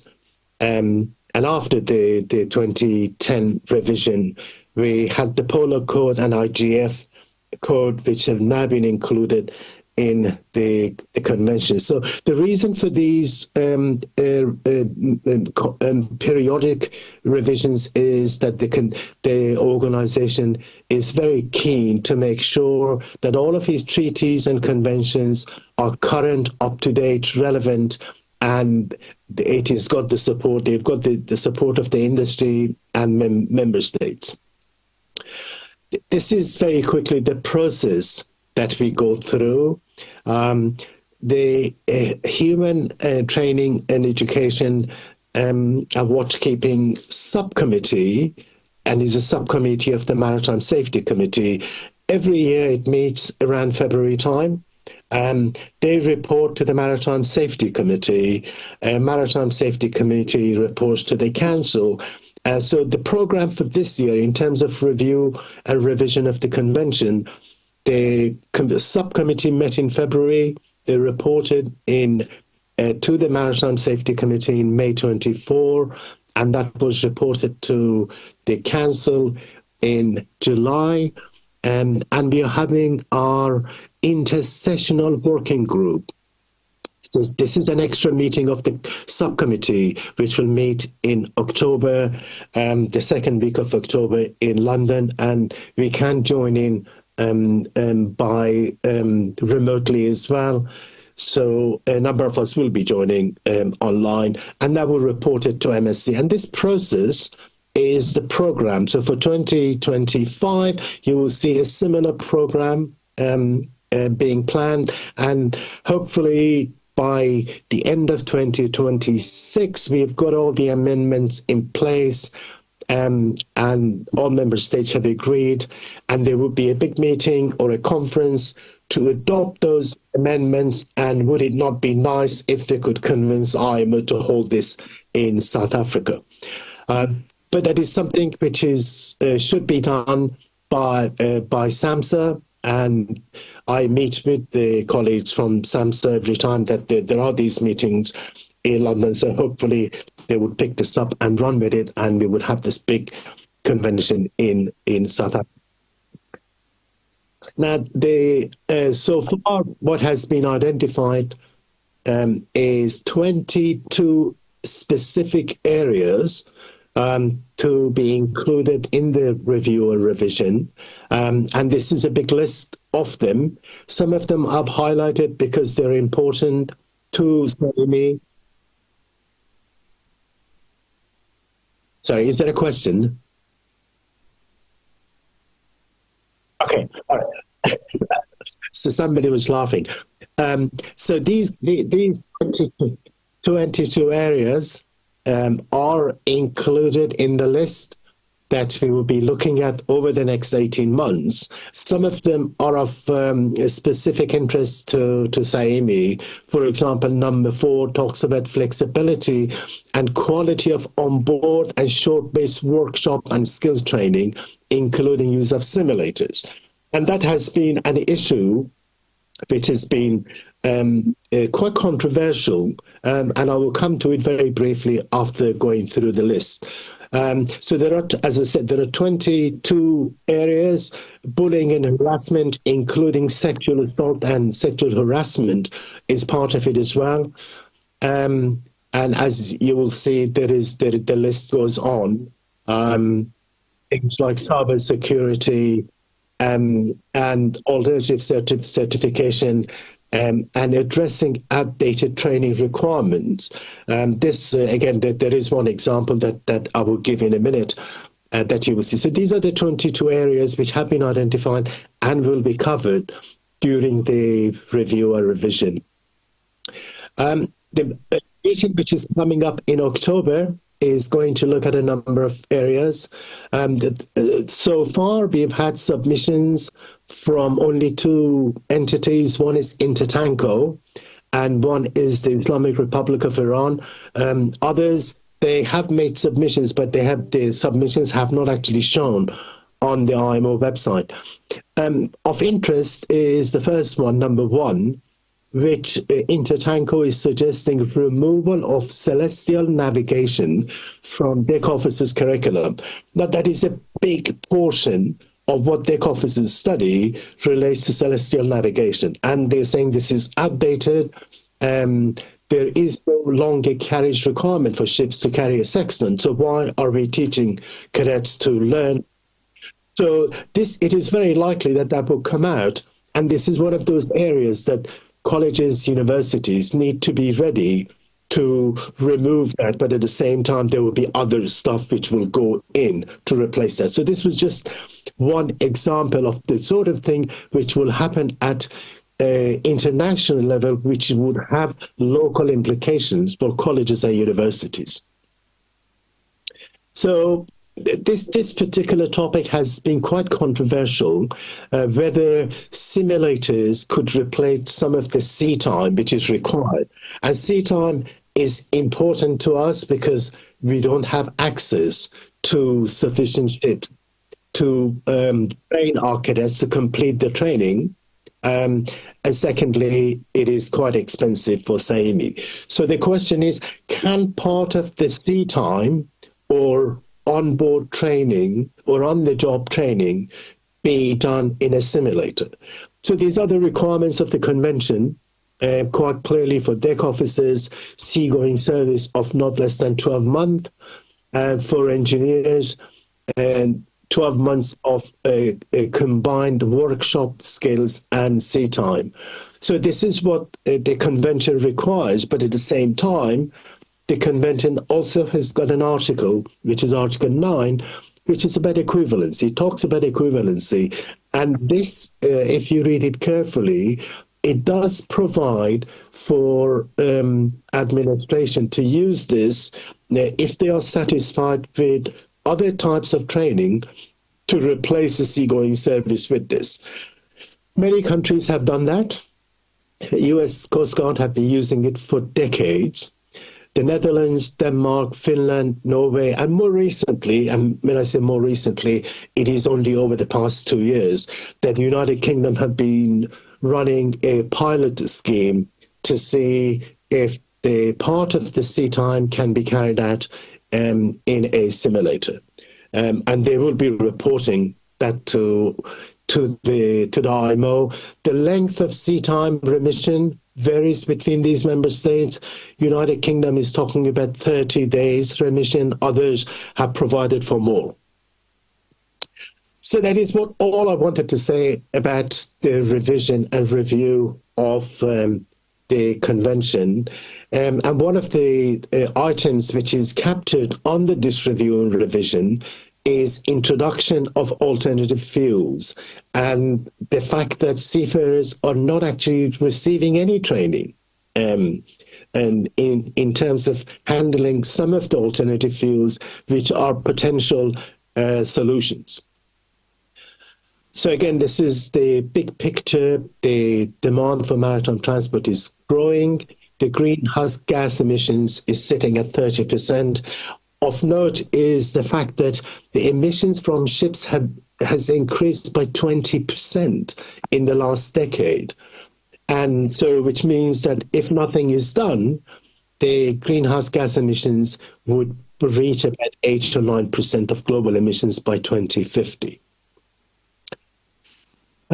Most ships, large ships, and I will show you a graph so that you will see what we're talking about. That 100,000 ships that I mentioned, which I said there are going to probably are about 200,000 ships, 99% of them are still using fossil fuel, heavy, and diesel. What are the options and tools that we have? Now, if we put aside completely the alternative fuels, there are ways that we can make ships greener. Even with the current fossil fuel, there are things we can do. Speed reduction, looking at the vessel size, the hydrodynamics and the work of the machinery, and also carbon capture and storage. So these are all solutions which are available even with the fossil fuel which are there. But if we move away from this and start looking at other sources of energy, then we're faced with LNG and LPG, which are quite mature now, and we do have ships which are running on LNG, and they have been running on LNG for probably over a decade now.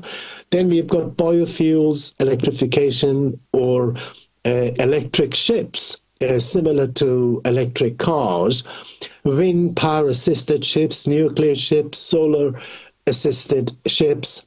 But the three, which in terms of combustion, three solutions which have been looked at very seriously are methanol, ammonia, and hydrogen. And they've got characteristics and issues that we do not train seafarers at the moment. So this is what the picture looks like globally. On the left, you've got the number of ships in operation, and you've got 1 ammonia, 3 hydrogen, 35 methanol. So you will see the total number is not that big. And most of the ships that you will see, which have got either battery or hybrid, these are small ships which operate very locally because they need to be charged again. So those vessels are fairly small, probably river taxis or smaller ships which carry not very long distances. And what you will see on the left, of course, is the new orders. Again, you will not see major increase in the numbers. So for the foreseeable future, what will happen is that we will be using fossil fuel, or we will be using hybrid engines where they can use dual fuel, say diesel and ammonia, diesel and methanol. So that is being looked at very carefully at the moment.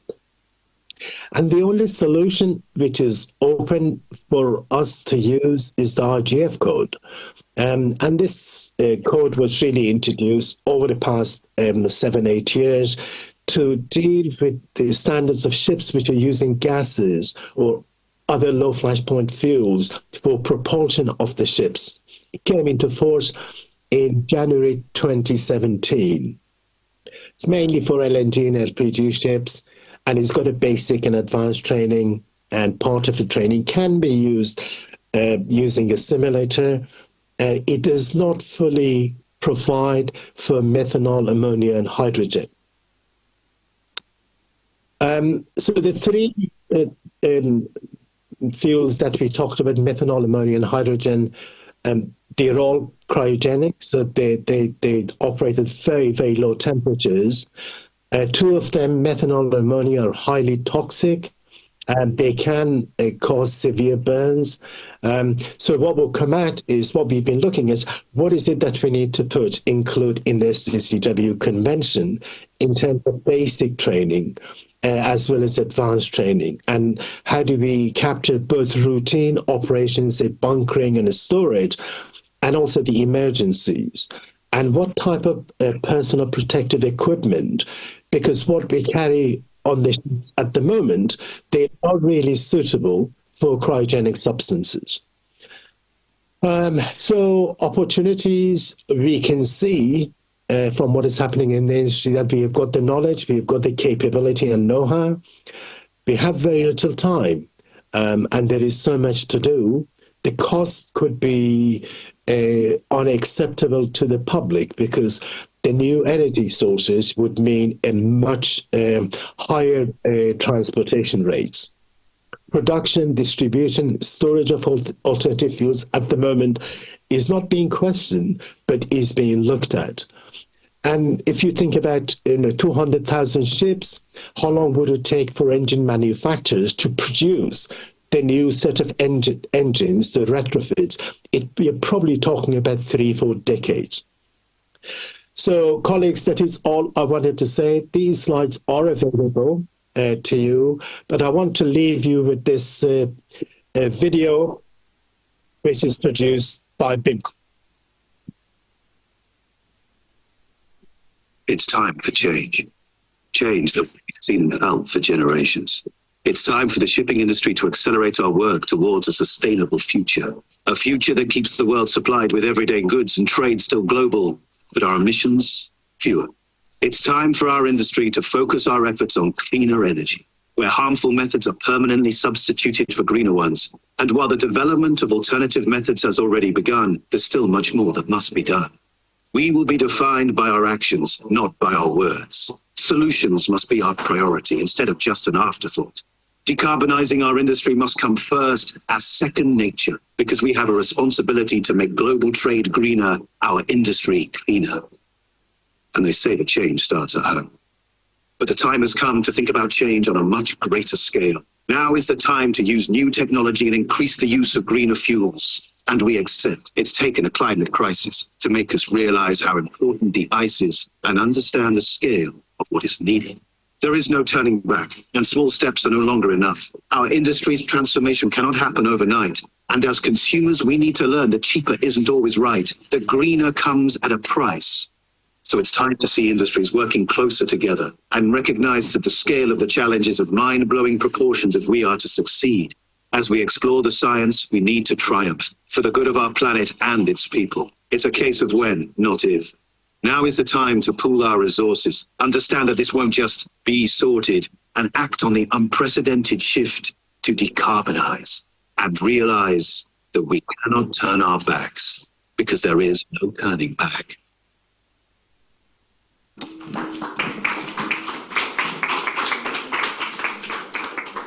Thank you, Prof. Puzanjani. Please don't go away. I hope, colleagues, you are noting your questions, because we've got one more presentation and then we'll take the Q&A. Thank you, Prof, for that insightful presentation, which looked at how we're going to be looking at the revision of the STCW in terms of how will that have an impact on our MET curriculum, especially for our 3 universities that are offering MET in South Africa. Also looking at how we need to invest on skills development for seafarers to be able to handle those vessels that are utilizing alternative fuels, including ammonia and methanol, just besides hydrogen, because it seems to be speaking largely about hydrogen when you talk about alternative fuels. And also linked to that, the need for us to look at how we're going to be investing in protective equipment for those seafarers. Up next, we've got our babies. Zizonke, I know they're very nervous. It's fine. We've got Zizonke and Mandela, who will be presenting on addressing the water supply challenges through aquifers.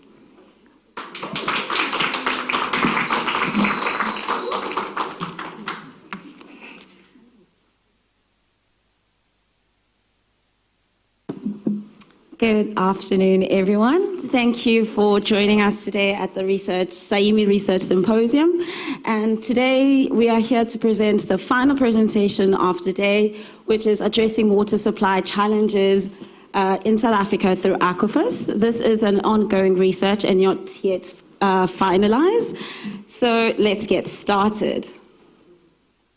So South Africa is currently facing water shortages, and this is due to the growing population demand for water, as well as anthropogenic climate change, as well as the demand for water in economical activities. These factors put stresses in our water security, and a need for innovative solution is needed to address the scarcity, and one of those potential is the use of aquifers to address the water scarcity.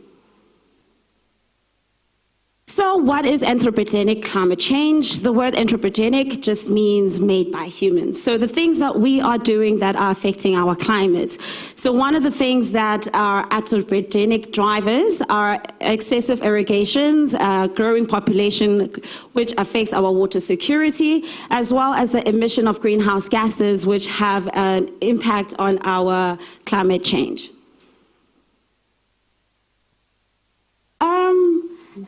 The increasing anthropogenic climate change has a huge effect on our weather events, and this can be seen with the rising sea temperature levels, as well as rising surface temperatures, which gives rise to wildfires, which causes a huge loss into economical as well industrial equipment. The relationship between climate change and anthropogenic climate change and water-related natural disasters can no longer be ignored, as evidence has shown the link between the two. Global precipitation patterns, as well as the acceleration of the water cycle, as well as the hydrochlorical changes, have affected different water cycles throughout the world. As we've seen in some regions, they have extreme heavy rainfalls and floods, while some areas have increased in frequency in droughts. Half of the world population experience some sort of water shortages throughout the year. An estimated of over 55 million people are directly impacted by drought, and this is likely to increase with the increasing changes in anthropogenic climate change. This is not just affecting African countries, we're seeing it globally. I was hoping this image is going to be a little bit bigger, but in 2023 we saw that in the United States it experienced severe heat waves and droughts that affected its agriculture, and they lost about 14.5 billions of rands. And you can see that this area that is affected up over there, I wish I had a pointer as well, that you see in coastal cities where it's the darker red, that is where we had the most severe effects of droughts and heat waves. And then as the lighter yellow was the acute dryness found in the country. But like I've said, it's not just the intensity of droughts that is increasing, but also other weather events, such as heavy rainstorms and floods and stuff like that. So we saw that in 2021 in Belgium, Netherlands, as well as Luxembourg. So for 5 days, they had extreme rainfall, and that affected their water supply and water contamination, and certain parts of the different regions and countries went without water.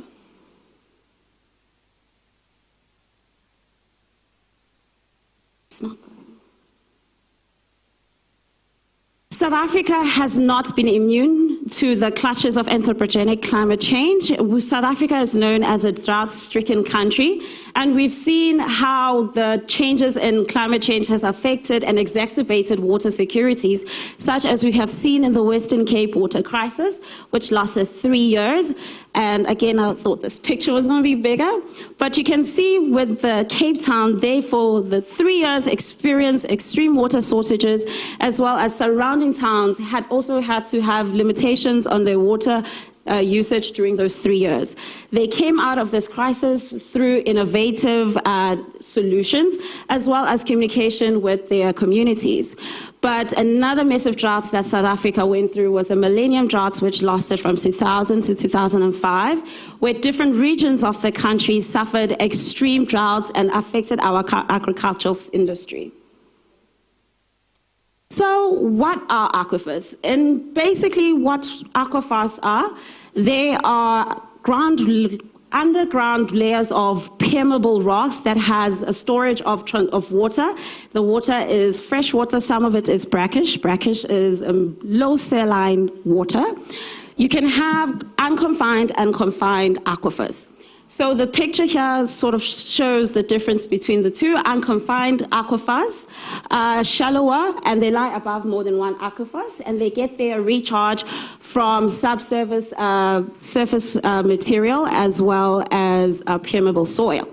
Whereas confined aquifers, they are found much deeper within the ground, and they are recharged from permeable rocks. They are also found underneath other unconfined aquifers.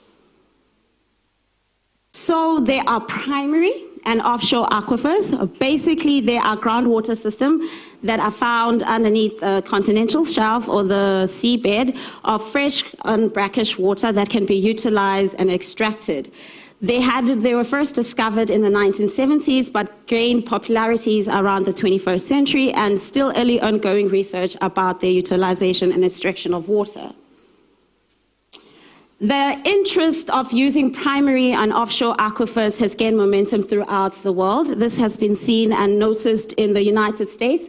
The U.S. Geological Survey has started to look at the coast of Massachusetts in New Jersey to see if they can extract the fresh water found in the aquifers in that region. We've also seen some studies being done in Australia in the southern coast where they have an aquifers and they're trying to see if they can also utilize the fresh water there for their coastal cities, as well in other European countries like Denmark and Netherlands by looking at the aquifers found in the North Sea. Mandela now will take over into looking at the different South African aquifer systems. Thank you. Offshore and primary aquifers along the South African coast are estimated to contain 235 billion cubic meters of groundwater. Some of the South African aquifer systems include the Table Mountain Group Aquifer and the Karoo Aquifer, which is found in the west and central region of the country. South Africa has several notable aquifer systems. The ones we will be focusing on will be the coastal aquifers around the South African coast. Those are the Zululand coastal aquifers, Atlantis Aquifer, Langebaan Road Aquifer, where currently CSIR has been studying the zone of interaction between the groundwater and seawater. Lastly, the Cape Flats Aquifer.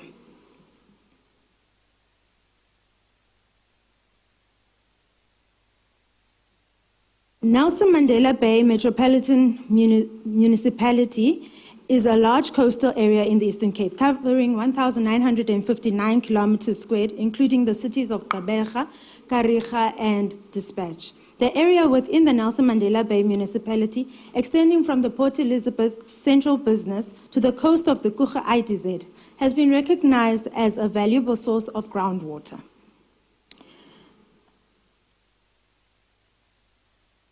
Nelson Mandela Bay Municipality is currently experiencing, Nelson Mandela Municipality is currently experiencing the worst drought in recorded history. The water supply systems which provide water to this city is the Algoa water supply and the Garib Nooit Gedacht water system. Dry periods and droughts are major factors in the agricultural sector's R1 million losses every year. As of the 20th July 2022, only 2.39% of our supply dam capacity remains usable. Our consumption is still far above the targeted 230 megaliters. Droughts have been manifesting in the Nelson Mandela Bay area since 2008 to 2015 due to the low spring rainfalls, which accounts for approximately 25% of the area's rainfalls. Impacts have been extensive, including agricultural losses, reduction in commercial and industrial activities, job losses, health issues related to water and sanitation, increased costs of living, water accessibility, disparities between the rich and the poor, and compromised riverine functioning. The long history of water restriction outages has impacted the farming industry, where farmers had to bring water in tankers, spending a fortune to keep their orchards alive. In the KwaNobuhle, Kariga, and Dispatch communal taps shared by over 300 families can go without water for days. Municipality truck drivers are required to make up to 3 trips, bringing water to local regions to distribute waters. Even on those days that these drivers do arrive, some families do go home without water.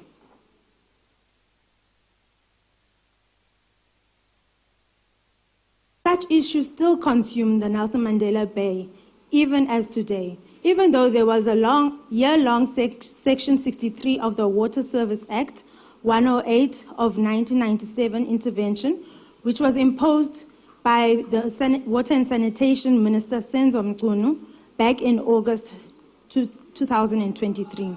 The minister had to intervene in May 2022 with several interventions in place, including the new groundwater constructions to be linked to water and distribution systems. Nelson Mandela Bay Municipality will face a projected GDP decrease of 0.82% by 2030 due to water scarcity. Alternatively, Nelson Mandela Bay can have significant groundwater resources, particularly in fractured hard rock, in both primary and secondary aquifers found in unconsolidated sediments found along the region's coastal areas. Nelson Mandela Bay Municipality has been actively exploring various groundwater sources to aid in mitigating the low water supply, evident in the Wellfields borehole project, which costs over 50 billion rand to extract groundwater for consumption. However, experts have given caution to areas such as the Summerstrand, where there are risks of seawater intrusion and contamination. Thus, careful management is required to prevent overexploitation and minimize environmental impacts. In conclusion, offshore aquifers present a promising solution to water supply challenges in South Africa, particularly in drought-prone regions like the Nelson Mandela Bay Municipality. These aquifer systems extending far offshore contain freshwater reservoirs beneath the seabed that could potentially supplement existing water sources. Like any new innovations, there are several limitations. Some of these are technical difficulties in obtaining water from these aquifers, requiring specialized equipment and expertise. Others are environmental concerns about the potential impact of offshore drilling on marine ecosystems. Others are the risk of contamination due to seawater intrusion. And lastly, offshore aquifers have a high cost compared to traditional water sources, and this could impact the society at large. To address these limitations and maximize the potential of offshore aquifers, the following steps are necessary. We could conduct thorough feasibility studies and environmental impact assessments before proceeding with any offshore aquifer extraction projects. We could develop and implement careful management strategies to prevent overexploitation and minimize environmental impacts. We could invest in technologies like remote sensing, geophysical surveys, and adapted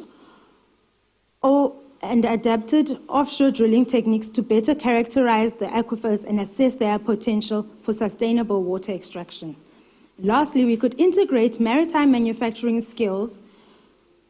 We could integrate maritime manufacturing skills to support the maintenance and repair of aquifer extraction infrastructure. By addressing these challenges and implementing sustainable management practices, offshore aquifers could play a crucial role in mitigating water scarcity in South Africa and other coastal regions facing similar challenges. However, it is essential to approach the solution as part of a comprehensive water management strategy that includes conservation efforts, infrastructure improvements, and the exploration of multiple water sources to ensure long-term water security. Thank you for listening.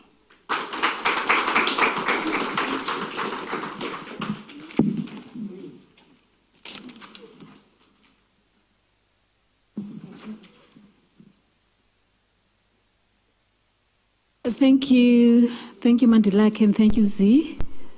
I know you were very nervous prior to making this presentation. That went very well, didn't it? That was the last presentation for the day, which introduced us to the concept of aquifers and how we can possibly utilize that to address the water supply challenges that we have in the country, as well as within the region that we're in, Nelson Mandela Bay.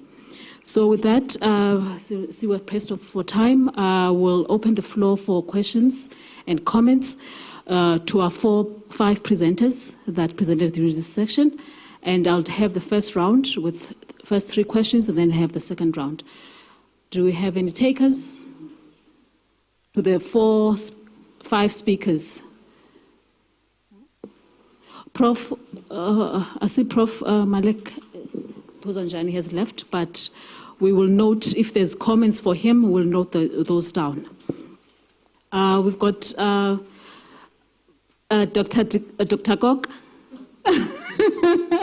Dr. Kok, and we've got Prof Hoskins. Do we have a third hand? And we've got you. So please introduce yourself as well before you ask a question. So it's 1, 2, and 3 for the first round. Over to you, Dr. Kok. So these are to the 2 newbies? No. I just wanted to ask, did you compare the cost for these aquifer extractions with the desalination plants and plans for that? How do the costs compare between those 2 options?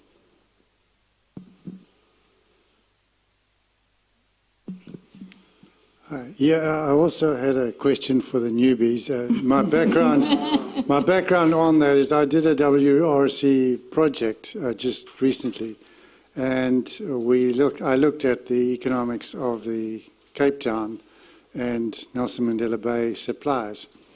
So during that investigation, we, for instance, looked at the aquifer options here in the Nelson Mandela Bay, and there were 4: Krugerkop wellfield, Bushy Park wellfield, St. George's Park wellfield, and the Moorgrove wellfields. All of them required the quality of the water was inferior on its own to be utilized without mixing after treatment with other freshwater sources. So I'm just wondering, given those problems and given the costs as well of the possibility of mixing with seawater, how economic this is compared to, for example, a desalination option where you simply go right out from the start for the salt water. I think we had a question, a third question from the gentleman over there. Okay. Thank you so much. My name is Sonabe Somanji from the Civil Engineering Department. So my question is to the aquifer pioneers. So my question is, okay, once now this extraction is started and it's taking place, how do we then make sure like we rehabilitate the water that we have actually extracted from these aquifers? So once we have extracted the water from the aquifers, what program, what is the strategy that you guys will employ to make sure that we rehabilitate? Because the fact is we don't have enough rain. So because they have to be fed from the rainfall through your infiltration to make sure that, yeah. So how do you then make sure that these aquifers, because we have to make sure that they last us to generations to come. So then how do we then to make sure that we rejuvenate or to rehabilitate the aquifers? Thank you. Thank you.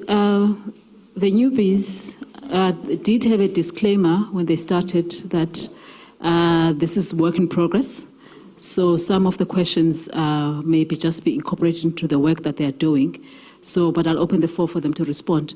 I've noted your hand, sir. I think your question at the moment is the one that we'll address a little bit later in our investigation. But I would like to respond to your question in terms of did we compare to see which one was more expensive. Yes, aquifers are more expensive, but as we said that we're not saying they are the only solution. They can be part of a collective of different water solutions, as we can no longer rely on one solution, as we have seen that doing so has left us in waters stricken conditions that affected, as we were talking about, our agricultural industry. So we are not saying just it alone. We are saying it should be part of a collective of different types of responses to the water crisis. And then she wanted me to talk. And thank you, Prof, for your question. It was with regards to the mixing. Should we have water extracted from these aquifers?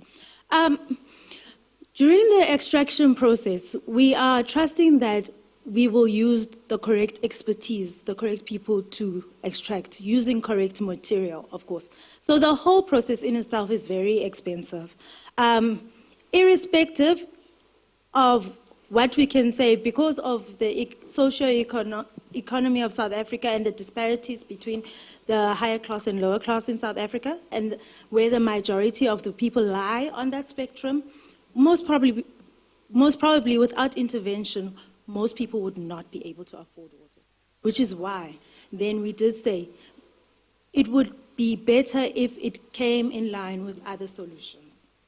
It would be better because the possibility of mixing could be there, especially since we are drilling into the ground. We do not have control of what happens once pressure comes into that system. We are end. Thank you. Thank you. We'll take another round. I've noted Mr. Mtati, yourself, sir, and you, Dennis.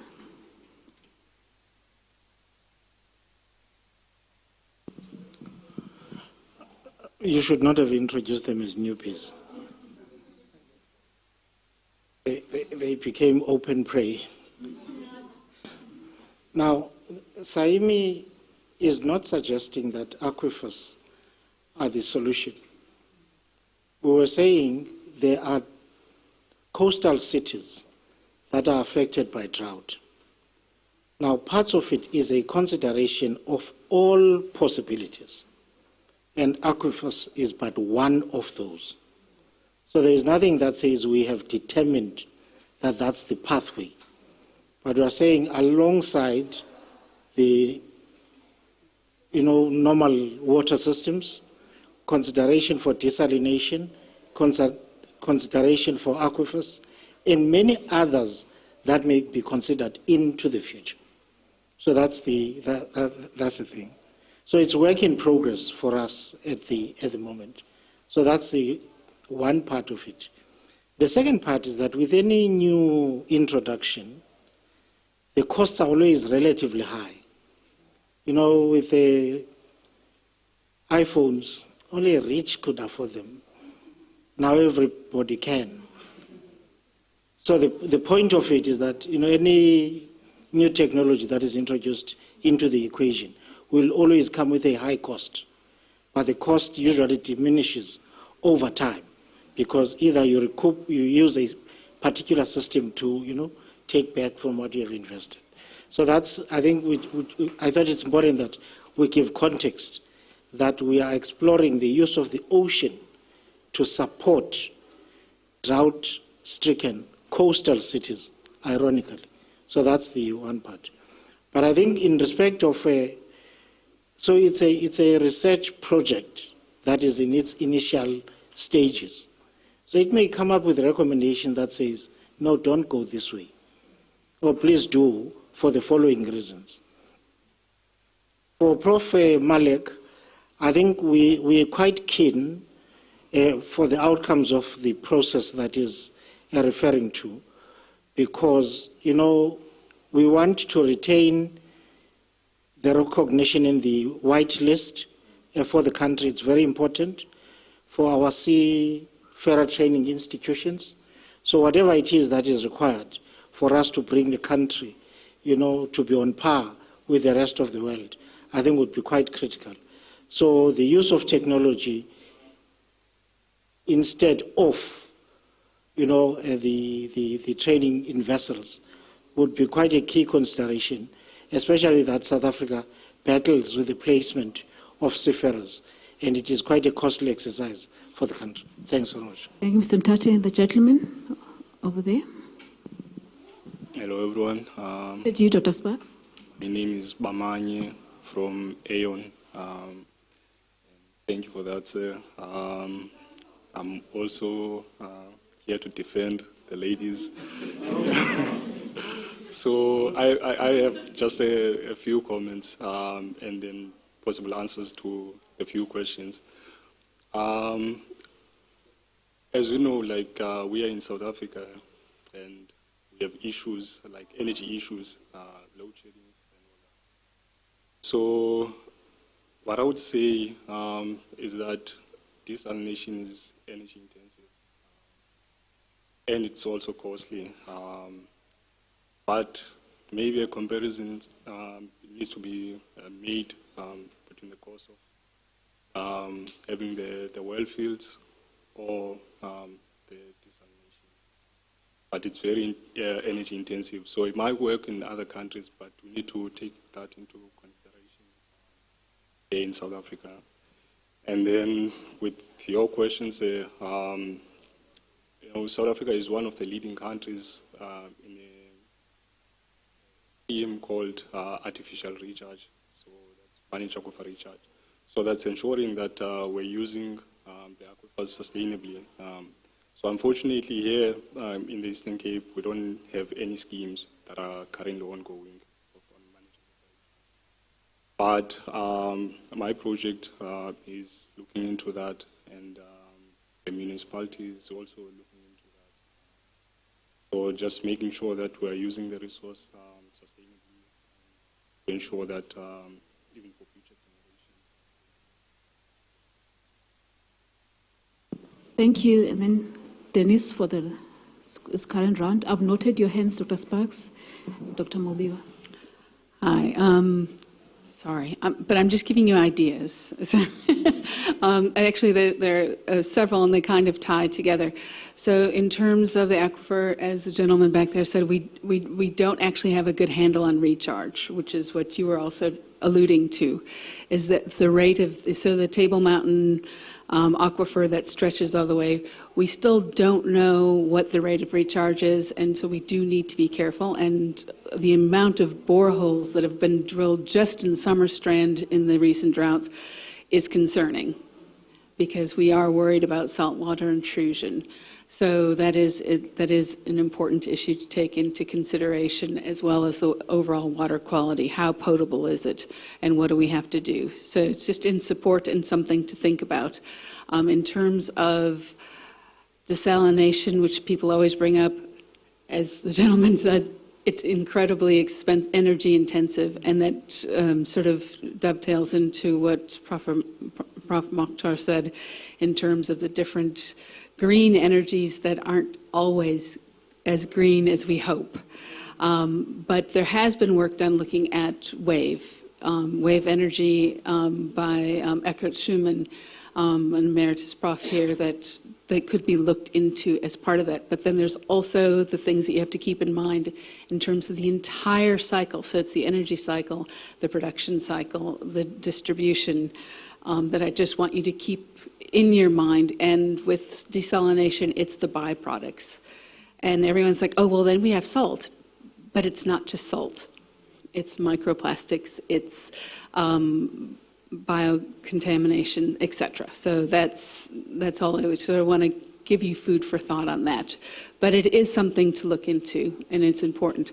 Prof. Malik, in terms of your looking at not using celestial navigation anymore, or semaphores or whatever, because of the cybersecurity, so it sort of adds, don't you think as a backup that there needs to be at least basic training for backup systems? So if something does happen to the IT systems on ships when they're out at sea, don't you think it might be necessary for people to have that backup training to be able to navigate their ships if they're hacked, if the security is breached in their navigation systems, the electronic ones, which they should be trained on because it is where we're moving. But sometimes I think we're very quick to get rid of the sort of non-technological things, and then no one knows how to do anything anymore if the lights go out, as we know in Summer Strand for over a week. So it's just my comments there. Thank you. Prof. Malik, can you kindly respond? Hello, yes. Thanks for the comment and question. Yeah, it is a very valid point. And the intention is not to remove celestial navigation as a tool from the seafarers, but to provide them with other means, because apart from learning the skill, we need to help them to develop these people into mature adults as they go through their education.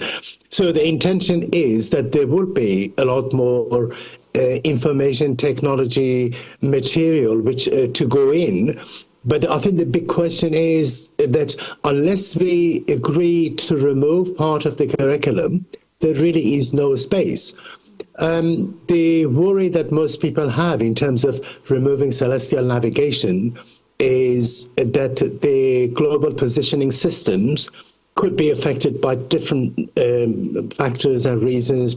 Some are political, some are environmental. We have seen space storms where they've taken out 4 or 5 satellites, and the units on Earth are not receiving the signal they need. So that is being discussed, and that is at the moment is only a proposal from one NGO, which is the Intertanko. They have made suggestion. So there will be a lot more discussion before a decision is made as what comes out and what goes in. And yeah, I think there would be other stuff which will go in, which would be more up to date and recent in terms of technological advances, which would replace celestial navigation. And the worry that people have, as I said, is that if the GPS system is turned off for whatever reason, then these people could be navigating on dead reckoning positions for days on end. So all at the moment is in a melting pot. No decision has been made, and I'm sure there will be wider consultation. Certainly in the UK and other countries, there is a discussion going on about these matters before the convention, the new convention, gets shaped for. Thank you, Prof. Pusanjani. I think the other comments that were made, they've noted, Mandela and Zizonke have noted the comments, and they will incorporate that in the project going forward. I've got two more questions before we close off. Oh, okay. Since she has a burning question, I'll accommodate Dr. Hardy as well. So I've got three questions, Dr. Spas, Dr. Mubiwa, and the last one is going to be Dr. Hardy. Thank you. If I may, a comment and a question to help the. I'm not sure the students, interns. Yes. In terms of the aquas, be careful of cycles. In terms of weather patterns, yes, there was a problem with drought in Cape Town, but I'm not happy what the local municipality is doing. They installed desalination plants, but this last winter, Cape Town had the highest amount of rain since the 1970s. So there's lots of water in Cape Town now. But we are still paying the installation of the desalination plants. So we still have a levy that we're paying and. So maybe do some reading. I'm not sure if this is linked to it. El Nino and La Nina in terms of the weather patterns along coastal. There's a Benguela Nina. It could be related to weather patterns along our coast. In terms of the question, Prof, in terms of the seafarers, capacity to build capacity in terms of infrastructure, technology, and I think ultimately finances, do we have capacity to keep up with the new proposed curriculum for seafarers, given where it's going in terms of technology, in terms of simulators? I'm just wondering in terms of capacity in South Africa, if we have one in Cape Town, one Durban, great, who's going to maintain it, etc. So it's nice to install, but sometimes there's challenges to maintain it. And I think the same links to, Prof, in terms of the future being renewable. I get it, we need to move away, a just transition, I understand that, but who's going to train the new leaders in alternative energies if we don't start somewhere? Is there capacity, I think, the question. Thank you. Thank you, Dr. Spas, Dr. Mubiwa, and then Dr. Hardy. Thank you. Thanks, Program Director. Well, I add my voice to our young scientists. Very well done indeed. I know you said they were nervous, but it didn't even show. So compliments. But I would like to maybe pose a question to my newest friend, Tsepo, because of my respect for IT people. I almost didn't present because technology was trying to work against me. So I have utmost respect for IT people. With the challenge that we're having, that has been observed, of ships going dark and all kinds of bad things, happening with regards to illegal fishing and so forth and so on. Would you say that there are sufficient advancements to counter that? And even in that question, what would be your take around real-time, high-resolution remote sensing, possibly? Drones, I'm not sure. But I'd like to just get his sense around those things, because it's a major challenge that we've picked with ships going dark and exploiting, extracting, biological resources, massive fishing, in particularly in international waters.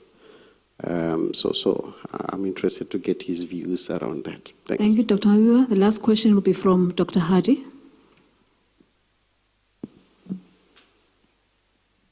Thank you so much. Good afternoon, ladies and gentlemen. The name is Namta. I also want to congratulate all the speakers for interesting presentations. I'll go to the alternative future is energy. Prof. Mokhtar, you highlighted a whole lot of options, and thanks for the various shades of hydrogen. I just want to check from a decarbonization within shipping industry perspective. The views or the sentiments that are being shared is to highlight and emphasize LNG as an interim. So it's not a long-term solution. And I just want to check, what are your views around that, the LNG, because I wouldn't want curriculum to be totally reshaped and research to focus on LNG, but also focus more efforts on the green hydrogen ammonia, which is the long-term solution. So that's the first. The second one was around the life cycle. I like that question or the comment you made, Denise. The cost around the production, distribution, and also maintenance, etc. So I wanted to check, once again, decarbonization within shipping. From a mechanical or chemical engineering perspective, to what extent are we also considering alternative energies for energy propulsion or engine propulsion, wind energy, etc.? Because the main focus has been around energy-saving devices and other fuel options, but not looking at propeller systems and replacement, and specifically incorporating wind energy within the propeller engineering systems. Thank you. Thank you, Dr. Hardy. We'll start with Prof. Pozanjani. There was a question regarding the capacity for the country to implement the proposals coming from STCW. Over to you, Prof. Do we have the capacity? I would say we have the capability. The capacity, I believe, is there. We've got problems in terms of the staffing of our universities. It has been hard to attract qualified former seafarers to come into teaching at universities simply because universities don't pay enough when compared to the going rates. They don't. To the point that SAEMI, I think, subsidized some of the lecturers who work in maritime universities. So that is the major bottleneck that we have, is to actually have the capability, to have the know-how and knowledge and experts to help us rewrite the curriculum.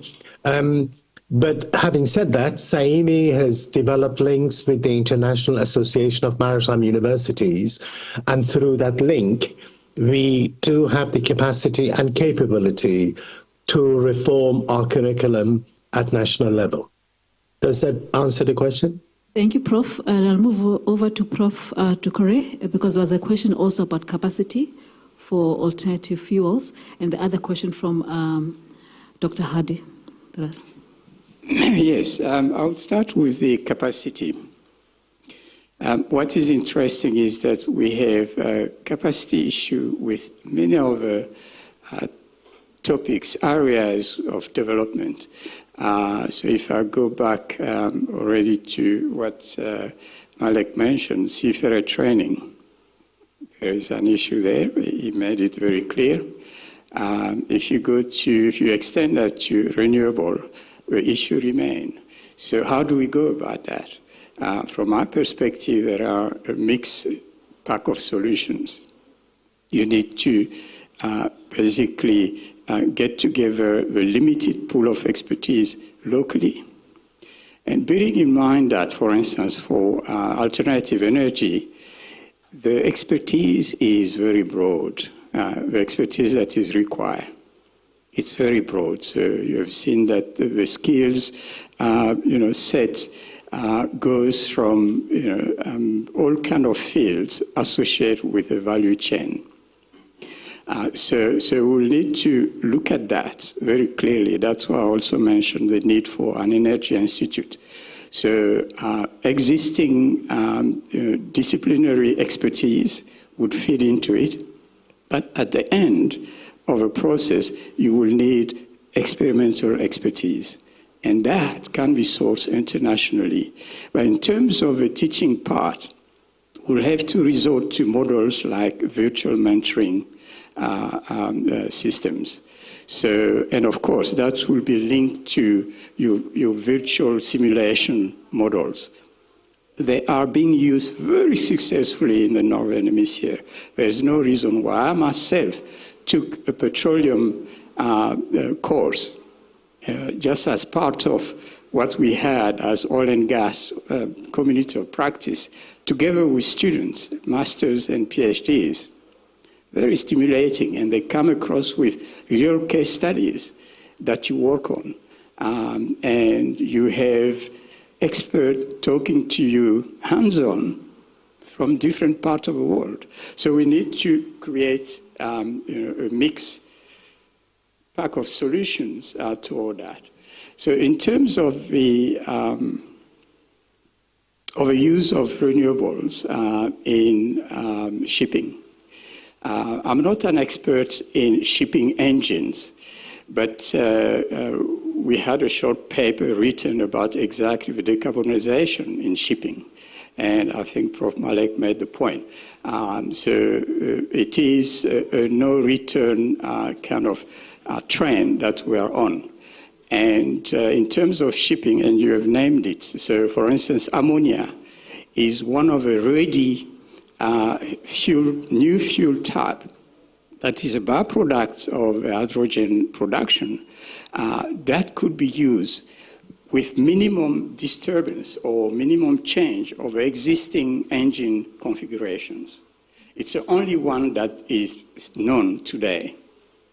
And the other factor associated with that, or the reality linked to that, is the new ship orders, not the existing ships, as you have heard. 90% are diesel or conventional heavy pollutant fuel. But the new orders are going to be at least 50% of these new engine types. So one can really see that into the future, the engine will be set differently, the requirement for fuel will be different, and the skills requirement for running, for maintaining those vessels, those tankers, will be very different. So instead of facing a crisis of skills, we need to start preparing for that. I think that's as much as I would say. Thank you, Prof. And the last response for the day will be from Tsepo. Thank you, thank you. Thank you, Doctor, for the question. That question is a bit more of a difficult one. I'm making everyone turn around. Let me walk across here. That one's a bit more of a difficult one to have an emphatic response to, due to the nature of how those ships spoof their location. So my immediate thoughts, and this is going off of the incidents that I've seen, would be more of a international cooperative response, tighter regulations, the acceptance of conventions and standards put out by the IMO by more nations, and it being integrated more into international law so that there can be stricter monitoring of ships' locations and maybe not the active location, but the review of what has taken place so that you can notice outliers faster, which can be helped through the use of machine learning, AI, whatever you want to use in that field. Computations can be run by computers where people wouldn't notice those. I do know of drones being utilized in the field in some interesting ways. Those are less for monitoring purposes, though, but more to boost signal reception to further areas out in sea, where you can have drones that land on ships or land, are based terrestrially near the coastline, that then can float up high enough in the air so they can be repeaters for signal further out into the ocean, so that you can have higher bandwidth, lower latency connections for greater distances. It still wouldn't solve the problem further out into the ocean, and then you have the priority bandwidths for emergency and distress signals, but it is a step towards greater connectivity further out into the ocean.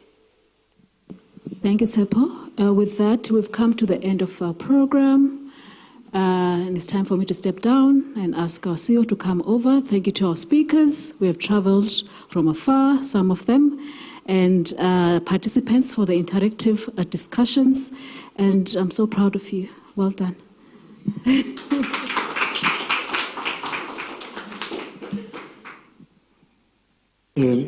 To the MC, thank you very much. There's no pay grade guaranteed through that piece of work. But I just want to pay tribute to everybody who has stayed the course. He got a prize for having been the first one, and he said throughout the proceedings. So if he had done that, you would have also received a prize. But for the preparation, for today, this is our first engagement in this manner. The purpose is dual. One, what we have discovered, and Bamanya, you have addressed that indirectly, you would not have known. One of the discoveries is that we sometimes do things that others have done, but we don't know of it. So this engagement is meant to at least get parties that are interested in maritime research to share. So that's the one activity that is intended, so that we do not duplicate, but we rather research new areas. So the fact that you as Aon have done some research on aquifers, we would not have known up until today. So the point of it is that now we know, and we commit to collaborate with you so that, we don't duplicate effort. So that's the one part. The second part is that SAIMI has started a process to establish a research repository to complement this part, so that whoever is interested to share what they have done, they can do so freely. And also, engage with other institutions to make sure, because part of, and TEPO in our last sessions focusing specifically on IT, had referred to the fact that there's actually limited research on cybersecurity threats in Africa. So if you search, you would only have found perhaps one paper on that. So part of the purpose is not only to know about what other people are doing, but it is to identify those under-researched areas so that we would be able to tackle it. With new developments, it means that we must always play catch-up or try, be a step ahead of it. So we appreciate this session because it is our first one, and we can commit that we'll deliver an improved version of it, in the upcoming years. Now, Prof. Malek had indicated our relationship with the International Association of Maritime Universities. So part of the criticism, not criticism, I think encouragement more, was that we must allow younger folk into the system. The intention is not to displace, but to build. So this, for us, that's why you find a cross-section of presenters, from postdoctoral students, from master's students, into the fray, because we are purposeful in building for the future. So what has emerged from this engagement is that, one, we must share more. That's what has emerged. And two, it is important that we collaborate across disciplines.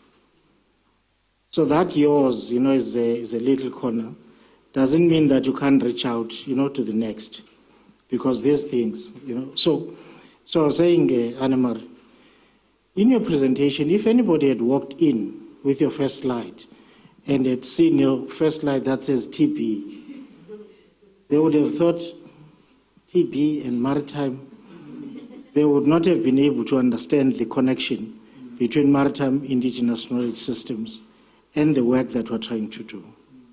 So it is instances like that that we are really trying to ensure that not only do we generate new knowledge, but there is interconnectedness across various disciplines.